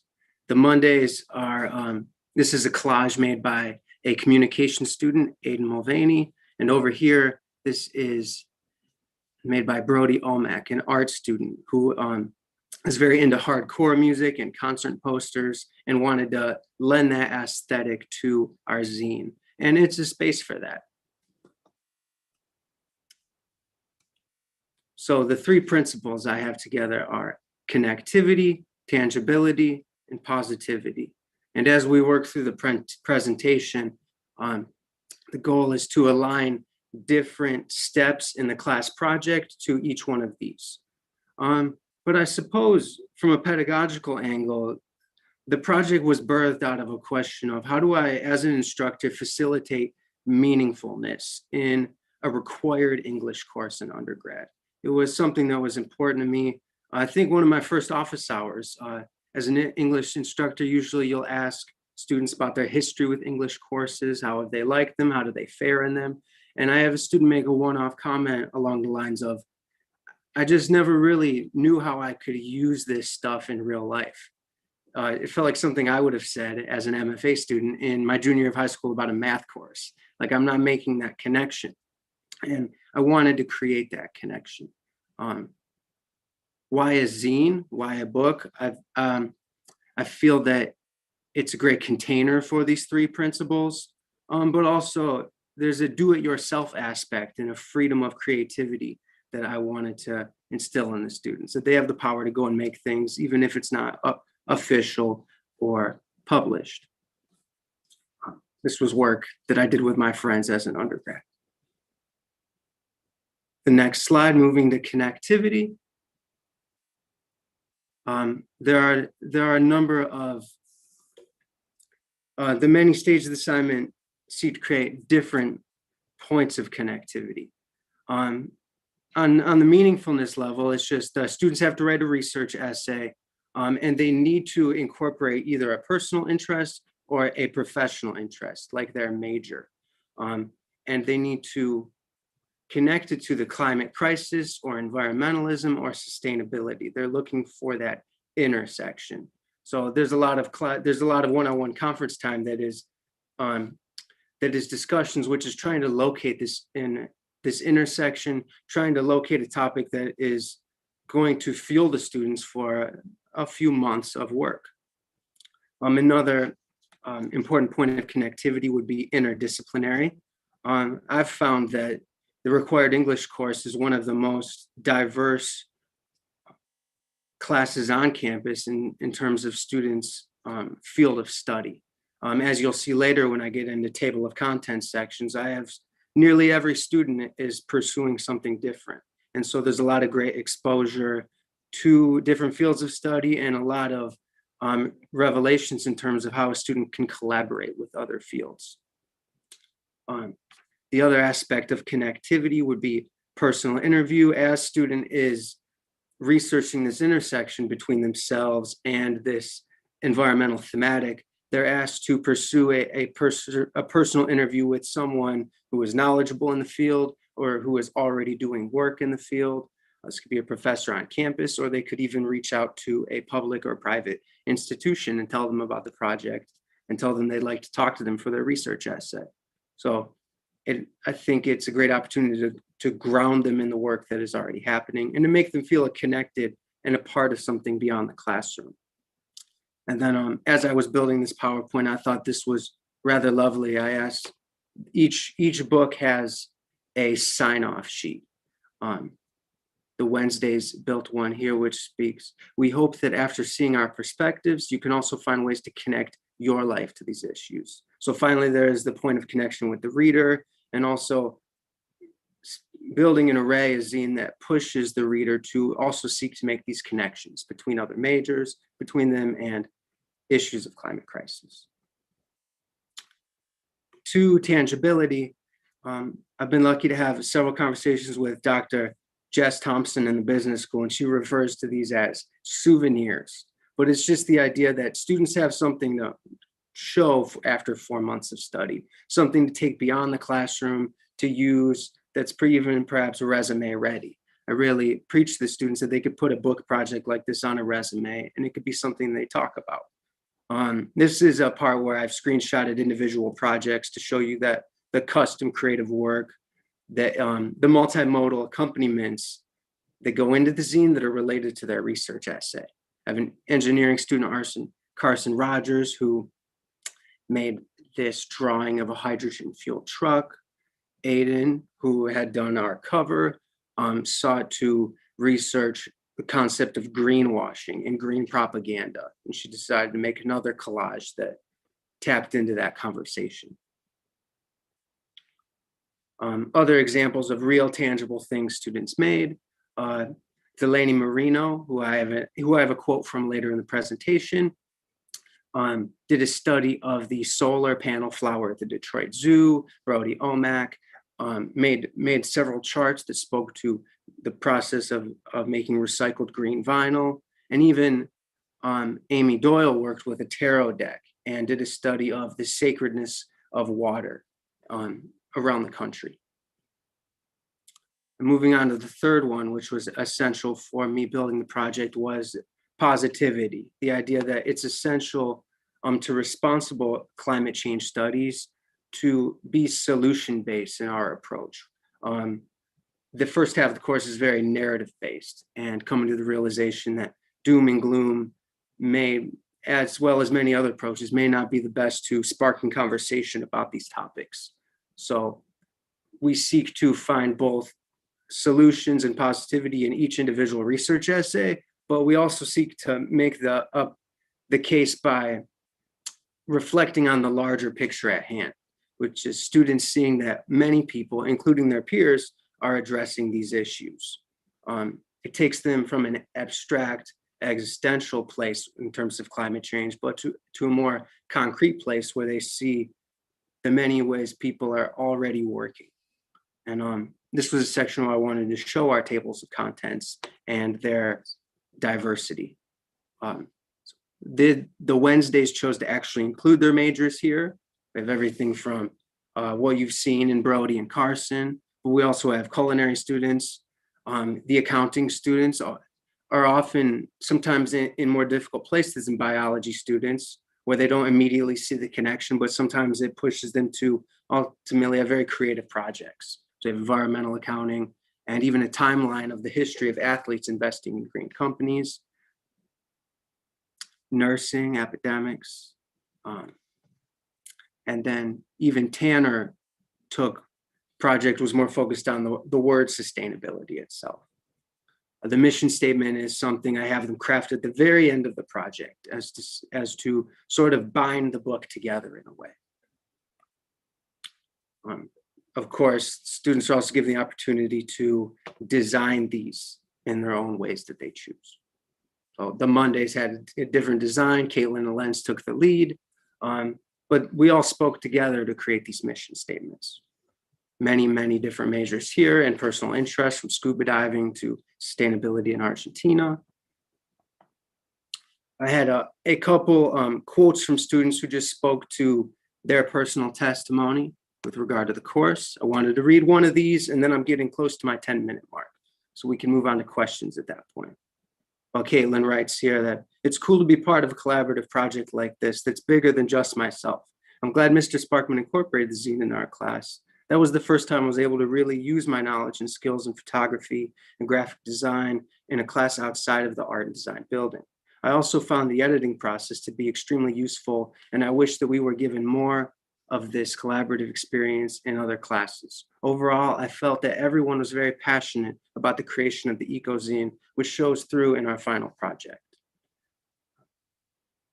And what's exciting is that we do spend a few weeks towards the end constructing it and doing art school like workshops. So we examine everyone's multimodal contribution. That's what she's speaking towards. Delaney also spoke to taking pride in educating her peers and being educated by them. But without further ado, I'll hop out for a question segment. Thank you for your time. All right, thank you very much. So we do have a question wondering if, so you're in the MFA creative writing program. Did you start in that program thinking that you wanted to do all these things with teaching, or did that kind of come later? Is that, is that where you started, or is that something that you've grown into? That's a very fun question. Part of the fun paradox of us MFA students is that a lot of the time we're very much introverts and we can be quiet artists. So for me personally, it was very scary to stand up and have to stand up in front of people and talk. But you know, I'm also creative and I suppose when I heard something like I have trouble connecting to English classes, I'm on the way other side of that spectrum, and it's very easy for me to connect here. So it became very desirous for me to work hard at it and try to instill those connections in students as well. So no, I didn't foresee this happening, but this is the way it's gone. And also I write about these kind of issues, and it feels healthy for me to gain a larger perspective and to learn from my students in this way too. It's exciting to get out of literature talk. Do you see yourself using this personally as you go forward then? Maybe not this project, but the idea of teaching and, you know, developing this interest in people. Yes, and I also take issues of climate change very seriously in my life and my work. And so I feel that I don't often see courses that are about this. As when I had to apply to teach that good books course in the fall, and it was, in my mind, it was trying to fill a hole. And that also seems like a creative project in itself. How do we talk about these things, and how do we design curriculum and pedagogy around them? Mm-hmm. We did get we got a comment. Someone just popped in to say that they wanted to say that your students are very lucky to have you as a teacher. Oh, that's kind. So you win their first comment of our question board so far. Well, that's great. Are you teaching any more in the future? Do you have plans for, are you graduating this time around? Do you have more classes here at Northern?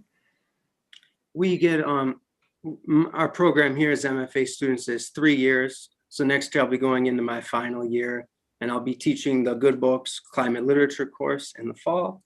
And then after that, I may be given 211 again, where I think it'd be a third opportunity to teach this, the EcoZine project. I'm teaching it right now, which all those students last semester are such great pioneers for that, because we were very much learning how to do it together. And this is the second chance. And it's fantastic because it's all different majors and levels of interest. We'll have a lot more poems this time. They also get to see a real example of the previous years. So I guess relating to the future, I suppose, yes, I'd like to keep pushing these projects and wherever I end up, wherever I end up teaching. There's a whole application process in my future. Yeah. I'm sure you've got places to go too. Yeah. Well, good. Thank you. I think that unless there are any other last minute questions, I'm waiting to see if they formulate. But I think you are good. Thank you for sharing this project with us. Perfect, Janelle. Thank you for having me. Thank you. Have a good day. It was an honor to speak.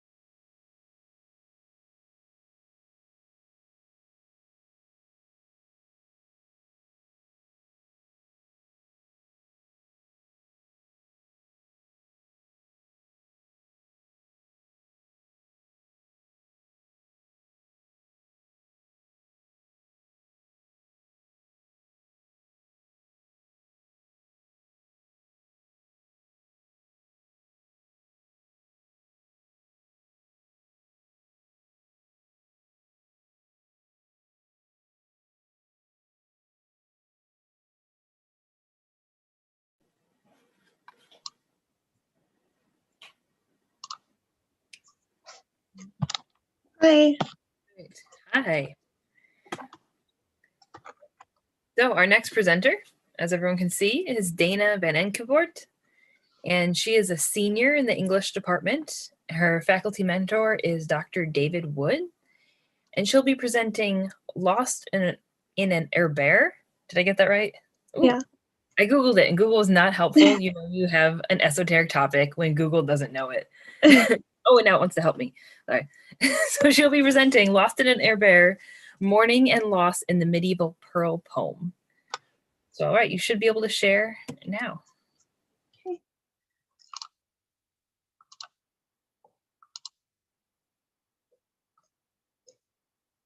Okay. There it is.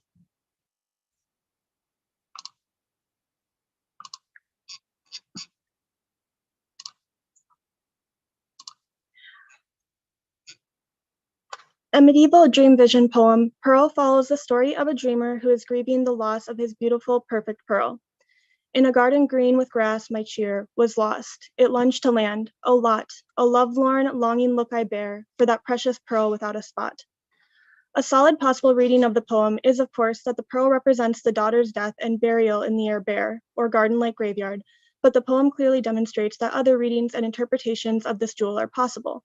Precisely what this pearl is or what it represents is never made explicitly clear, but its function as a representation of its loss is its most important quality.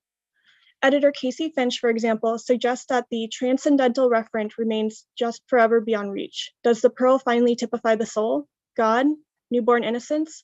Significantly, the question is very much left open. Despite the vagueness of what the pearl itself is, in context with the dreamer and the maiden, it sets the poem's focus on the dreamer's loss and the maiden's attempts at consolation. This, along with Christian doctrine, allows the poem to explore how a man may seek a way to transcend loss through faith in God.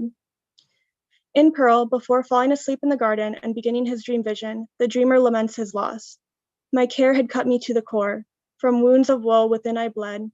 Though reason bid me rage no more, I suffered still, my sadness spread. I knew of neither wisdom nor the consolation Christ had bred. My saddened soul still showed its sore. I fell upon the grassy floor. Accordingly, within the first 60 lines of the poem, the dreamer fully develops the themes of loss and consolation as represented by the pearl and the pearl maiden. He is also directly acknowledging that this consolation will be in some way related to Christianity. He affirms this for us again when he falls asleep, saying, my soul soared from that spot to the sky, while on the land my limbs lay still, and with God's mercy hovered high. The start of this dream is where the dreamer gets his first taste of consolation for the pain and loss he is feeling. In awe within those wondrous heights, my soul from suffering found cure. This allows for us to see that all is not lost for the dreamer. There remains potential relief from his misery. From here, this idea and feeling of consolation is maintained and expanded upon throughout for over 100 lines. That wonderment both far and wide, I set all my sorrows aside and soothed my grinding grief and gall, and at each unsullied sight I sighed, with awe my heart assuaged. This section of the poem indicates that the power of this dream and what he has seen has the ability to outweigh and offset his pain, demonstrating the intensity and strength of the Christian God. The dreamer's longing to cross the river to paradise is emphasized throughout, and he nods towards the familiar trope that there is always something better, that the grass is always greener on the other side. More and evermore, I pined and longed, for fair as was my side, far fairer yet, did seem that sweet opposing shore. A major shift in the poem occurs when the dreamer first sees the pearl maiden. He describes her as a child, a maid of noble blood. She wore all white, and very well I recognize this marvelous maid. Her being dressed all in white indicates to us that the maiden is a heavenly, pure figure, aligning with the dreamer's hardship and search for consolation as well as her Christian faith. Her appearing to be familiar to the dreamers is also worth noting. He states that I doted on her face delayed, and the more I knew her, more and more. As well as that she is nearer to me than aunt or niece, she made my mirth so much more. This recognition and familiarity are akin to the idea of family in Christian religion. God is our Father, Mary is our mother, and Jesus is his son. The maiden, therefore, also seems to adhere to this familial model for the dreamer. The dreamer asks her if she is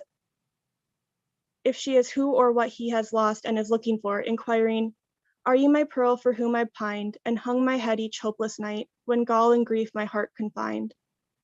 The maiden answers him, explaining that he has not been targeted to be punished, and that he doesn't understand the temporality of his pearl, telling him, "Oh, sir, you're so certainly misled, to say your gem has gone away, forever here she'll frolic, play, and for what you lost was but a rose, that flowered and finally failed in time." However, she expresses to him that all is not lost. Much in the same way that an irritant causes a clam to create a pearl, the dreamer's withered rose, or pearl, is but healed within this heavenly house, and blessed your beauteous pearls become. Though fate you feel has felled your gem, it was from naught renewed. Its cure you call a curse, confused you seem to be. The dreamer doesn't seem to comprehend what the maiden is trying to tell him, still selfishly focusing on the loss of his pearl, crying, "What good is wealth that makes men cry, when with it men must part for drear and dreadful ways?" The maiden responds that the dreamer is fixated on the wrong thing. Men often moan to lose the less, and lose what matters more thereby. By focusing on the loss and the thing, or the pearl itself, the dreamer is missing the opportunity to find consolation in God and his will. Much better you should learn to bless your God, not grind your teeth and cry. God will with suffering supply whomever he will. While the dreamer cannot avoid pain and suffering that may beleaguer him in life, he can find solace and comfort in God. The maiden encourages the dreamer's ability to accept his suffering as part of God's will and, quote, cease his loud complaints and spite, as if he is able to do so, and seek God's goodly grace. Through prayer, he will be able to find consolation and mercy. For what of grace would God begrudge? To men his mercy overflows. All lies in him, your Lord and Judge. The dreamer appears to finally understand her, proclaiming, "I recommend to God's mercy my soul. Forgive my sacrilege of mourning most indulgently. Oh, show me your sweet sanctity." She accepts his declaration and tells him a parable with the lesson that God pays all of his people the same, despite the amount or variance in work for him. Though differently does he requite, here equally each one is paid. What he allots, though harsh or light, here equally each gift is weighed. Each gift who loved the Lord in life, with precious prizes thus is paid, for God's good grace is great enough. This parable serves to reinforce to the dreamer that God loves and rewards all of his people the same. The dreamer is not entitled to any more or less from God than anyone else. The maiden goes on to further develop and bolster her position, as she does in lines 863 through 64. Each one is with kind bliss caressed, yet others' honors are never less. Pearl and the shorter medieval dream poem both end in a similar way, with the dreamer waking up and contemplating his vision. For these kinds of men, the reflections on their dream visions result in a positive conclusion about Christian religion. In another poem, Dream of the Rood, the man praises God and commits to worshiping the cross. Meanwhile, the dreamer in Pearl is woken when he attempts to cross the river, but God prevents him from doing so, and he wakes up. Finally accepting his lesson, he undertakes the Christian task of fulfilling God's will.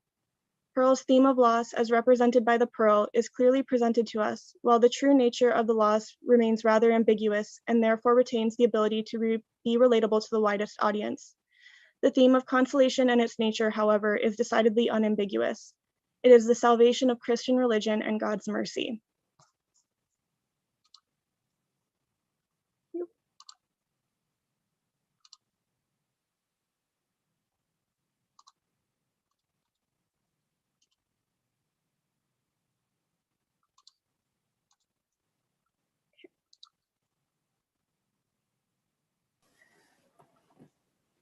Hey, Dana. Thank you. Were you done or did it just short out? Okay. All done, sorry. Well, great. Thank you very much for your presentation. One question is this a topic of interest for you, some of this sort of literature going forward? Yeah, I actually never really read any before I came to NMU, but the medieval classes really caught my eye, and just the way that the wording is and the familiar, like ancient kinds of models that go along with it are just really appealing to me.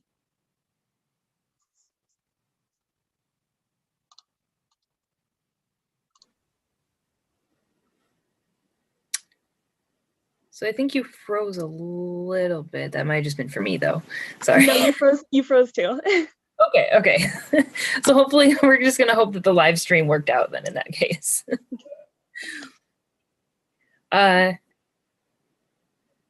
So yeah, I think that's good. We don't have any other questions coming through. So thank you very much for your presentation. Thank you so much. Thank you.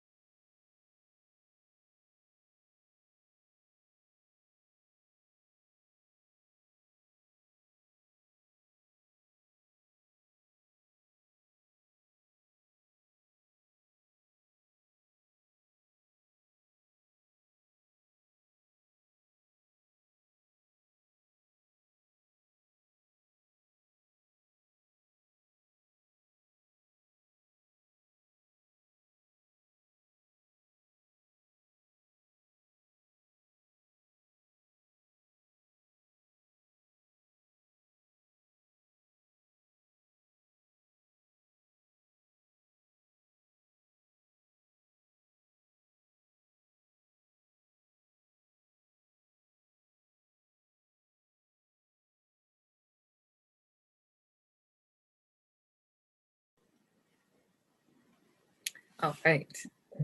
Hi there. Here we go. Oh, there's all the sound. Good. Hi. How So are you? we're now on our last presenter. You are the last presenter we have today. Actually, the last one for the celebration. We have posters, but this is the last actual physical presentation. So with us right now, we have Jessica McIntosh, who is a senior in Communication Studies and German here at NMU. Her faculty mentor is Dr. Tim Compton. And today she'll be presenting the legacy and resounding impact of May AM. And you should be able to share. Thank you for having me. All right.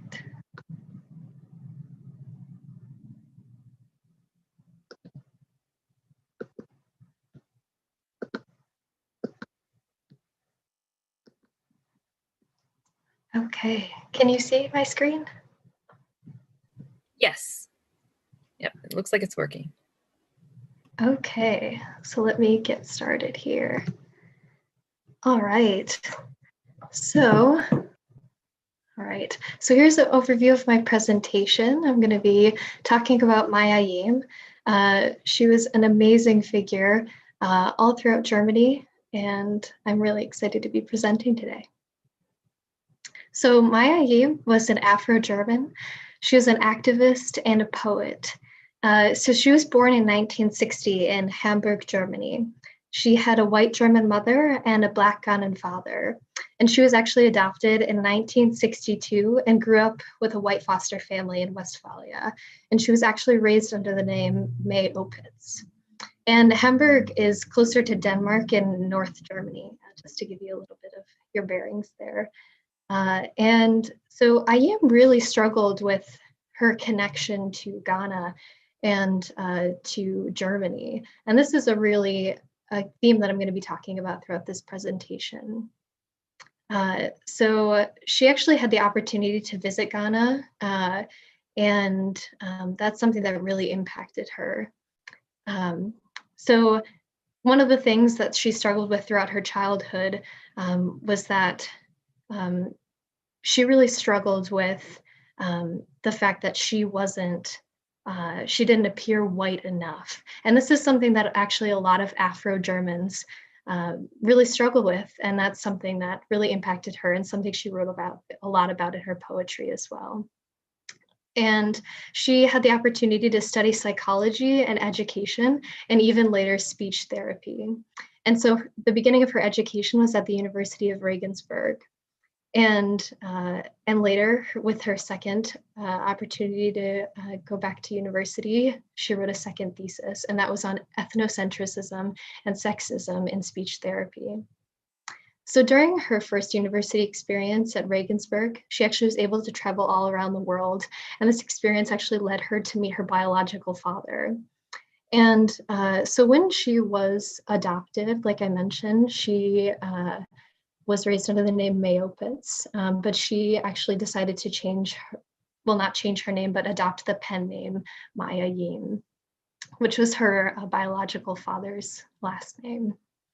And so after her educational experience, she did move to West Berlin. And this is something that extremely impacted Maya Yim. And I have a quote from her. She said, "Since 1984, I have been living and working in West Berlin and feel more at home in the city than anywhere else. Compared to other cities where I have lived and studied before, Berlin has always been a place where I feel pretty much at home.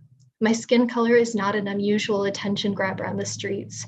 Here, I am not praised every day for my good German, and at seminars, programs, or parties, only seldom do I find myself the only Black among an indeterminate number of whites.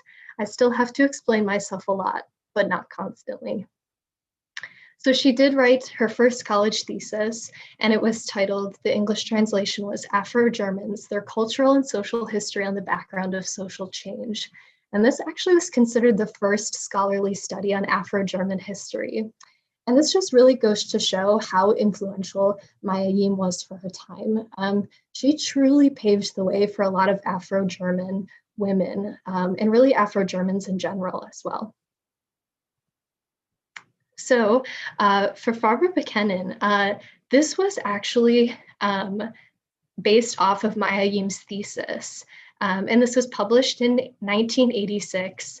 And this really exposed German colonialism and institutionalized racism through the eyes and the lens of Black women in Germany.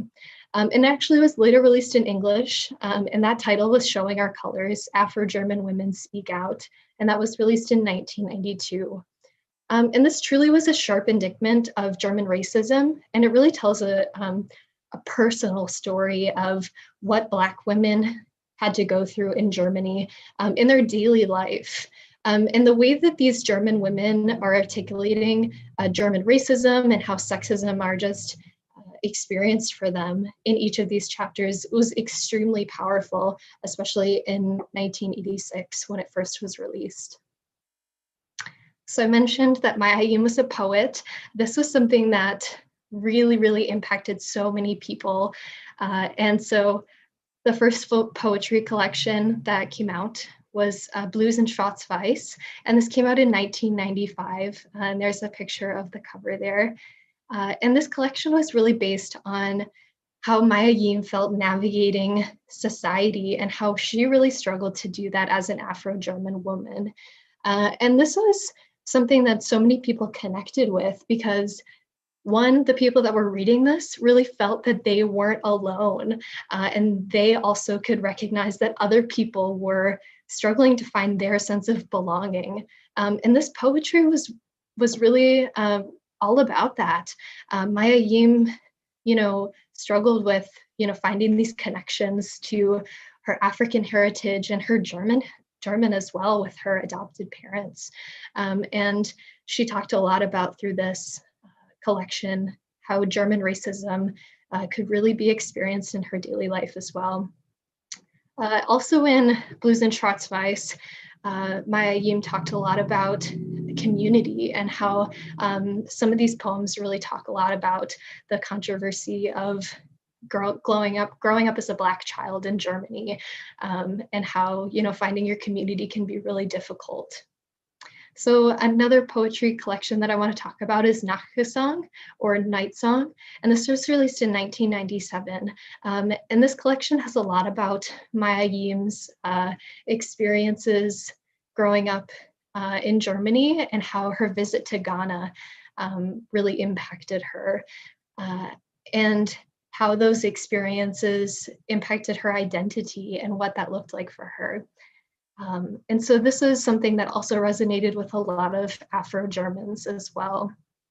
And I think because of that distance from Germany to Ghana and the closeness of the community is something that a lot of other Afro-Germans really resonated with. One of the things that I wanted to quote from Maya Yim is, "My fatherland is in Ghana, my mother tongue is German. Homeland I carry in my shoes." So this is a quote that really just stuck out to me when I read it, because you can really hear that connectedness to no one but herself, because she's really reaching out and struggling to find that community. And you can hear that in that quote. So the influence on the Afro-German movement. So the ESD, or the Initiative of Schwarze Menschen in Deutschland, this is something that Maya Yim helped to co-found. And this is an organization that is actually still active today. And they are a nonprofit organization that really supports Black Germans by actively fighting discrimination and racism throughout Germany.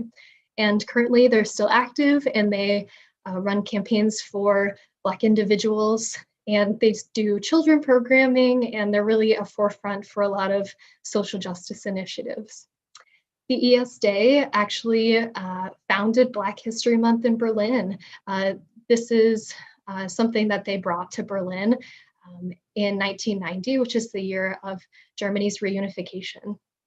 And Maya Yim's poetry, she was really known for creating that accessible poetry that I talked a little about earlier.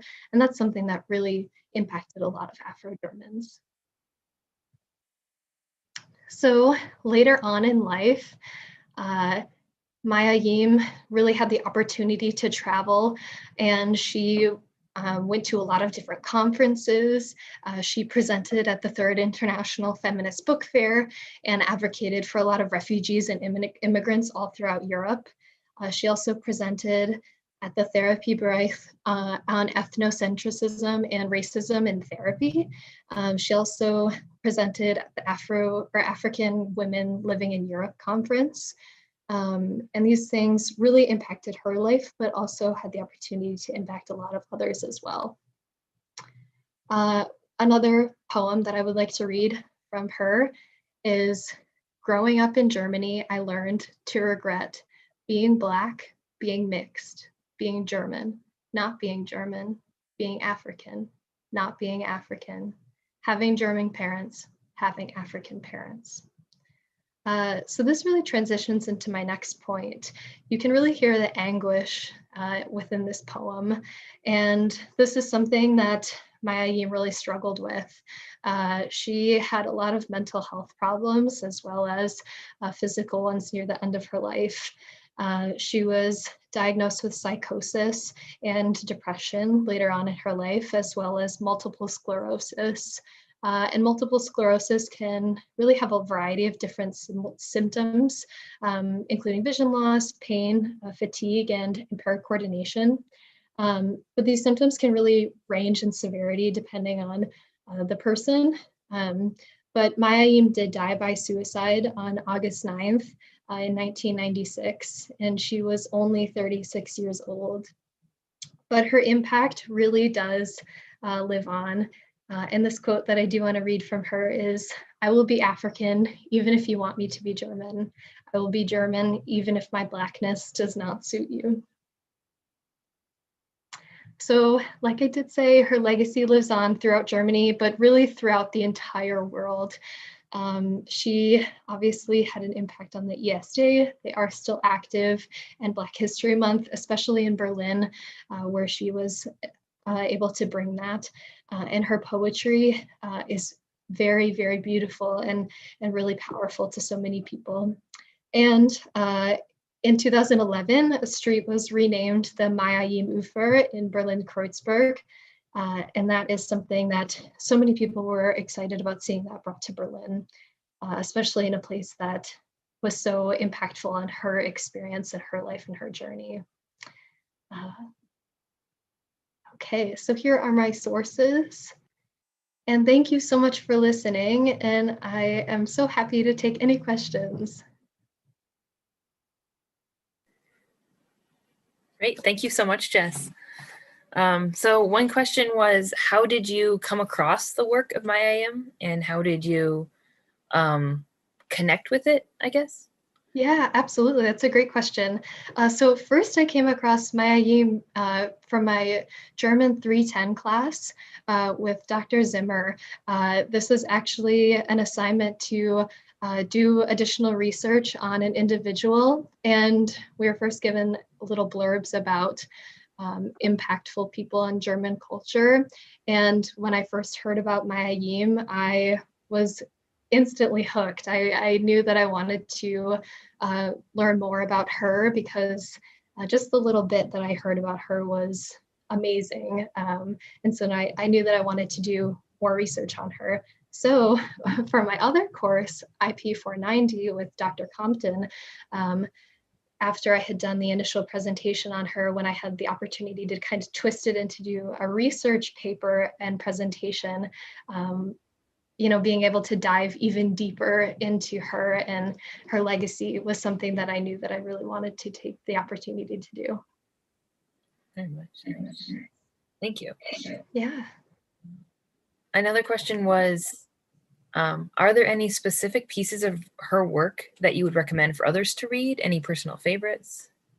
Oh, yeah. I think I actually had the opportunity to rent some of her works from the library. We don't have any of them at our library, but I used Melcat, which is like an interlibrary loan system, and other libraries in Michigan had them. So I got Blues and Schwarz-Weiß from another library sent to our library. And I got Blues and Schwarzweiß, and some of the poems in there are absolutely incredible. Just a combination of heartbreaking and really amazing just to really be able to read those and kind of get a glimpse into what it was like for her to really write about how she was feeling was amazing. And also there are a lot of academic journals that did a great job of kind of analyzing her writing. So if you want to dive in a little bit that way, there are some really great resources that kind of dissect some of her poetry online as well. But if you want to get anything and you're on Northern's campus or at another place, you can use Melcat and start there. But Blues and Schwarzweiß is a great place to start. Great, thank you. That's a good recommendation. So what is next for you? So you have majors in communication studies and German, and you have, it looks like kind of an interest in poetry and writing. How does this kind of inform the rest of your plans? Yeah, so I actually accepted a position at Mississippi State University. So I'm going to be a graduate residence director there, and I'll be getting a master's in educational leadership with a concentration in higher education and student affairs. So I'm super, super excited about that. I'll be living there for 2 years. Yeah, that's my next step. Well, that's awesome. Congratulations. Thank you. Thank you so much. All right, I think that finishes this one out. But thank you very much for presenting. Yeah, great. Thank you so much. Thanks for listening.